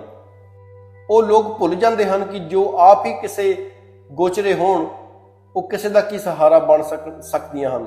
ਇਸ ਲਈ ਸਾਨੂੰ ਐਸੇ ਪ੍ਰਭੂ ਦਾ ਗਿਆਨ ਲੈਣਾ ਚਾਹੀਦਾ ਹੈ ਜੋ ਹਰ ਤਰ੍ਹਾਂ ਸਮਰੱਥ ਹੋਵੇ। ਸੋ ਹੁਣ ਮੈਂ ਤੁਹਾਡੇ ਤੋਂ ਕੁਝ ਗੱਲਾਂ ਪੁੱਛਣ ਲੱਗਾ ਹਾਂ, ਤੁਸੀਂ ਸਿਰਫ ਹਾਂ ਜਾਂ ਨਾ ਵਿੱਚ ਜਵਾਬ ਦੇਈ ਜਾਣਾ, ਤਾਂ ਜੋ ਮੈਨੂੰ ਪਤਾ ਲੱਗਦਾ ਰਹੇ ਕਿ ਤੁਹਾਨੂੰ ਮੇਰੀ ਕਿਹੜੀ ਗੱਲ ਮਨਜ਼ੂਰ ਹੈ, ਕਿਹੜੀ ਨਹੀਂ।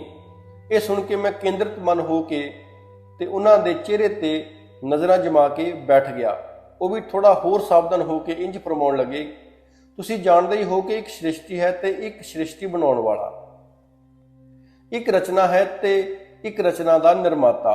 ਇਹ ਰਚਨਾ ਤੇ ਰਚਣ ਵਾਲਾ ਉਤਪੋਤ ਹਨ। ਬ੍ਰਹਮ ਗਿਆਨ ਲਈ ਇਹਨਾਂ ਦੋਹਾਂ ਨੂੰ ਹੀ ਠੀਕ ਤਰ੍ਹਾਂ ਸਮਝਣਾ ਹੋਵੇਗਾ। ਪਹਿਲੇ ਮੈਂ ਤੁਹਾਨੂੰ ਰਚਨਾ ਭਾਵ ਸ੍ਰਿਸ਼ਟੀ ਬਾਰੇ ਜਾਂ ਇਸ ਰਚਨਾ ਦੇ ਸਹਾਇਕ ਤੱਤਾਂ ਬਾਰੇ ਕੁਝ ਦੱਸਣ ਦਾ ਯਤਨ ਕਰਾਂਗਾ, ਕਿਉਂਕਿ ਸ੍ਰਿਸ਼ਟੀ ਬਾਰੇ ਬਹੁਤ ਹੱਦ ਤੱਕ ਤੁਸੀਂ ਪਹਿਲਾਂ ਵੀ ਜਾਣੂ ਹੋ। ਵੈਸੇ ਵੀ ਸਥੂਲ ਨੂੰ ਸਮਝਣਾ ਆਸਾਨ ਹੈ, ਜਦਕਿ ਸੂਖਸ਼ਮ ਦਾ ਅਹਿਸਾਸ ਥੋੜੀ ਚੇਤਨਤਾ ਮੰਗਦਾ ਹੈ। ਮੰਨ ਲਓ ਇੱਕ ਥਾਲੀ ਹੈ, ਉਸ ਵਿੱਚ ਕੋਈ ਬਾਰੀਕ ਜਿਹੀ ਵਸਤੂ ਪਈ ਹੈ, ਭਾਵੇਂ ਚੀਨੀ ਸਮਝ ਲਓ ਜਾਂ ਮੈਦਾ ਆਦਿ, ਅਤੇ ਉਸ ਵਿੱਚ ਗਿਣਤੀ ਦੇ 8-9 ਬਦਾਮ ਪਏ ਹਨ। ਜੇ ਕੋਈ ਸੱਜਣ ਤੁਹਾਨੂੰ ਆ ਕੇ ਕਹੇ ਕਿ ਭਾਈ ਸਾਹਿਬ ਇਹ ਬਰੀਕ ਜਿਹੀ ਚੀਨੀ ਤੇ ਬਦਾਮ ਅਲੱਗ ਕਰ ਦਿਓ, ਤਾਂ ਜ਼ਰੂਰੀ ਗੱਲ ਹੈ ਕਿ ਤੁਸੀਂ ਚੀਨੀ ਚੁਣਨਾ ਵਕਤ ਦਾ ਨਾਸ ਕਰਨਾ ਸਮਝੋਗੇ। ਉਹ ਬਦਾਮ ਹੀ ਚੁੱਕ ਲਵੋਗੇ, ਕਿਉਂਕਿ ਉਹ ਛੇਤੀ ਤੇ ਸਹਿਜੇ ਚੁਣੇ ਜਾ ਸਕਦੇ ਹਨ।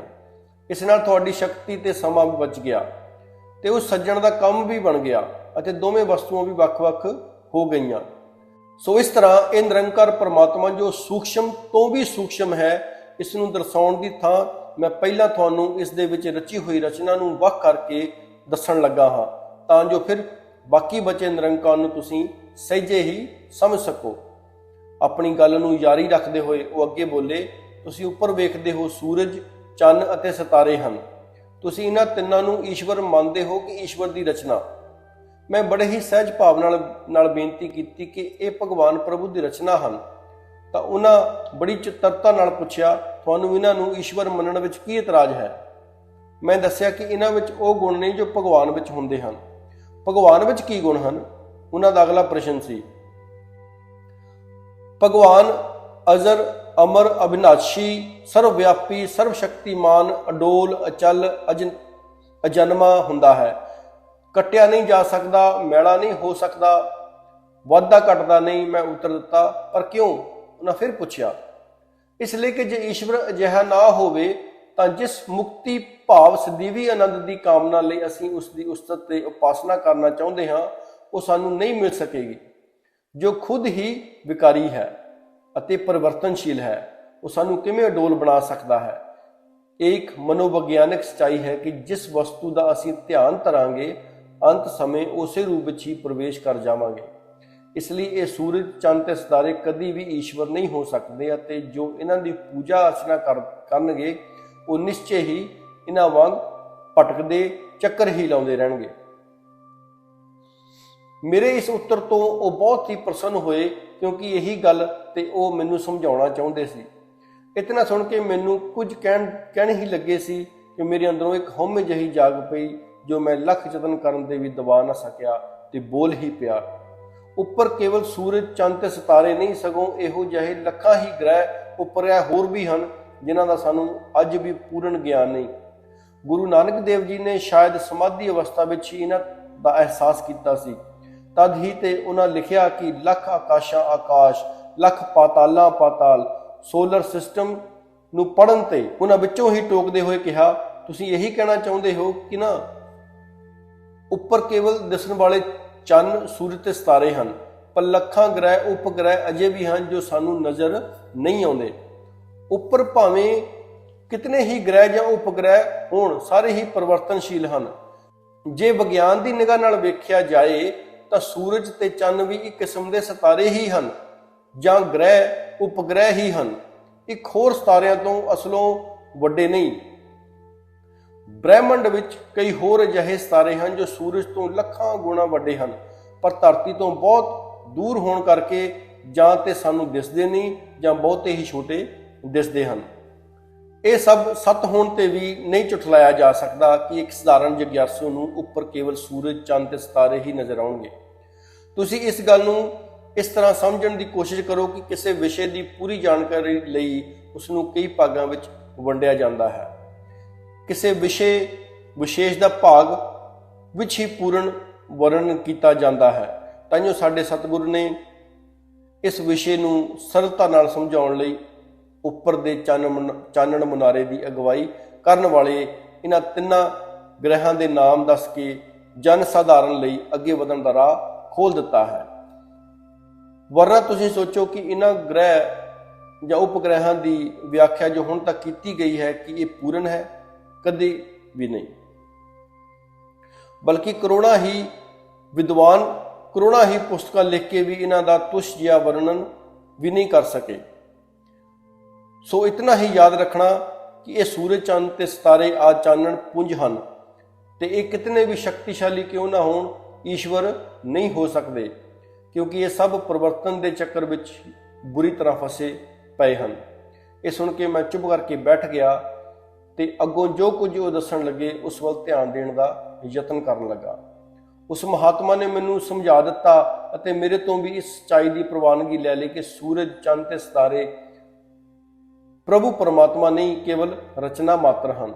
ਇਸ ਤੋਂ ਬਾਅਦ ਉਹਨਾਂ ਹੇਠਾਂ ਵੱਲ ਇਸ਼ਾਰਾ ਕਰਦੇ ਹੋਏ ਫਰਮਾਇਆ, ਉੱਪਰ ਦੀ ਤਰ੍ਹਾਂ ਹੇਠਾਂ ਵੀ ਸ੍ਰਿਸ਼ਟੀ ਦੇ 3 ਅੰਗ ਮੌਜੂਦ ਹਨ ਜਿਨ੍ਹਾਂ ਨੂੰ ਤੁਸੀਂ ਧਰਤੀ, ਜਲ ਤੇ ਅਗਨੀ ਦੇ ਨਾਮ ਨਾਲ ਯਾਦ ਕਰਦੇ ਹੋ। ਇਹਨਾਂ ਦੀ ਪੂਜਾ ਅੱਜ ਸੂਰਜ, ਚੰਦ ਤੇ ਸਿਤਾਰਿਆਂ ਤੋਂ ਵੀ ਕਿਤੇ ਵੱਧ ਹੋ ਰਹੀ ਹੈ। ਜਗਤ ਦਾ ਅੱਧੇ ਤੋਂ ਵੱਧ ਭਾਗ ਇਹਨਾਂ ਦੀ ਪੂਜਾ ਤੇ ਸੇਵਾ ਵਿੱਚ ਲੱਗਿਆ ਹੋਇਆ ਹੈ। ਇਹੀ ਕਾਰਨ ਹੈ ਕਿ ਮਾਨਵ ਮਨ ਸ਼ਾਂਤ ਹੋਣ ਦੀ ਥਾਂ ਅਸ਼ਾਂਤ ਹੁੰਦਾ ਜਾ ਰਿਹਾ ਹੈ। ਯਾਦ ਰੱਖੋ ਕਿ ਮਨ ਤੇ ਕੇਵਲ ਉਸ ਸਮੇਂ ਹੀ ਸ਼ਾਂਤ ਹੋ ਸਕੇਗਾ ਜਦ ਉਸ ਨੂੰ ਅਚਲ, ਅਡੋਲ ਤੇ ਇੱਕ ਰਸ ਵਸਤੂ ਦਾ ਗਿਆਨ ਹੋ ਜਾਵੇਗਾ। ਇਹ ਇੱਕ ਜਗਤ ਪ੍ਰਸਿੱਧ ਵਿਗਿਆਨਕ ਸੱਚਾਈ ਹੈ ਕਿ ਇਹ ਧਰਤੀ, ਅਗਨੀ ਤੇ ਜਲ ਨਿਰੰਤਰ ਪਰਿਵਰਤਨ ਵੱਲ ਜਾ ਰਹੇ ਹਨ। ਉਂਝ ਵੀ ਇਹਨਾਂ ਵਿੱਚ ਸਰਵ ਸੁੱਖ ਦੇਣ ਦੀ ਸਮਰੱਥਾ ਨਹੀਂ। ਧਰਤੀ ਨੂੰ ਹੀ ਲੈ ਲਓ, ਜਦੋਂ ਭੁਚਾਲ ਆਉਂਦਾ ਹੈ ਤਾਂ ਥਰ-ਥਰ ਕੰਬਣ ਲੱਗਦੀ ਹੈ ਤੇ ਕਈ ਸਥਾਨਾਂ ਤੋਂ ਫਟ ਵੀ ਜਾਂਦੀ ਹੈ। ਇਸ ਦੇ ਫਟਣ ਨਾਲ ਲੱਖਾਂ ਲੋਕਾਂ ਲਈ ਕਾਲ ਆ ਜਾਂਦਾ ਹੈ। ਜੇ ਕੋਈ ਬਦਕਿਸਮਤੀ ਨਾਲ ਇਸ ਦਾ ਸਹਾਰਾ ਲੈ ਕੇ ਬਹਿ ਜਾਏ ਤਾਂ ਤੁਸੀਂ ਹੀ ਸੋਚੋ ਕਿ ਕਦੀ ਉਸ ਦਾ ਮਨ ਸਦੀਵੀ ਸੁੱਖ ਪ੍ਰਾਪਤ ਕਰ ਸਕੇਗਾ। ਸੱਚ ਤਾਂ ਇਹ ਹੈ ਕਿ ਇਹ ਈਸ਼ਵਰ ਦੀ ਇੱਕ ਐਸੀ ਰਚਨਾ ਹੈ ਜਿਸ ਤੇ ਸਹੀ ਅਰਥਾਂ ਵਿੱਚ ਹੱਕ ਜਮਾ ਕੇ ਵੀ ਵਿਧੀ ਅਨੁਸਾਰ ਵਰਤ ਕੇ ਲੋਕ ਸੁੱਖ ਲੈ ਸਕਦੇ ਹਨ। ਇਸੇ ਤਰ੍ਹਾਂ ਜਲ ਤੇ ਅਗਨੀ ਬਾਰੇ ਵੀ ਸਮਝਾਇਆ ਜਾ ਸਕਦਾ ਹੈ, ਕਿਉਂਕਿ ਇਹਨਾਂ ਵਿੱਚ ਵੀ ਸਦੀਵੀ ਆਨੰਦ ਪਹੁੰਚਾਉਣ ਦੀ ਸ਼ਕਤੀ ਨਹੀਂ। ਪਿਆਸ ਬੁਝਾ ਕੇ ਪਿਆਸੇ ਦੀ ਪ੍ਰਾਣ ਰੱਖਿਆ ਕਰਨ ਵਾਲੀ ਸ਼ਕਤੀ ਜੇ ਕਿਸੇ ਹੜ੍ਹਾਂ ਦਾ ਰੂਪ ਧਾਰਨ ਕਰ ਲੈ ਤਾਂ ਕਈ ਪਿੰਡਾਂ ਦੇ ਸ਼ਹਿਰਾਂ ਦਾ ਵੀ ਉਜਾੜਾ ਕਰਦਾ ਹੈ। ਇਹੀ ਹਾਲਤ ਅਗਨੀ ਦੀ ਹੈ। ਲੱਗਦਾ ਹੈ ਕਿ ਅਗਨੀ ਦੇ ਭਿਆਨਕ ਰੂਪ ਤੋਂ ਭੈਭੀਤ ਹੋ ਕੇ ਹੀ ਉਸ ਸਮੇਂ ਦੇ ਮਨੁੱਖ ਨੇ ਇਸ ਦੀ ਪੂਜਾ ਸ਼ੁਰੂ ਕੀਤੀ ਹੋਏਗੀ।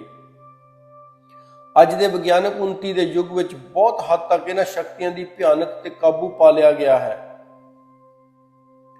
ਫਾਇਰ ਬ੍ਰਿਗੇਡ ਦੀ ਸਹਾਇਤਾ ਨਾਲ ਹੀ ਮਨੁੱਖ ਅਗਨੀ ਦੀ ਭਿਆਨਕਤਾ ਨੂੰ ਚੁਣੌਤੀ ਦੇਣ ਲੱਗ ਪਿਆ ਹੈ। ਇਸ ਤਰ੍ਹਾਂ ਪਾਣੀ ਦੀ ਤਬਾਹੀ ਮਚਾਉਣ ਵਾਲੀ ਸ਼ਕਤੀ ਨੂੰ ਵੀ ਬੰਨਾਂ ਦੁਆਰਾ ਕੁਝ ਰੋਕ ਪਾਇਆ ਜਾ ਚੁੱਕਾ ਹੈ।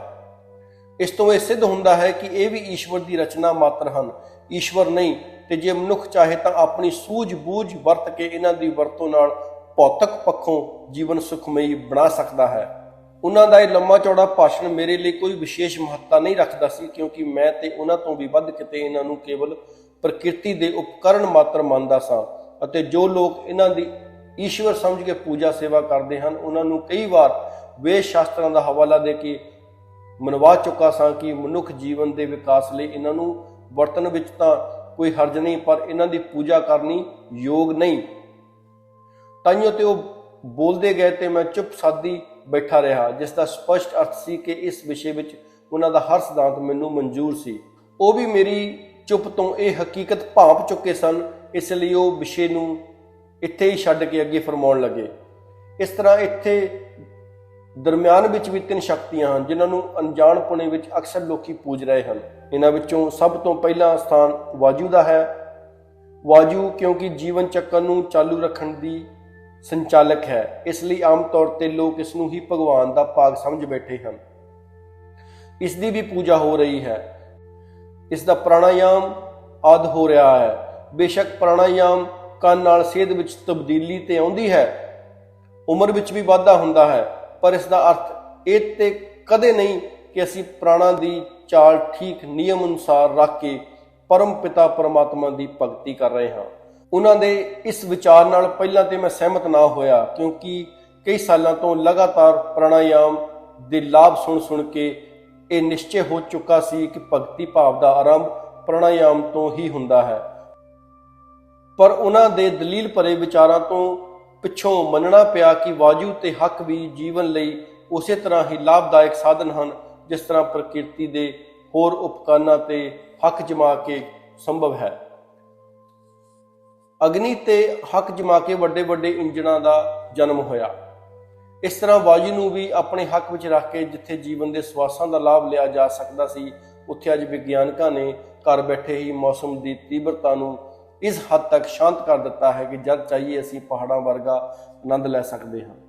ਤੁਸੀਂ ਇਹ ਜਾਣ ਕੇ ਹੈਰਾਨ ਹੋਵੋਗੇ ਕਿ ਉਹ ਮਹਾਤਮਾ ਅਜੇ ਵੀ ਹਰ ਗੱਲ ਨੂੰ ਬਹੁਤ ਹੀ ਵਿਸਥਾਰ ਨਾਲ ਸਮਝਾਉਣਾ ਚਾਹੁੰਦੇ ਸਨ, ਪਰ ਹੁਣ ਮੈਂ ਨਹੀਂ ਸਾਂ ਚਾਹੁੰਦਾ ਕਿ ਉਹ ਆਪਣੀ ਗੱਲ ਨੂੰ ਲਮਕਾਈ ਜਾਣ, ਸਗੋਂ ਪਰਮਾਤਮਾ ਦਾ ਗਿਆਨ ਛੇਤੀ ਤੋਂ ਛੇਤੀ ਮੈਨੂੰ ਕਰਵਾਉਣ, ਜਿਸ ਦਾ ਕਿ ਉਹਨਾਂ ਇਕਰਾਰ ਕੀਤਾ ਸੀ, ਕਿਉਂਕਿ ਮੇਰੀ ਜਗਿਆਸਾ ਇਤਨੀ ਵੱਧ ਚੁੱਕੀ ਸੀ ਕਿ ਮੈਂ ਹੁਣ ਹੋਰ ਉਡੀਕ ਨਹੀਂ ਸਾਂ ਕਰ ਸਕਦਾ।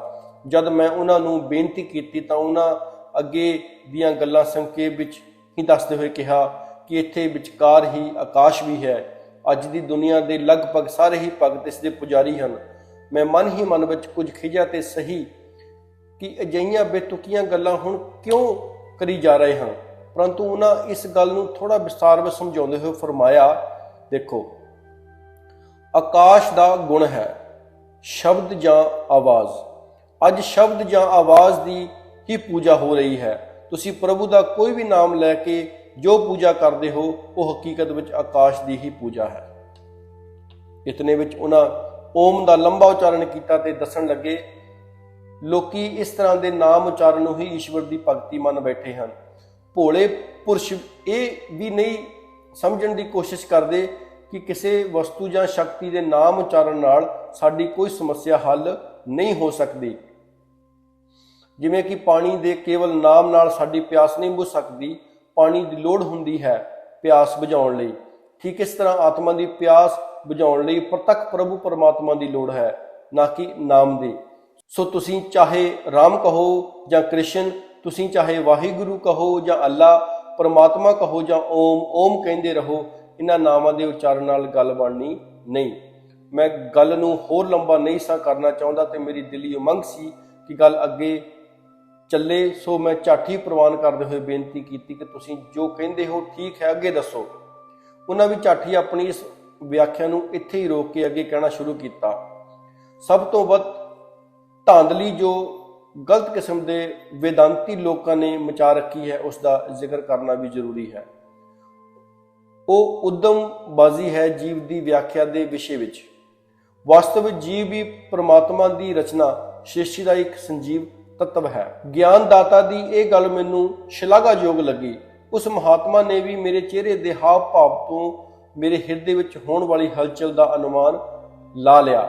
ਆਪਣੀ ਗੱਲ ਨੂੰ ਸਮਝਾਉਂਦੇ ਹੋਏ ਕਹਿਣ ਲੱਗੇ, ਬੇਟਾ, ਜੀਵ ਆਤਮਾ ਅਤੇ ਜੀਵਨ ਸ਼ਕਤੀ ਦੀ ਵਿਆਖਿਆ ਵੇਦਾਂਤੀ ਅਤੇ ਵੇਦ ਉਪਨਿਸ਼ਦਾਂ ਦੇ ਕਥਿਤ ਪੰਡਤਾਂ ਨੇ ਅਨੇਕ ਪ੍ਰਕਾਰ ਨਾਲ ਕੀਤੀ ਹੈ। ਉਹਨਾਂ ਦੇ ਮਤ ਅਨੁਸਾਰ ਅਸੀਂ ਕਿਸੇ ਵੀ ਇੱਕ ਨਿਰਣੇ ਤੇ ਨਹੀਂ ਪਹੁੰਚ ਸਕਦੇ। ਕੁਝ ਵਿਦਵਾਨਾਂ ਨੇ ਇਹਨਾਂ ਸ਼ਬਦਾਂ ਨੂੰ ਇੱਕ ਹੀ ਸ਼ਕਤੀ ਦੱਸਿਆ, ਕੁਝ ਨੇ ਆਤਮਾ ਨੂੰ ਪਰਮਾਤਮਾ ਮੰਨ ਲਿਆ ਹੈ, ਕਈਆਂ ਨੇ ਇਸ ਨੂੰ ਪਰਮਾਤਮਾ ਦਾ ਅੰਸ਼ ਰੂਪ ਮੰਨਿਆ ਹੈ, ਕੁਝ ਖੋਜੀਆਂ ਨੇ ਇਸ ਨੂੰ ਆਪਣੇ ਆਪ ਵਿੱਚ ਅਨਾਦਿ ਅਤੇ ਸੰਜੀਵ ਸ਼ਕਤੀ ਮੰਨਿਆ ਹੈ। ਉਹਨਾਂ ਦੇ ਵਿਚਾਰਾਂ ਅਨੁਸਾਰ ਜੀਵ ਆਤਮਾ ਵੀ ਪਰਮਾਤਮਾ ਦੀ ਤਰ੍ਹਾਂ ਅਨਾਦਿ ਹੈ, ਪਰ ਇਹ ਸ਼ਕਤੀ ਸਤਚਿਤ ਹੈ, ਪਰ ਇਸ ਵਿੱਚ ਆਨੰਦ ਦੀ ਘਾਟ ਹੈ। ਉਹ ਮਹਾਤਮਾ ਇਹ ਸਭ ਕੁਝ ਕਹਿੰਦੇ ਜਾ ਰਹੇ ਸਨ ਤੇ ਮੇਰੇ ਹਿਰਦੇ ਦੀਆਂ ਅੱਖਾਂ ਸਾਹਮਣੇ ਦਵੈਤ, ਅਦਵੈਤ, ਸ਼ੁੱਧਤਾ, ਦਵੈਤ ਆਦਿ ਅਨੇਕ ਧਾਰਨਾਵਾਂ ਘੁੰਮ ਗਈਆਂ। ਆਪਣੇ ਧਿਆਨ ਨੂੰ ਇਹਨਾਂ ਵਿਚਾਰਾਂ ਤੋਂ ਹਟਾ ਕੇ ਮੈਂ ਬੇਨਤੀ ਕੀਤੀ, ਤੁਸੀਂ ਹੋਰ ਵਿਦਵਾਨਾਂ ਨੂੰ ਛੱਡੋ ਤੇ ਇਹ ਦੱਸੋ ਤੁਹਾਡੇ ਮਤ ਅਨੁਸਾਰ ਇਸ ਜੀਵ ਸ਼ਕਤੀ ਨੂੰ ਇਸ ਰੂਪ ਵਿੱਚ ਮੰਨਿਆ ਜਾਵੇ। ਉੱਤਰ ਵਿੱਚ ਉਹਨਾਂ ਬੜੀ ਹੀ ਸਾਵਧਾਨੀ ਨਾਲ ਫਰਮਾਇਆ, ਸਾਡੇ ਮਤ ਅਨੁਸਾਰ ਹੀ ਨਹੀਂ ਸਗੋਂ ਬ੍ਰਹਮ ਗਿਆਨੀ ਮਹਾਤਮਾਵਾਂ ਦੇ ਮਤ ਅਨੁਸਾਰ ਵੀ ਇਹ ਸ਼ਕਤੀ ਕੇਵਲ ਜੀਵਨ ਸ਼ਕਤੀ ਹੈ ਤੇ ਇਸ ਦੇ ਕਾਰਨ ਹੀ ਜੜ ਸਰੀਰ ਵਿੱਚ ਹਿਲਜੁਲ ਆ ਜਾਂਦੀ ਹੈ। ਅਗਿਆਨਤਾਵਸ ਸੁੱਖਾਂ ਦੇ ਸਹੀ ਕੇਂਦਰ ਨੂੰ ਛੋੜ ਕੇ ਜਦ ਇਹ ਮਾਇਕੀ ਪਦਾਰਥਾਂ ਵੱਲ ਖਿੱਚੀ ਜਾਂਦੀ ਹੈ ਤਾਂ ਉਹਨਾਂ ਦੀ ਹੀ ਤਰ੍ਹਾਂ ਪਰਿਵਰਤਨ ਦੇ ਚੱਕਰ ਵਿੱਚ ਫਸ ਕੇ ਵੱਖ-ਵੱਖ ਜੋਨੀਆਂ ਵਿੱਚ ਕਸ਼ਟ ਸਹਿੰਦੀ ਰਹਿੰਦੀ ਹੈ। ਅਤੇ ਜੇ ਇਹ ਸ਼ਕਤੀ ਆਪਣਾ ਮੁੱਖ ਮੋੜ ਲਏ ਤਾਂ ਇੱਕ ਰਸ ਨੂੰ ਪਾ ਕੇ ਇਹ ਵੀ ਇੱਕ ਰਸ ਹੋ ਸਕਦੀ ਹੈ, ਦੁੱਖ ਤੇ ਸੁੱਖ ਦੇ ਚੱਕਰਾਂ ਤੋਂ ਬਚ ਸਕਦੀ ਹੈ। ਮੈਨੂੰ ਇਤਨੇ ਵਿੱਚ ਸੰਤੁਸ਼ਟ ਹੁੰਦਾ ਨਾ ਦੇਖ ਕੇ ਉਹ ਝਟ ਬੋਲੇ, ਮੰਨ ਲਓ ਇਹ ਸ਼ਕਤੀ ਹੀ ਪਰਮ ਸ਼ਕਤੀ ਹੈ ਤੇ ਅਗਿਆਨਤਾ ਵਸ਼ ਆਪਣੇ ਆਪ ਨੂੰ ਵੱਖ ਸਮਝ ਬੈਠੀ ਹੈ, ਤਾਂ ਵੀ ਇਸ ਨੂੰ ਵਿਸ਼ਾਲ ਸ਼ਕਤੀ ਨਾਲ ਰਿਸ਼ਤਾ ਜੋੜਨਾ ਪਵੇਗਾ, ਤਾਂ ਹੀ ਤੇ ਇਸ ਦਾ ਕਲਿਆਣ ਹੋਵੇਗਾ। ਜੇ ਇਸ ਜੀਵਨ ਸ਼ਕਤੀ ਨੂੰ ਪਰਮਾਤਮਾ ਦਾ ਅੰਸ਼ ਮੰਨ ਲਈਏ ਤਾਂ ਵੀ ਇਸ ਨੂੰ ਪੂਰਨਤਾ ਕਰਨ ਲਈ ਇਸ ਪਰਿਪੂਰਨ ਪਰਮਾਤਮਾ ਨਾਲ ਆਪਣੇ ਆਪ ਨੂੰ ਮਿਲਾ ਦੇਣਾ ਹੋਵੇਗਾ।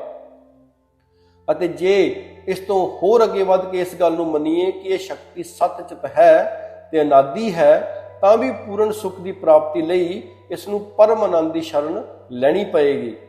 ਜਿੱਥੋਂ ਤੱਕ ਸ੍ਰਿਸ਼ਟੀ ਰਚਨਾ ਦੇ ਤੱਤਾਂ ਦੇ ਰੂਪ ਵਿੱਚ ਇਸ ਸ਼ਕਤੀ ਦਾ ਸੰਬੰਧ ਹੈ, ਸਾਨੂੰ ਮੰਨਣਾ ਪਏਗਾ ਕਿ ਜੜ ਤੇ ਚੇਤਨ ਦੇ ਮੇਲ ਨਾਲ ਹੀ ਸ੍ਰਿਸ਼ਟੀ ਦੀ ਰਚਨਾ ਹੋ ਸਕਦੀ ਹੈ। ਇਸ ਲਈ ਇਸ ਨੂੰ ਰਚਣ ਵਾਲਾ ਨਹੀਂ ਬਲਕਿ ਰਚਨਾ ਵਿੱਚ ਸਹਾਇਕ ਸੰਜੀਵ ਤੱਤ ਹੀ ਮੰਨਣਾ ਠੀਕ ਹੈ। ਪਰੰਤੂ ਇਹ ਗੱਲ ਜ਼ਰੂਰ ਤੇ ਸਪਸ਼ਟ ਮੰਨਣੀ ਪਏਗੀ ਕਿ ਸਾਨੂੰ ਆਪਣੇ ਕਲਿਆਣ ਲਈ ਹੱਦਾਂ ਚੋਂ ਨਿਕਲ ਕੇ ਇਸ ਬੇਹੱਦ ਨੂੰ ਹੀ ਅਪਣਾਉਣਾ ਪਏਗਾ।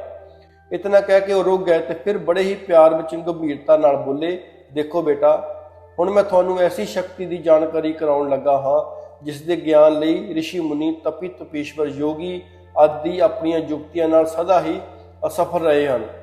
ਜਾਣਦੇ ਹੋ ਕਿਉਂ? ਕਿਉਂਕਿ ਬ੍ਰਹਮ ਗਿਆਨ ਵੀ ਅਸਲੋਂ ਇੱਕ ਵਿਦਿਆ ਹੈ। ਜਿਸ ਤਰ੍ਹਾਂ ਕੋਈ ਵਿਦਿਆ ਪ੍ਰਾਪਤ ਕਰਨ ਲਈ ਉਸ ਵਿਦਿਆ ਦੇ ਮਾਸਟਰ ਦੀ ਹੀ ਸ਼ਰਨ ਲੈਣੀ ਪੈਂਦੀ ਹੈ, ਠੀਕ ਇਸ ਤਰ੍ਹਾਂ ਇਸ ਬ੍ਰਹਮ ਵਿਦਿਆ ਦੀ ਪ੍ਰਾਪਤੀ ਲਈ ਇੱਕੋ ਇੱਕ ਸਾਧਨ ਹੈ, ਬ੍ਰਹਮ ਗਿਆਨ ਦੀ ਸ਼ਰਨ ਲਈ ਜਾਏ। ਇਹ ਤੁਹਾਡਾ ਸੁਭਾਗ ਹੈ ਕਿ ਤੁਹਾਡਾ ਜਨਮ ਇੱਕ ਐਸੇ ਯੁੱਗ ਵਿੱਚ ਹੋਇਆ ਜਦ ਕਿ ਬਾਬਾ ਅਵਤਾਰ ਸਿੰਘ ਜੀ ਦੇ ਉਸ ਸਮੇਂ ਯੁੱਗ ਪੁਰਸ਼ ਬਾਬਾ ਅਵਤਾਰ ਸਿੰਘ ਜੀ ਸਤਿਗੁਰ ਰੂਪ ਵਿੱਚ ਬਿਰਾਜਮਾਨ ਸਨ। ਅੱਜ ਕੱਲ੍ਹ ਉਹੀ ਜੋਤੀ ਬਾਬਾ ਹਰਦੇਵ ਸਿੰਘ ਜੀ ਦੇ ਰੂਪ ਵਿੱਚ ਪ੍ਰਕਾਸ਼ਮਾਨ ਹੈ।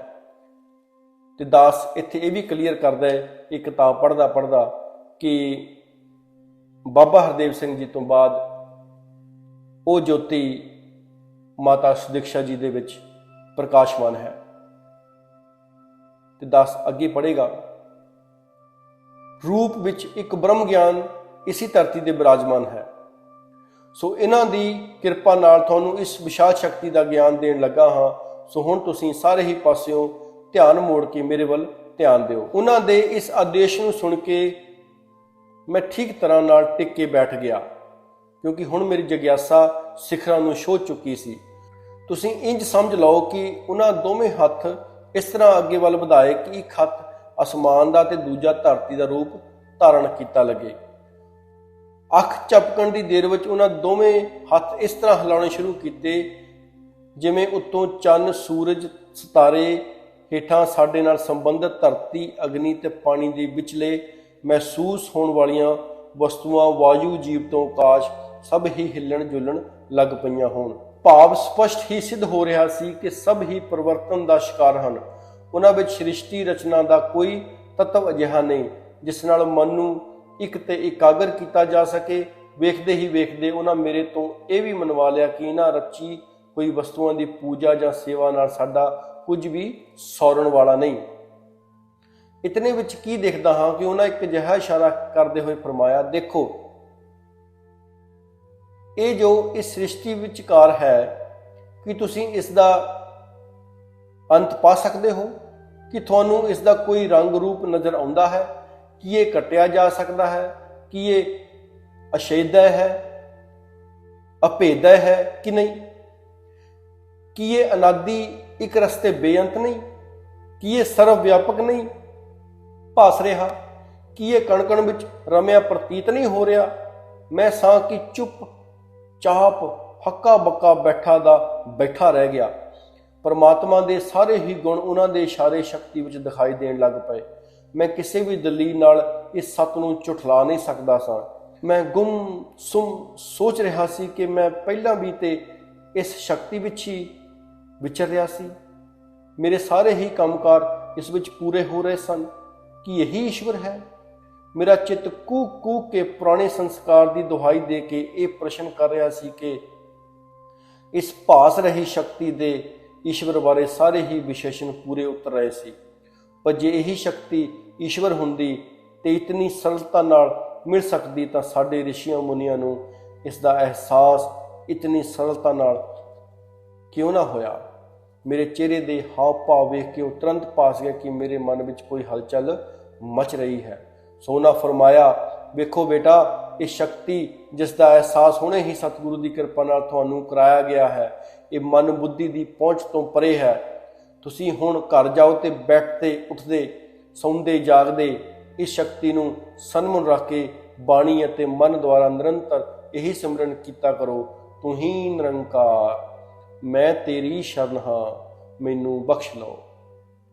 ਕਿਉਂਕਿ ਇਹ ਨਿਰਆਕਾਰ ਹੈ, ਇਸ ਲਈ ਇਸ ਨੂੰ ਅੰਗ ਸੰਗ ਮੰਨ ਕੇ ਨਿਰਾਕਾਰ ਨਾਮ ਨਾਲ ਹੀ ਇਸ ਨੂੰ ਯਾਦ ਕੀਤਾ ਕਰੋ, ਭਾਵ ਸਿਮਰਨ ਕੀਤਾ ਕਰੋ। ਜਿਨ੍ਹਾਂ ਨਾਮਾਂ ਨਾਲ ਤੁਸੀਂ ਈਸ਼ਵਰ ਨੂੰ ਪਹਿਲਾਂ ਯਾਦ ਕਰਦੇ ਸੀ, ਜੇ ਹੁਣ ਵੀ ਉਹਨਾਂ ਨਾਵਾਂ ਨਾਲ ਪੁਕਾਰੋਗੇ ਤੇ ਫਿਰ ਪੁਰਾਣੇ ਸੰਸਕਾਰਾਂ ਦਾ ਜਾਗ ਪੈਣਾ ਤੇ ਉਹਨਾਂ ਧਾਰਨਾਵਾਂ ਦਾ ਹੀ ਇੱਕਦਮ ਅੱਖਾਂ ਸਾਹਮਣੇ ਘੁੰਮ ਜਾਣਾ ਸੁਭਾਵਿਕ ਹੈ। ਸੋ ਨਿਰੰਕਾਰ ਪਰਮਾਤਮਾ ਦੇ ਸਹੀ ਰੂਪ ਨੂੰ ਮਨ ਵਿੱਚ ਬਿਠਾਉਣ ਲਈ ਅੱਜ ਦੇ ਮਹਾਤਮਾ ਜੋ ਨਿਰੰਕਾਰੀ ਬਾਬਾ ਦਾ ਇਹੀ ਆਦੇਸ਼ ਹੈ ਕਿ ਤੁਸੀਂ ਇਸ ਨੂੰ ਤੂੰ ਹੀ ਨਿਰੰਕਾਰ ਕਹਿ ਕੇ ਯਾਦ ਕਰਨਾ ਹੈ। ਜਿੱਥੋਂ ਤੱਕ ਖਿਮਾ ਮੰਗਣ ਦਾ ਪ੍ਰਸ਼ਨ ਹੈ, ਇਹ ਵੀ ਸਾਡੇ ਆਉਣ ਵਾਲੇ ਜੀਵਨ ਦੇ ਸੁਧਾਰਨ ਲਈ ਹੀ ਹੈ, ਕਿਉਂਕਿ ਖਿਮਾ ਜਾਚਕ ਸਦਾ ਹੀ ਭੈਭੀਤ ਰਹਿੰਦਾ ਹੈ ਕਿ ਮੇਰੇ ਤੋਂ ਕੋਈ ਅਜਿਹਾ ਕਰਮ ਨਾ ਹੋ ਜਾਵੇ ਜਿਸ ਲਈ ਮੈਨੂੰ ਦੁਬਾਰਾ ਖਿਮਾ ਮੰਗਣੀ ਪਵੇ। ਨਿਰੰਕਾਰ ਅੱਗੇ ਵਾਰ-ਵਾਰ ਖਿਮਾ ਜਾਚਕ ਹੋਣ ਨਾਲ ਅਸੀਂ ਆਪਣੀਆਂ ਬੁਰਾਈਆਂ ਤੋਂ ਛੁਟਕਾਰਾ ਪਾ ਸਕਦੇ ਹਾਂ। ਆਪਣੇ ਕਰਮਾਂ ਕਰਕੇ ਛੁੱਟ ਜਾਈਏ, ਇਹ ਸਾਡੇ ਵਸ ਨਹੀਂ। ਹਿਸਾਬ ਕਿਤਾਬ ਨਾਲ ਗੱਲ ਨਹੀਂ ਬਣਨੀ। ਤਾਈਓ ਇੱਕ ਭਗਤ ਆਪਣੇ ਪਰਮ ਪਿਤਾ ਪਰਮਾਤਮਾ ਅੱਗੇ ਵਾਰ-ਵਾਰ ਇਹੀ ਬੇਨਤੀ ਕਰਦਾ ਹੈ ਕਿ ਹੇ ਦਾਤਾਰ ਪ੍ਰਭੂ, ਮੇਰੇ ਤੇ ਕਿਰਪਾ ਕਰੋ, ਮੇਰੇ ਗੁਣ ਅਵਗੁਣ ਨਾ ਚਿਤਾਰਦੇ ਹੋਏ ਮੈਨੂੰ ਆਪਣੀ ਸ਼ਰਨ ਵਿੱਚ ਲੈ ਲਓ।